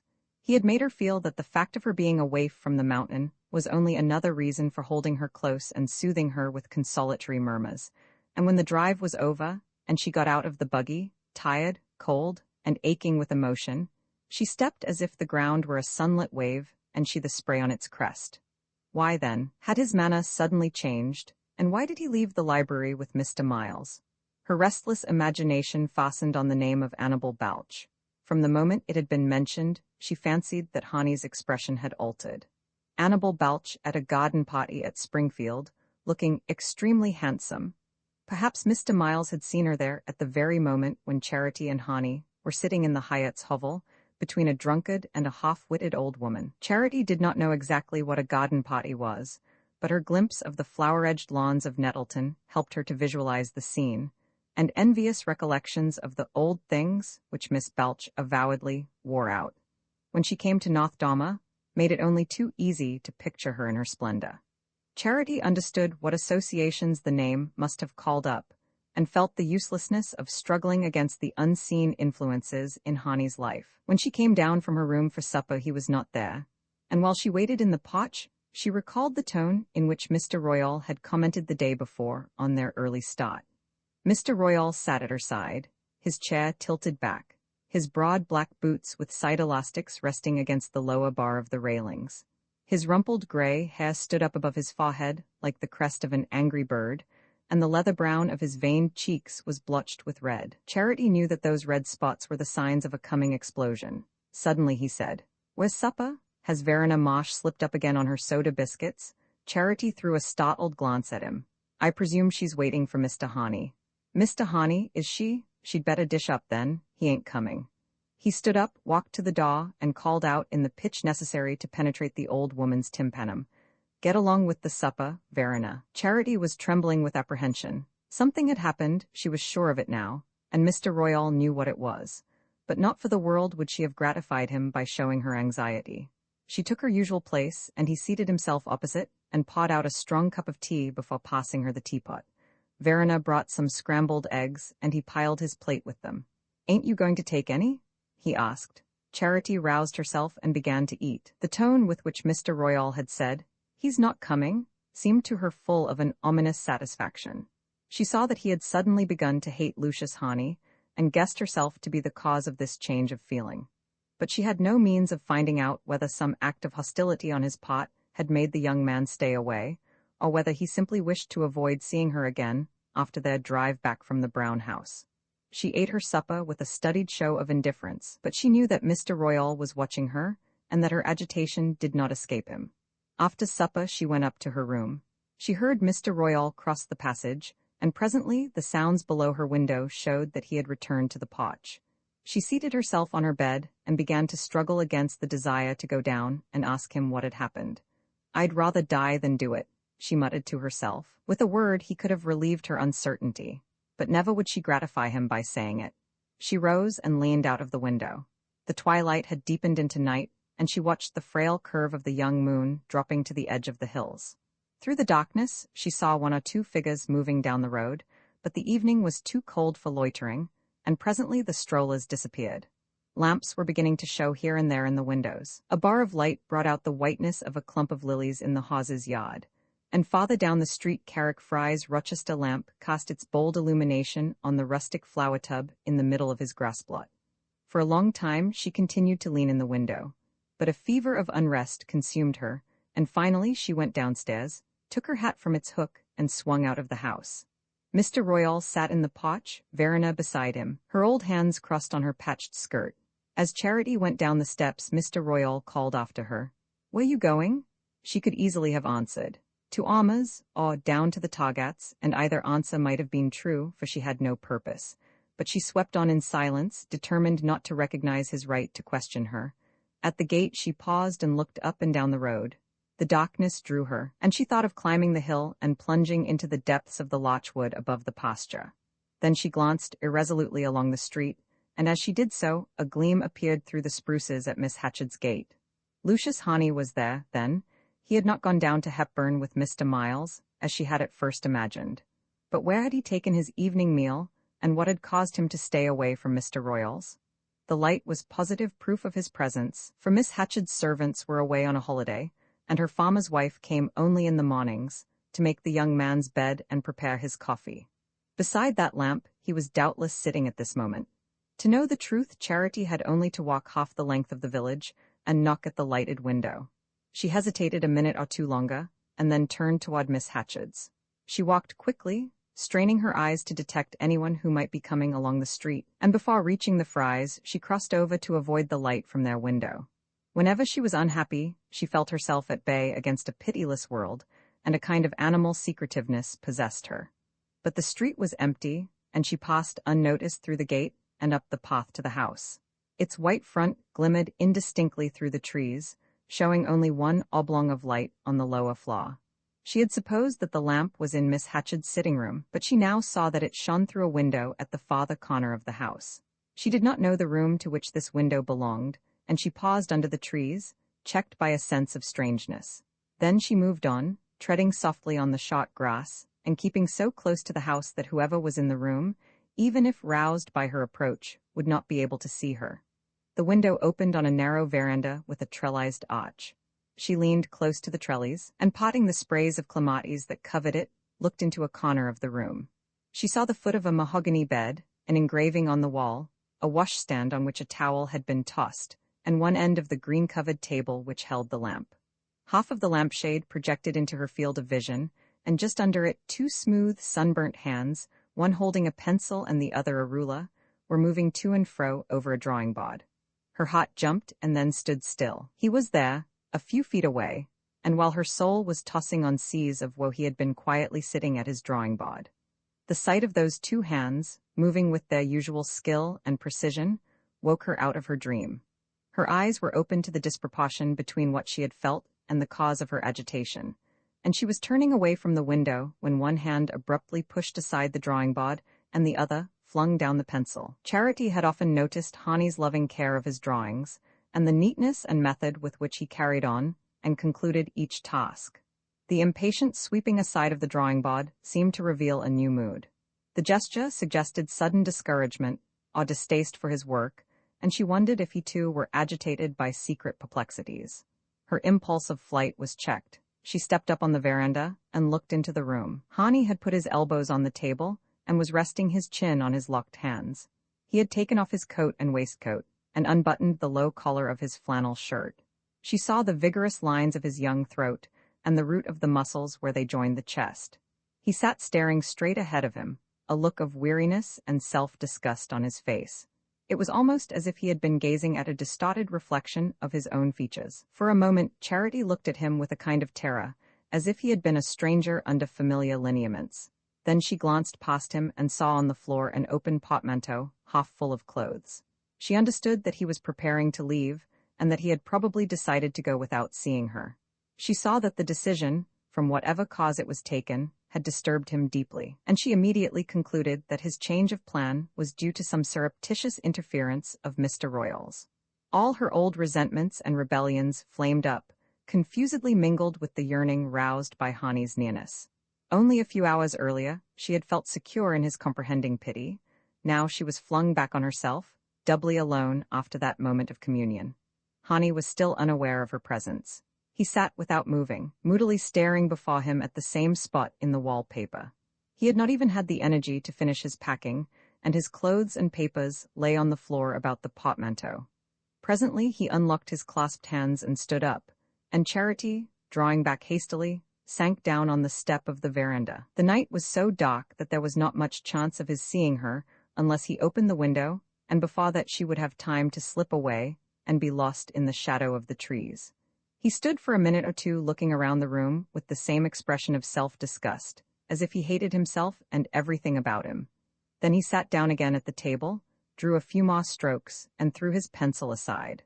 Finally he walked across the floor, kicking the portmanteau out of his way, and lay down on the bed, folding his arms under his head, and staring up morosely at the ceiling.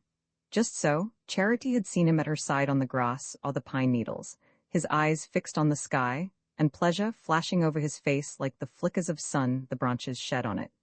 But now the face was so changed that she hardly knew it, and grief at his grief gathered in her throat, rose to her eyes and ran over. She continued to crouch on the steps, holding her breath and stiffening herself into complete immobility. One motion of her hand, one tap on the pane, and she could picture the sudden change in his face. In every pulse of her rigid body, She was aware of the welcome his eyes and lips would give her, but something kept her from moving. It was not the fear of any sanction, human or heavenly. She had never in her life been afraid. It was simply that she had suddenly understood what would happen if she went in. It was the thing that did happen between young men and girls, and that Nothdomer ignored in public and snickered over on the sly. It was what Miss Hatchett was still ignorant of, but every girl of Charity's class knew about before she left school. It was what had happened to Ally Hawes's sister Julia, and had ended in her going to Nettleton, and in people's never mentioning her name. It did not, of course, always end so sensationally, nor, perhaps on the whole, so untragically. Charity had always suspected that the shunned Julia's fate might have its compensations.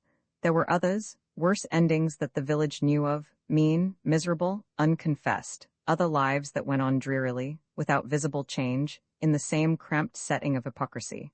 But these were not the reasons that held her back. Since the day before, she had known exactly what she would feel if Hani should take her in his arms, the melting of palm into palm and mouth on mouth, and the long flame burning her from head to foot. But mixed with this feeling was another, the wondering pride in his liking for her, the startled softness that his sympathy had put into her heart. Sometimes, when her youth flushed up in her, she had imagined yielding like other girls to furtive caresses in the twilight, but she could not so cheapen herself to Hani. She did not know why he was going, but since he was going she felt she must do nothing to deface the image of her that he carried away. If he wanted her, he must seek her. He must not be surprised into taking her as girls like Julia Hawes were taken. No sound came from the sleeping village, and in the deep darkness of the garden she heard now and then a secret rustle of branches, as though some night bird brushed them. Once a footfall passed the gate, and she shrank back into her corner, but the steps died away and left a profound quiet. Her eyes were still on Hani's tormented face. She felt she could not move till he moved. But she was beginning to grow numb from her constrained position, and at times her thoughts were so indistinct that she seemed to be held there only by a vague weight of weariness. A long time passed in this strange vigil. Hani still lay on the bed, motionless and with fixed eyes, as though following his vision to its bitter end. At last he stirred and changed his attitude slightly, and Charity's heart began to tremble. But he only flung out his arms and sank back into his former position. With a deep sigh, he tossed the hair from his forehead. Then his whole body relaxed, his head turned sideways on the pillow, and she saw that he had fallen asleep. The sweet expression came back to his lips, and the haggardness faded from his face, leaving it as fresh as a boy's. She rose and crept away. Roman 8 she had lost the sense of time, and did not know how late it was till she came out into the street and saw that all the windows were dark between Miss Hatchett's and the Royal House. As she passed from under the black pall of the Norway spruces, she fancied she saw 2 figures in the shade about the duck pond. She drew back and watched, but nothing moved, and she had stared so long into the lamplit room that the darkness confused her, and she thought she must have been mistaken. She walked on, wondering whether Mr. Royal was still in the porch. In her exalted mood, she did not greatly care whether he was waiting for her or not. She seemed to be floating high over life, on a great cloud of misery beneath which everyday realities had dwindled to mere specks in space. But the porch was empty, Mr. Royal's hat hung on its peg in the passage, and the kitchen lamp had been left to light her to bed. She took it and went up. The morning hours of the next day dragged by without incident. Charity had imagined that, in some way or other, she would learn whether Hani had already left, but Verena's deafness prevented her being a source of news, and no one came to the house who could bring enlightenment. Mr. Royal went out early, and did not return till Verena had set the table for the midday meal. When he came in, he went straight to the kitchen and shouted to the old woman, "Ready for dinner?" Then he turned into the dining room, where Charity was already seated.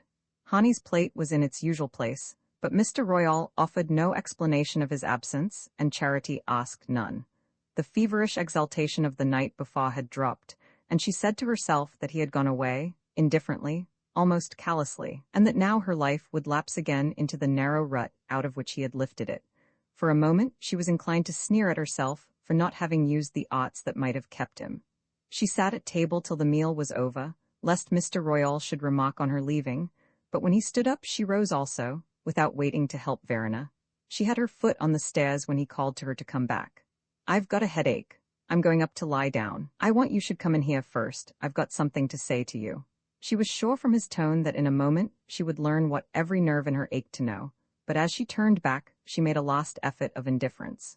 Mr. Royal stood in the middle of the office, his thick eyebrows beetling, his lower jaw trembling a little. At first she thought he had been drinking, then she saw that he was sober, but stirred by a deep and stern emotion totally unlike his usual transient angers. And suddenly she understood that, until then, she had never really noticed him or thought about him.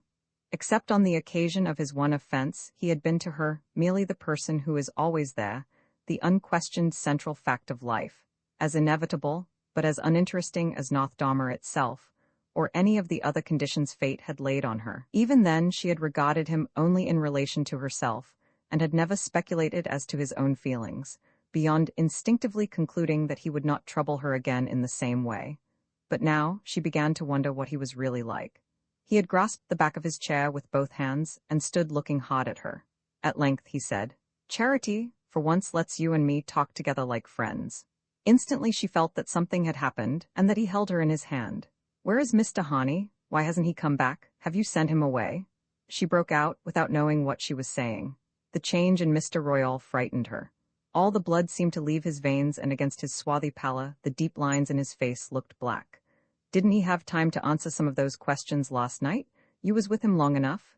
he said. Charity stood speechless. The taunt was so unrelated to what had been happening in her soul that she hardly understood it, but the instinct of self-defense awoke in her. "Who says I was with him last night? The whole place is saying it by now." "Then it was you that put the lie into their mouths? Oh, how I've always hated you!" she cried. She had expected a retort in kind, and it startled her to hear her exclamations sounding on through silence. "Yes, I know," Mr. Royal said slowly, "but that ain't going to help us much now. It helps me not to care a straw what lies you tell about me. If they're lies, they're not my lies. My Bible oath on that, Charity. I didn't know where you were. I wasn't out of this house last night." She made no answer, and he went on. "Is it a lie that you were seen coming out of Miss Hatchard's nigh onto midnight?" She straightened herself with a laugh, all her reckless insolence recovered. "I didn't look to see what time it was. You lost girl, you. Oh my God, why did you tell me?" he broke out, dropping into his chair, his head bowed down like an old man's. Charity's self-possession had returned with the sense of her danger. "Do you suppose I'd take the trouble to lie to you? Who are you, anyhow, to ask me where I go to when I go out at night?" Mr. Royal lifted his head and looked at her. His face had grown quiet and almost gentle, as she remembered seeing it sometimes when she was a little girl, before Mrs. Royal died. "Don't let's go on like this, Charity. It can't do any good to either of us. You were seen going into that fellow's house, you were seen coming out of it. I've watched this thing coming, and I've tried to stop it. As God sees me, I have." "Ah, it was you then? I knew it was you that sent him away." He looked at her in surprise. "Didn't he tell you so? I thought he understood." He spoke slowly, with difficult pauses. "I didn't name you to him. I'd have cut my hand off sooner. I just told him I couldn't spare the hoss any longer, and that the cooking was getting too heavy for Verena. I guess he's the kind that's heard the same thing before. Anyhow, he took it quietly enough. He said his job here was about done, anyhow, and there didn't another word pass between us. If he told you otherwise, he told you an untruth." Charity listened in a cold trance of anger. It was nothing to her what the village said, but all this fingering of her dreams. "I've told you he didn't tell me anything. I didn't speak with him last night." "You didn't speak with him?" "No, it's not that I care what any of you say, but you may as well know. Things ain't between us the way you think and the other people in this place. He was kind to me, he was my friend, and all of a sudden he stopped coming, and I knew it was you that done it, you." All her unreconciled memory of the past flamed out at him. "So I went there last night to find out what you'd said to him, that's all." Mr. Royal drew a heavy breath. "But then, if he wasn't there, what were you doing there all that time?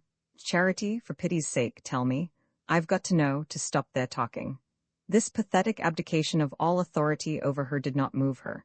She could feel only the outrage of his interference. "Can't you see that I don't care what anybody says? It's true I went there to see him, and he was in his room, and I stood outside for ever so long and watched him, but I dursn't go in for fear he'd think I'd come after him." She felt her voice breaking, and gathered it up in a lost defiance. "As long as I live, I'll never forgive you?" she cried. Mr. Royal made no answer. He sat and pondered with sunken head, his veined hands clasped about the arms of his chair. Age seemed to have come down on him as winter comes on the hills after a storm. At length he looked up. "Charity, you say you don't care, but you're the proudest girl I know, and the last to want people to talk against you. You know there's always eyes watching you. You're handsomer and smarter than the rest, and that's enough. but till lately you've never given them a chance. Now they've got it and they're going to use it. I believe what you say, but they won't. It was Mrs. Tom Fry seen you going in, and 2 or 3 of them watched for you to come out again.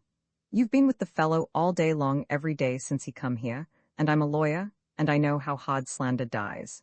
He paused, but she stood motionless, without giving him any sign of acquiescence or even of attention.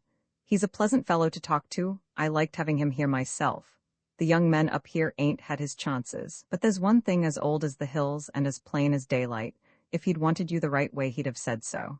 Charity did not speak. It seemed to her that nothing could exceed the bitterness of hearing such words from such lips. Mr. Royal rose from his seat. See here, Charity Royal, I had a shameful thought once, and you've made me pay for it. Isn't that scar pretty near wiped out? There's a streak in me I ain't always master of, but I've always acted straight to you but that once. And you've known I would, you've trusted me. For all your sneers and your mockery, you've always known I loved you the way a man loves a decent woman. I'm a good many years older than you, but I'm head and shoulders above this place and everybody in it, and you know that too. I slipped up once, but that's no reason for not starting again. If you'll come with me, I'll do it. If you'll marry me, we'll leave here and settle in some big town, where there's men and business and things doing. It's not too late for me to find an opening. I can see it by the way folks treat me when I go down to Hepburn or Nettleton. Charity made no movement. Nothing in his appeal reached her heart, and she thought only of words to wound and wither. But a growing lassitude restrained her. What did anything matter that he was saying? She saw the old life closing in on her, and hardly heeded his fanciful picture of renewal. Charity, Charity, say you'll do it, she heard him urge, all his lost years and wasted passion in his voice. Oh, what's the use of all this? When I leave here it won't be with you. She moved toward the door as she spoke, and he stood up and placed himself between her and the threshold. He seemed suddenly tall and strong, as though the extremity of his humiliation had given him new vigor. That's all, is it? It's not much. He leaned against the door, so towering and powerful that he seemed to fill the narrow room. Well, then look here. You're right, I've no claim on you. Why should you look at a broken man like me? You want the other fellow, and I don't blame you. You picked out the best when you seen it. Well, that was always my way. He fixed his stern eyes on her, and she had the sense that the struggle within him was at its highest. Do you want him to marry you? He asked. They stood and looked at each other for a long moment, eye to eye, with the terrible equality of courage that sometimes made her feel as if she had his blood in her veins. Do you want him to say? I'll have him here in an hour if you do. I ain't been in the law 30 years for nothing. He's hired Carrick Fry's team to take him to Hepburn, but he ain't going to start for another hour, and I can put things to him so he won't be long deciding. He's soft, I could see that. I don't say you won't be sorry afterward, but by God, I'll give you the chance to be, if you say so. She heard him out in silence, too remote from all he was feeling and saying for any sally of scorn to relieve her. As she listened, there flitted through her mind the vision of Liff Hyatt's muddy boot coming down on the white bramble flowers. The same thing had happened now. Something transient and exquisite had flowered in her, and she had stood by and seen it trampled to earth. While the thought passed through her, she was aware of Mr. Royal, still leaning against the door, but crestfallen, diminished, as though her silence were the answer he most dreaded. I don't want any chance you can give me. I'm glad he's going away, she said. He kept his place a moment longer, his hand on the doorknob. Charity, he pleaded. She made no answer, and he turned the knob and went out. She heard him fumble with the latch of the front door, and saw him walk down the steps. He passed out of the gate, and his figure, stooping and heavy, receded slowly up the street. For a while, she remained where he had left her. She was still trembling with the humiliation of his last words, which rang so loud in her ears that it seemed as though they must echo through the village, proclaiming her a creature to lend herself to such vile suggestions. Her shame weighed on her like a physical oppression. The roof and walls seemed to be closing in on her, and she was seized by the impulse to get away, under the open sky, where there would be room to breathe. She went to the front door, and as she did so Lucius Haughey opened it. He looked graver and less confident than usual, and for a moment or two neither of them spoke. Then he held out his hand. Are you going out? He asked. May I come in? Her heart was beating so violently that she was afraid to speak and stood looking at him with tear-dilated eyes. Then she became aware of what her silence must betray and said quickly, Yes, come in. She led the way into the dining room, and they sat down on opposite sides of the table, the fruit stand and japanned bread basket between them. Haughey had laid his straw hat on the table, and as he sat there, in his easy-looking summer clothes, a brown tie knotted under his flannel collar, and his smooth brown hair brushed back from his forehead. She pictured him, as she had seen him the night before, lying on his bed, with the tossed locks falling into his eyes, and his bare throat rising out of his unbuttoned shirt. He had never seemed so remote as at the moment when that vision flashed through her mind. "I'm so sorry it's goodbye. I suppose you know I'm leaving?" he began, abruptly and awkwardly. She guessed that he was wondering how much she knew of his reasons for going. "I presume you found your work was over quicker than what you expected," she said. "Well, yes, that is, no. There are plenty of things I should have liked to do, but my holiday's limited, and now that Mr. Royal needs the hoss for himself, it's rather difficult to find means of getting about. There ain't any too many teams for hire around here," she acquiesced, and there was another silence. "These days here have been awfully pleasant. I wanted to thank you for making them so," he continued, his color rising.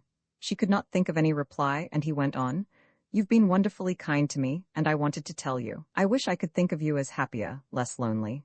Things are sure to change for you by and by." "Things don't change at North Dama, people just get used to them." The answer seemed to break up the order of his prearranged consolations, and he sat looking at her uncertainly. Then he said, with his sweet smile, "That's not true of you, it can't be." The smile was like a knife thrust through her heart. Everything in her began to tremble and break loose. She felt her tears run over and stood up. "Well, goodbye," she said. She was aware of his taking her hand, and of feeling that his touch was lifeless. "Goodbye." He turned away and stopped on the threshold. "You'll say goodbye for me to Verena?" She heard the closing of the outer door and the sound of his quick tread along the path. The latch of the gate clicked after him. The next morning, when she arose in the cold dawn and opened her shutters, she saw a freckled boy standing on the other side of the road and looking up at her. He was a boy from a farm 3 or 4 miles down the Creston Road, and she wondered what he was doing there at that hour and why he looked so hard at her window. When he saw her, he crossed over and leaned against the gate unconcernedly. There was no one stirring in the house, and she threw a shawl over her nightgown and ran down and let herself out.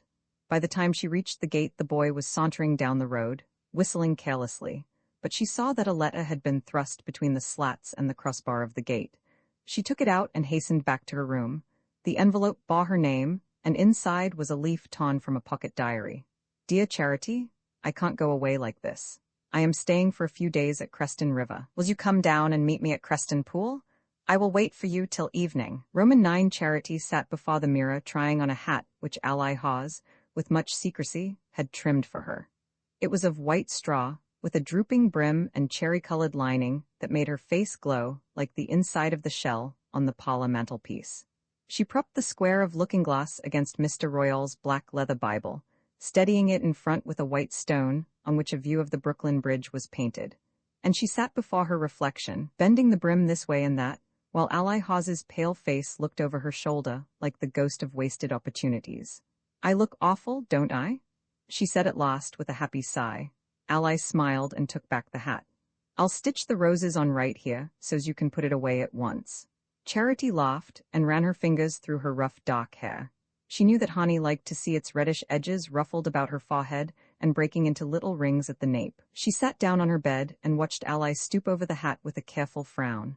"Don't you ever feel like going down to Nettleton for a day?" she asked. Ally shook her head without looking up.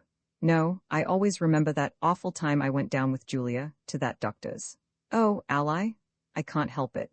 The house is on the corner of Wing Street and Lake Avenue. The trolley from the station goes right by it, and the day the minister took us down to see those pictures I recognized it right off, and couldn't seem to see anything else. There's a big black sign with gold letters all across the front, private consultations. She came as near as anything to dying. Poor Julia." Charity sighed from the height of her purity and her security. She had a friend whom she trusted and who respected her. She was going with him to spend the next day, the 4th of July, at Nettleton. Whose business was it but hers, and what was the harm? The pity of it was that girls like Julia did not know how to choose, and to keep bad fellows at a distance. Charity slipped down from the bed and stretched out her hands. "Is it sewed? Let me try it on again." She put the hat on and smiled at her image. The thought of Julia had vanished. The next morning she was up before dawn and saw the yellow sunrise broaden behind the hills and the silvery luster preceding a hot day tremble across the sleeping fields. Her plans had been made with great care. She had announced that she was going down to the Band of Hope picnic at Hepburn, and as no one else from North Dahmer, intended to venture so far it was not likely that her absence from the festivity would be reported. Besides, if it were she would not greatly care. She was determined to assert her independence, and if she stooped to fib about the Hepburn picnic, it was chiefly from the secretive instinct that made her dread the profanation of her happiness. Whenever she was with Lucius Hannay, she would have liked some impenetrable mountain mist to hide her. It was arranged that she should walk to a point of the Creston Road, where Hannay was to pick her up and drive her across the hills to Hepburn in time for the 9:30 train to Nettleton. Hannay at first had been rather lukewarm about the trip. He declared himself ready to take her to Nettleton, but urged her not to go on the 4th of July, on account of the crowds, the probable lateness of the trains, the difficulty of her getting back before night. But her evident disappointment caused him to give way, and even to affect a faint enthusiasm for the adventure. She understood why he was not more eager. He must have seen sights beside which even a 4th of July at Nettleton would seem tame, but she had never seen anything, and a great longing possessed her to walk the streets of a big town on a holiday, clinging to his arm and jostled by idle crowds in their best clothes. The only cloud on the prospect was the fact that the shops would be closed, but she hoped he would take her back another day, when they were open. She started out unnoticed in the early sunlight, slipping through the kitchen while Verena bent above the stove. To avoid attracting notice, she carried her new hat carefully wrapped up, and had thrown a long grey veil of Mrs. Royal's over the new white muslin dress, which Ally's clever fingers had made for her. All of the $10 Mr. Royal had given her, and a part of her own savings as well, had been spent on renewing her wardrobe, and when Hannay jumped out of the buggy to meet her, she read her reward in his eyes. The freckled boy who had brought her the note 2 weeks earlier was to wait with the buggy at Hepburn till their return. He perched at Charity's feet, his legs dangling between the wheels, and they could not say much because of his presence. But it did not greatly matter, for their past was now rich enough to have given them a private language, and with the long day stretching before them, like the blue distance beyond the hills, there was a delicate pleasure in postponement. When Charity, in response to Hannay's message, had gone to meet him at the Creston Pool, her heart had been so full of mortification and anger that his first words might easily have estranged her. But it happened that he had found the right word, which was one of simple friendship. His tone had instantly justified her, and put her guardian in the wrong. He had made no allusion to what had passed between Mr. Royal and himself, but had simply let it appear that he had left because means of conveyance were hard to find at North Dama, and because Creston River was a more convenient centre. He told her that he had hired by the week the buggy of the freckled boy's father, who served as livery stable keeper to 1 or 2 melancholy summer boarding houses on Creston Lake, and had discovered, within driving distance, a number of houses worthy of his pencil. And he said that he could not, while he was in the neighborhood, give up the pleasure of seeing her as often as possible. When they took leave of each other, she promised to continue to be his guide, and during the fortnight which followed they roamed the hills in happy comradeship. In most of the village friendships between youths and maidens lack of conversation was made up for by tentative fondling. But Hannay, except when he had tried to comfort her in her trouble on their way back from the Hyatts, had never put his arm about her, or sought to betray her into any sudden caress. It seemed to be enough for him to breathe her nearness like a flower's, and since his pleasure at being with her, and his sense of her youth and her grace, perpetually shone in his eyes and softened the inflection of his voice, his reserve did not suggest coldness, but the deference due to a girl of his own class. The buggy was drawn by an old trotter who whirled them along so briskly that the pace created a little breeze, but when they reached Hepburn, the full heat of the airless morning descended on them. At the railway station, the platform was packed with a sweltering throng, and they took refuge in the waiting room, where there was another throng, already dejected by the heat and the long waiting for retarded trains. Pale mothers were struggling with fretful babies, or trying to keep their older offspring from the fascination of the trek. Girls and their fellows were giggling and shoving, and passing about candy in sticky bags, and older men, collarless and perspiring, were shifting heavy children from one arm to the other, and keeping a haggard eye on the scattered members of their families. At last the train rumbled in, and engulfed the waiting multitude. Hannay swept Charity up onto the first car, and they captured a bench for 2, and sat in happy isolation, while the train swayed and roared along through rich fields and languid tree clumps. The haze of the morning had become a sort of clear tremor over everything, like the colorless vibration about a flame, and the opulent landscape seemed to droop under it. But to Charity, The heat was a stimulant. It enveloped the whole world in the same glow that burned at her heart. Now and then a lurch of the train flung her against Hani, and through her thin muslin she felt the touch of his sleeve. She steadied herself, their eyes met, and the flaming breath of the day seemed to enclose them. The train roared into the Nettleton station, the descending mob caught them on its tide, and they were swept out into a vague, dusty square thronged with seedy hacks and long-curtained omnibuses drawn by horses with tousled flynets over their withers, who stood swinging their depressed heads drearily from side to side. A mob of bus and hack drivers were shouting, "To the Eagle House. To the Washington House. This way to the lake. Just starting for Great Up." And through their yells came the popping of firecrackers, the explosion of torpedoes, the banging of toy guns, and the crash of a fireman's band trying to play the Merry Widow while they were being packed into a wagonette streaming with bunting.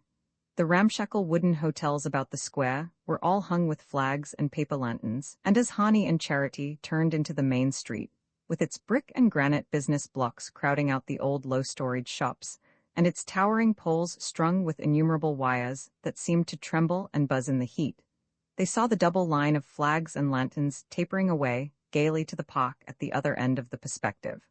The noise and color of this holiday vision seemed to transform Nettleton into a metropolis. Charity could not believe that Springfield or even Boston had anything grander to show, and she wondered if, at this very moment, Annabel Balch, on the arm of as brilliant a young man, were threading her way through scenes as resplendent. "Where shall we go first?" Hani asked, but as she turned her happy eyes on him, he guessed the answer and said, "We'll take a look round, shall we?" The street swarmed with their fellow travelers, with other excursionists arriving from other directions, with Nettleton's own population, and with the mill hands trooping in from the factories on the Creston. The shops were closed, but one would scarcely have noticed it.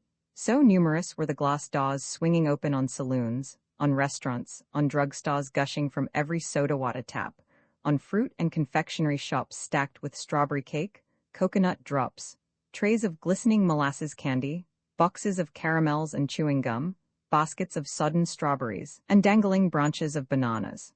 Outside of some of the doors were trestles with banked-up oranges and apples, spotted pears and dusty raspberries, and the air reeked with the smell of fruit and stale coffee, beer and sarsaparilla, and fried potatoes. Even the shops that were closed offered, through wide expanses of plate glass, hints of hidden riches. In some, waves of silk and ribbon broke over shawls of imitation moss from which ravishing hats rose like tropical orchids. In others, the pink throats of gramophones opened their giant convolutions in a soundless chorus. Our bicycles shining in neat ranks seemed to await the signal of an invisible starter. Our tiers of fancy goods in leatherette and paste and celluloid dangled their insidious graces. And in one vast bay that seemed to project them into exciting contact with the public, wax ladies in daring dresses chatted elegantly, or, with gestures intimate yet blameless, pointed to their pink corsets and transparent hosiery. Presently Hani found that his watch had stopped, and turned in at a small jeweler's shop which chanced to still be open. While the watch was being examined, Charity leaned over the glass counter where, on a background of dark blue velvet, pins, rings, and brooches glittered like the moon and stars.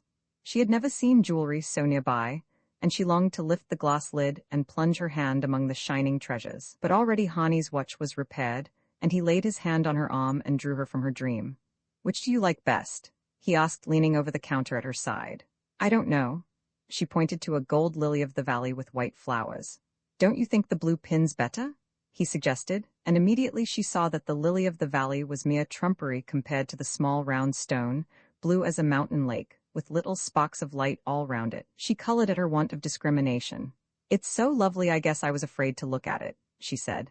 He laughed, and they went out of the shop, but a few steps away he exclaimed, "Oh, by Jove, I forgot something," and turned back and left her in the crowd. She stood staring down a row of pink gramophone throats till he rejoined her and slipped his arm through hers.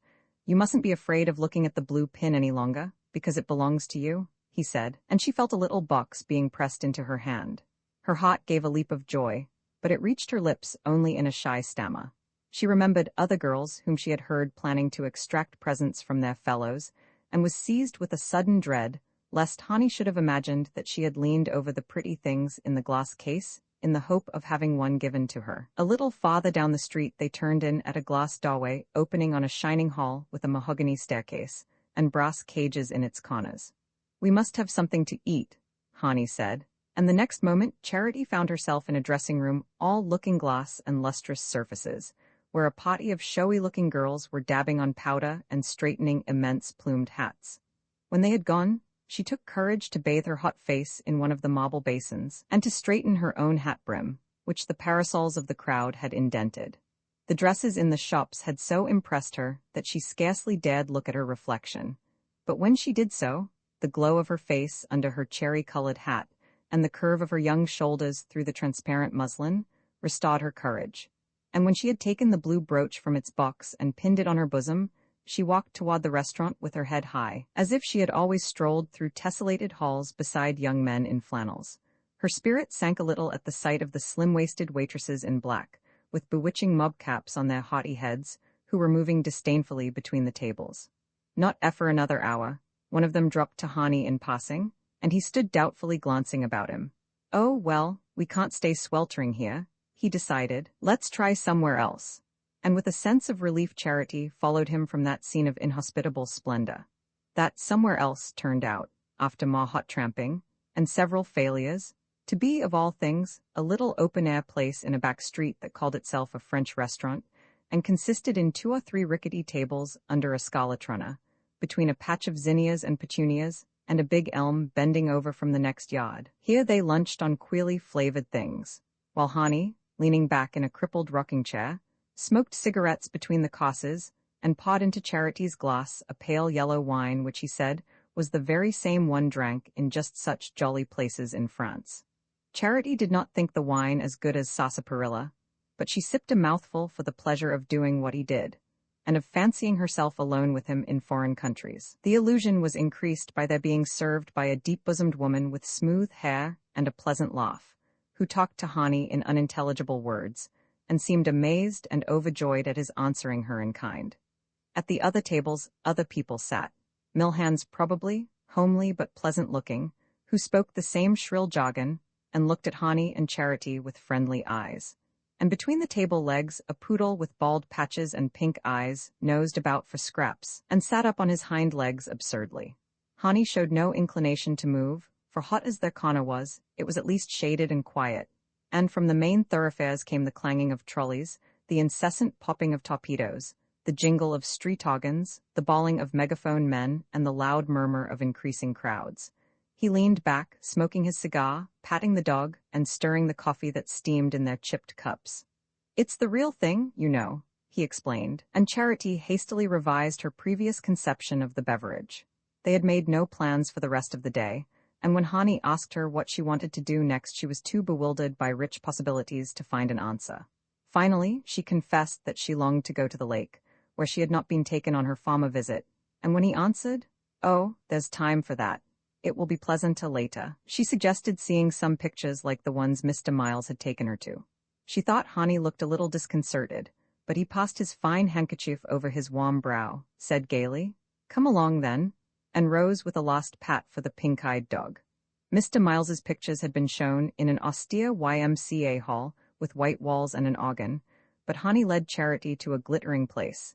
Everything she saw seemed to glitter, where they passed, between immense pictures of yellow-haired beauties stabbing villains in evening dress, into a velvet-curtained auditorium packed with spectators to the last limit of compression. After that, for a while, everything was merged in her brain in swimming circles of heat and blinding alternations of light and darkness. All the world has to show seemed to pass before her in a chaos of palms and minarets, charging cavalry regiments, roaring lions, comic policemen, and scowling murderers. And the crowd around her, the hundreds of hot, sallow, candy-munching faces, young, old, middle-aged, but all kindled with the same contagious excitement, became part of the spectacle, and danced on the screen with the rest. Presently the thought of the cool trolley run to the lake grew irresistible, and they struggled out of the theater.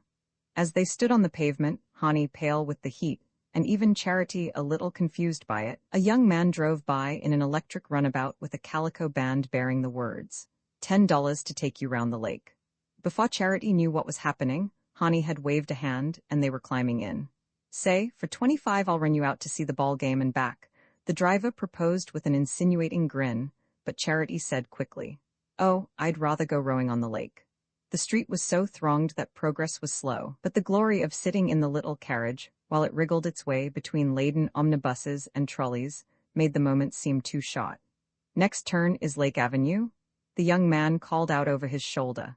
And as they paused in the wake of a big omnibus groaning with knights of Pythias in cocked hats and swords, Charity looked up and saw on the corner a brick house with a conspicuous black and gold sign across its front. "Dr. Merkel. Private consultations at all hours. Lady attendance," she read, and suddenly she remembered Ally Hawes's words. The house was at the corner of Wing Street and Lake Avenue. There's a big black sign across the front. Through all the heat and the rapture a shiver of cold ran over her.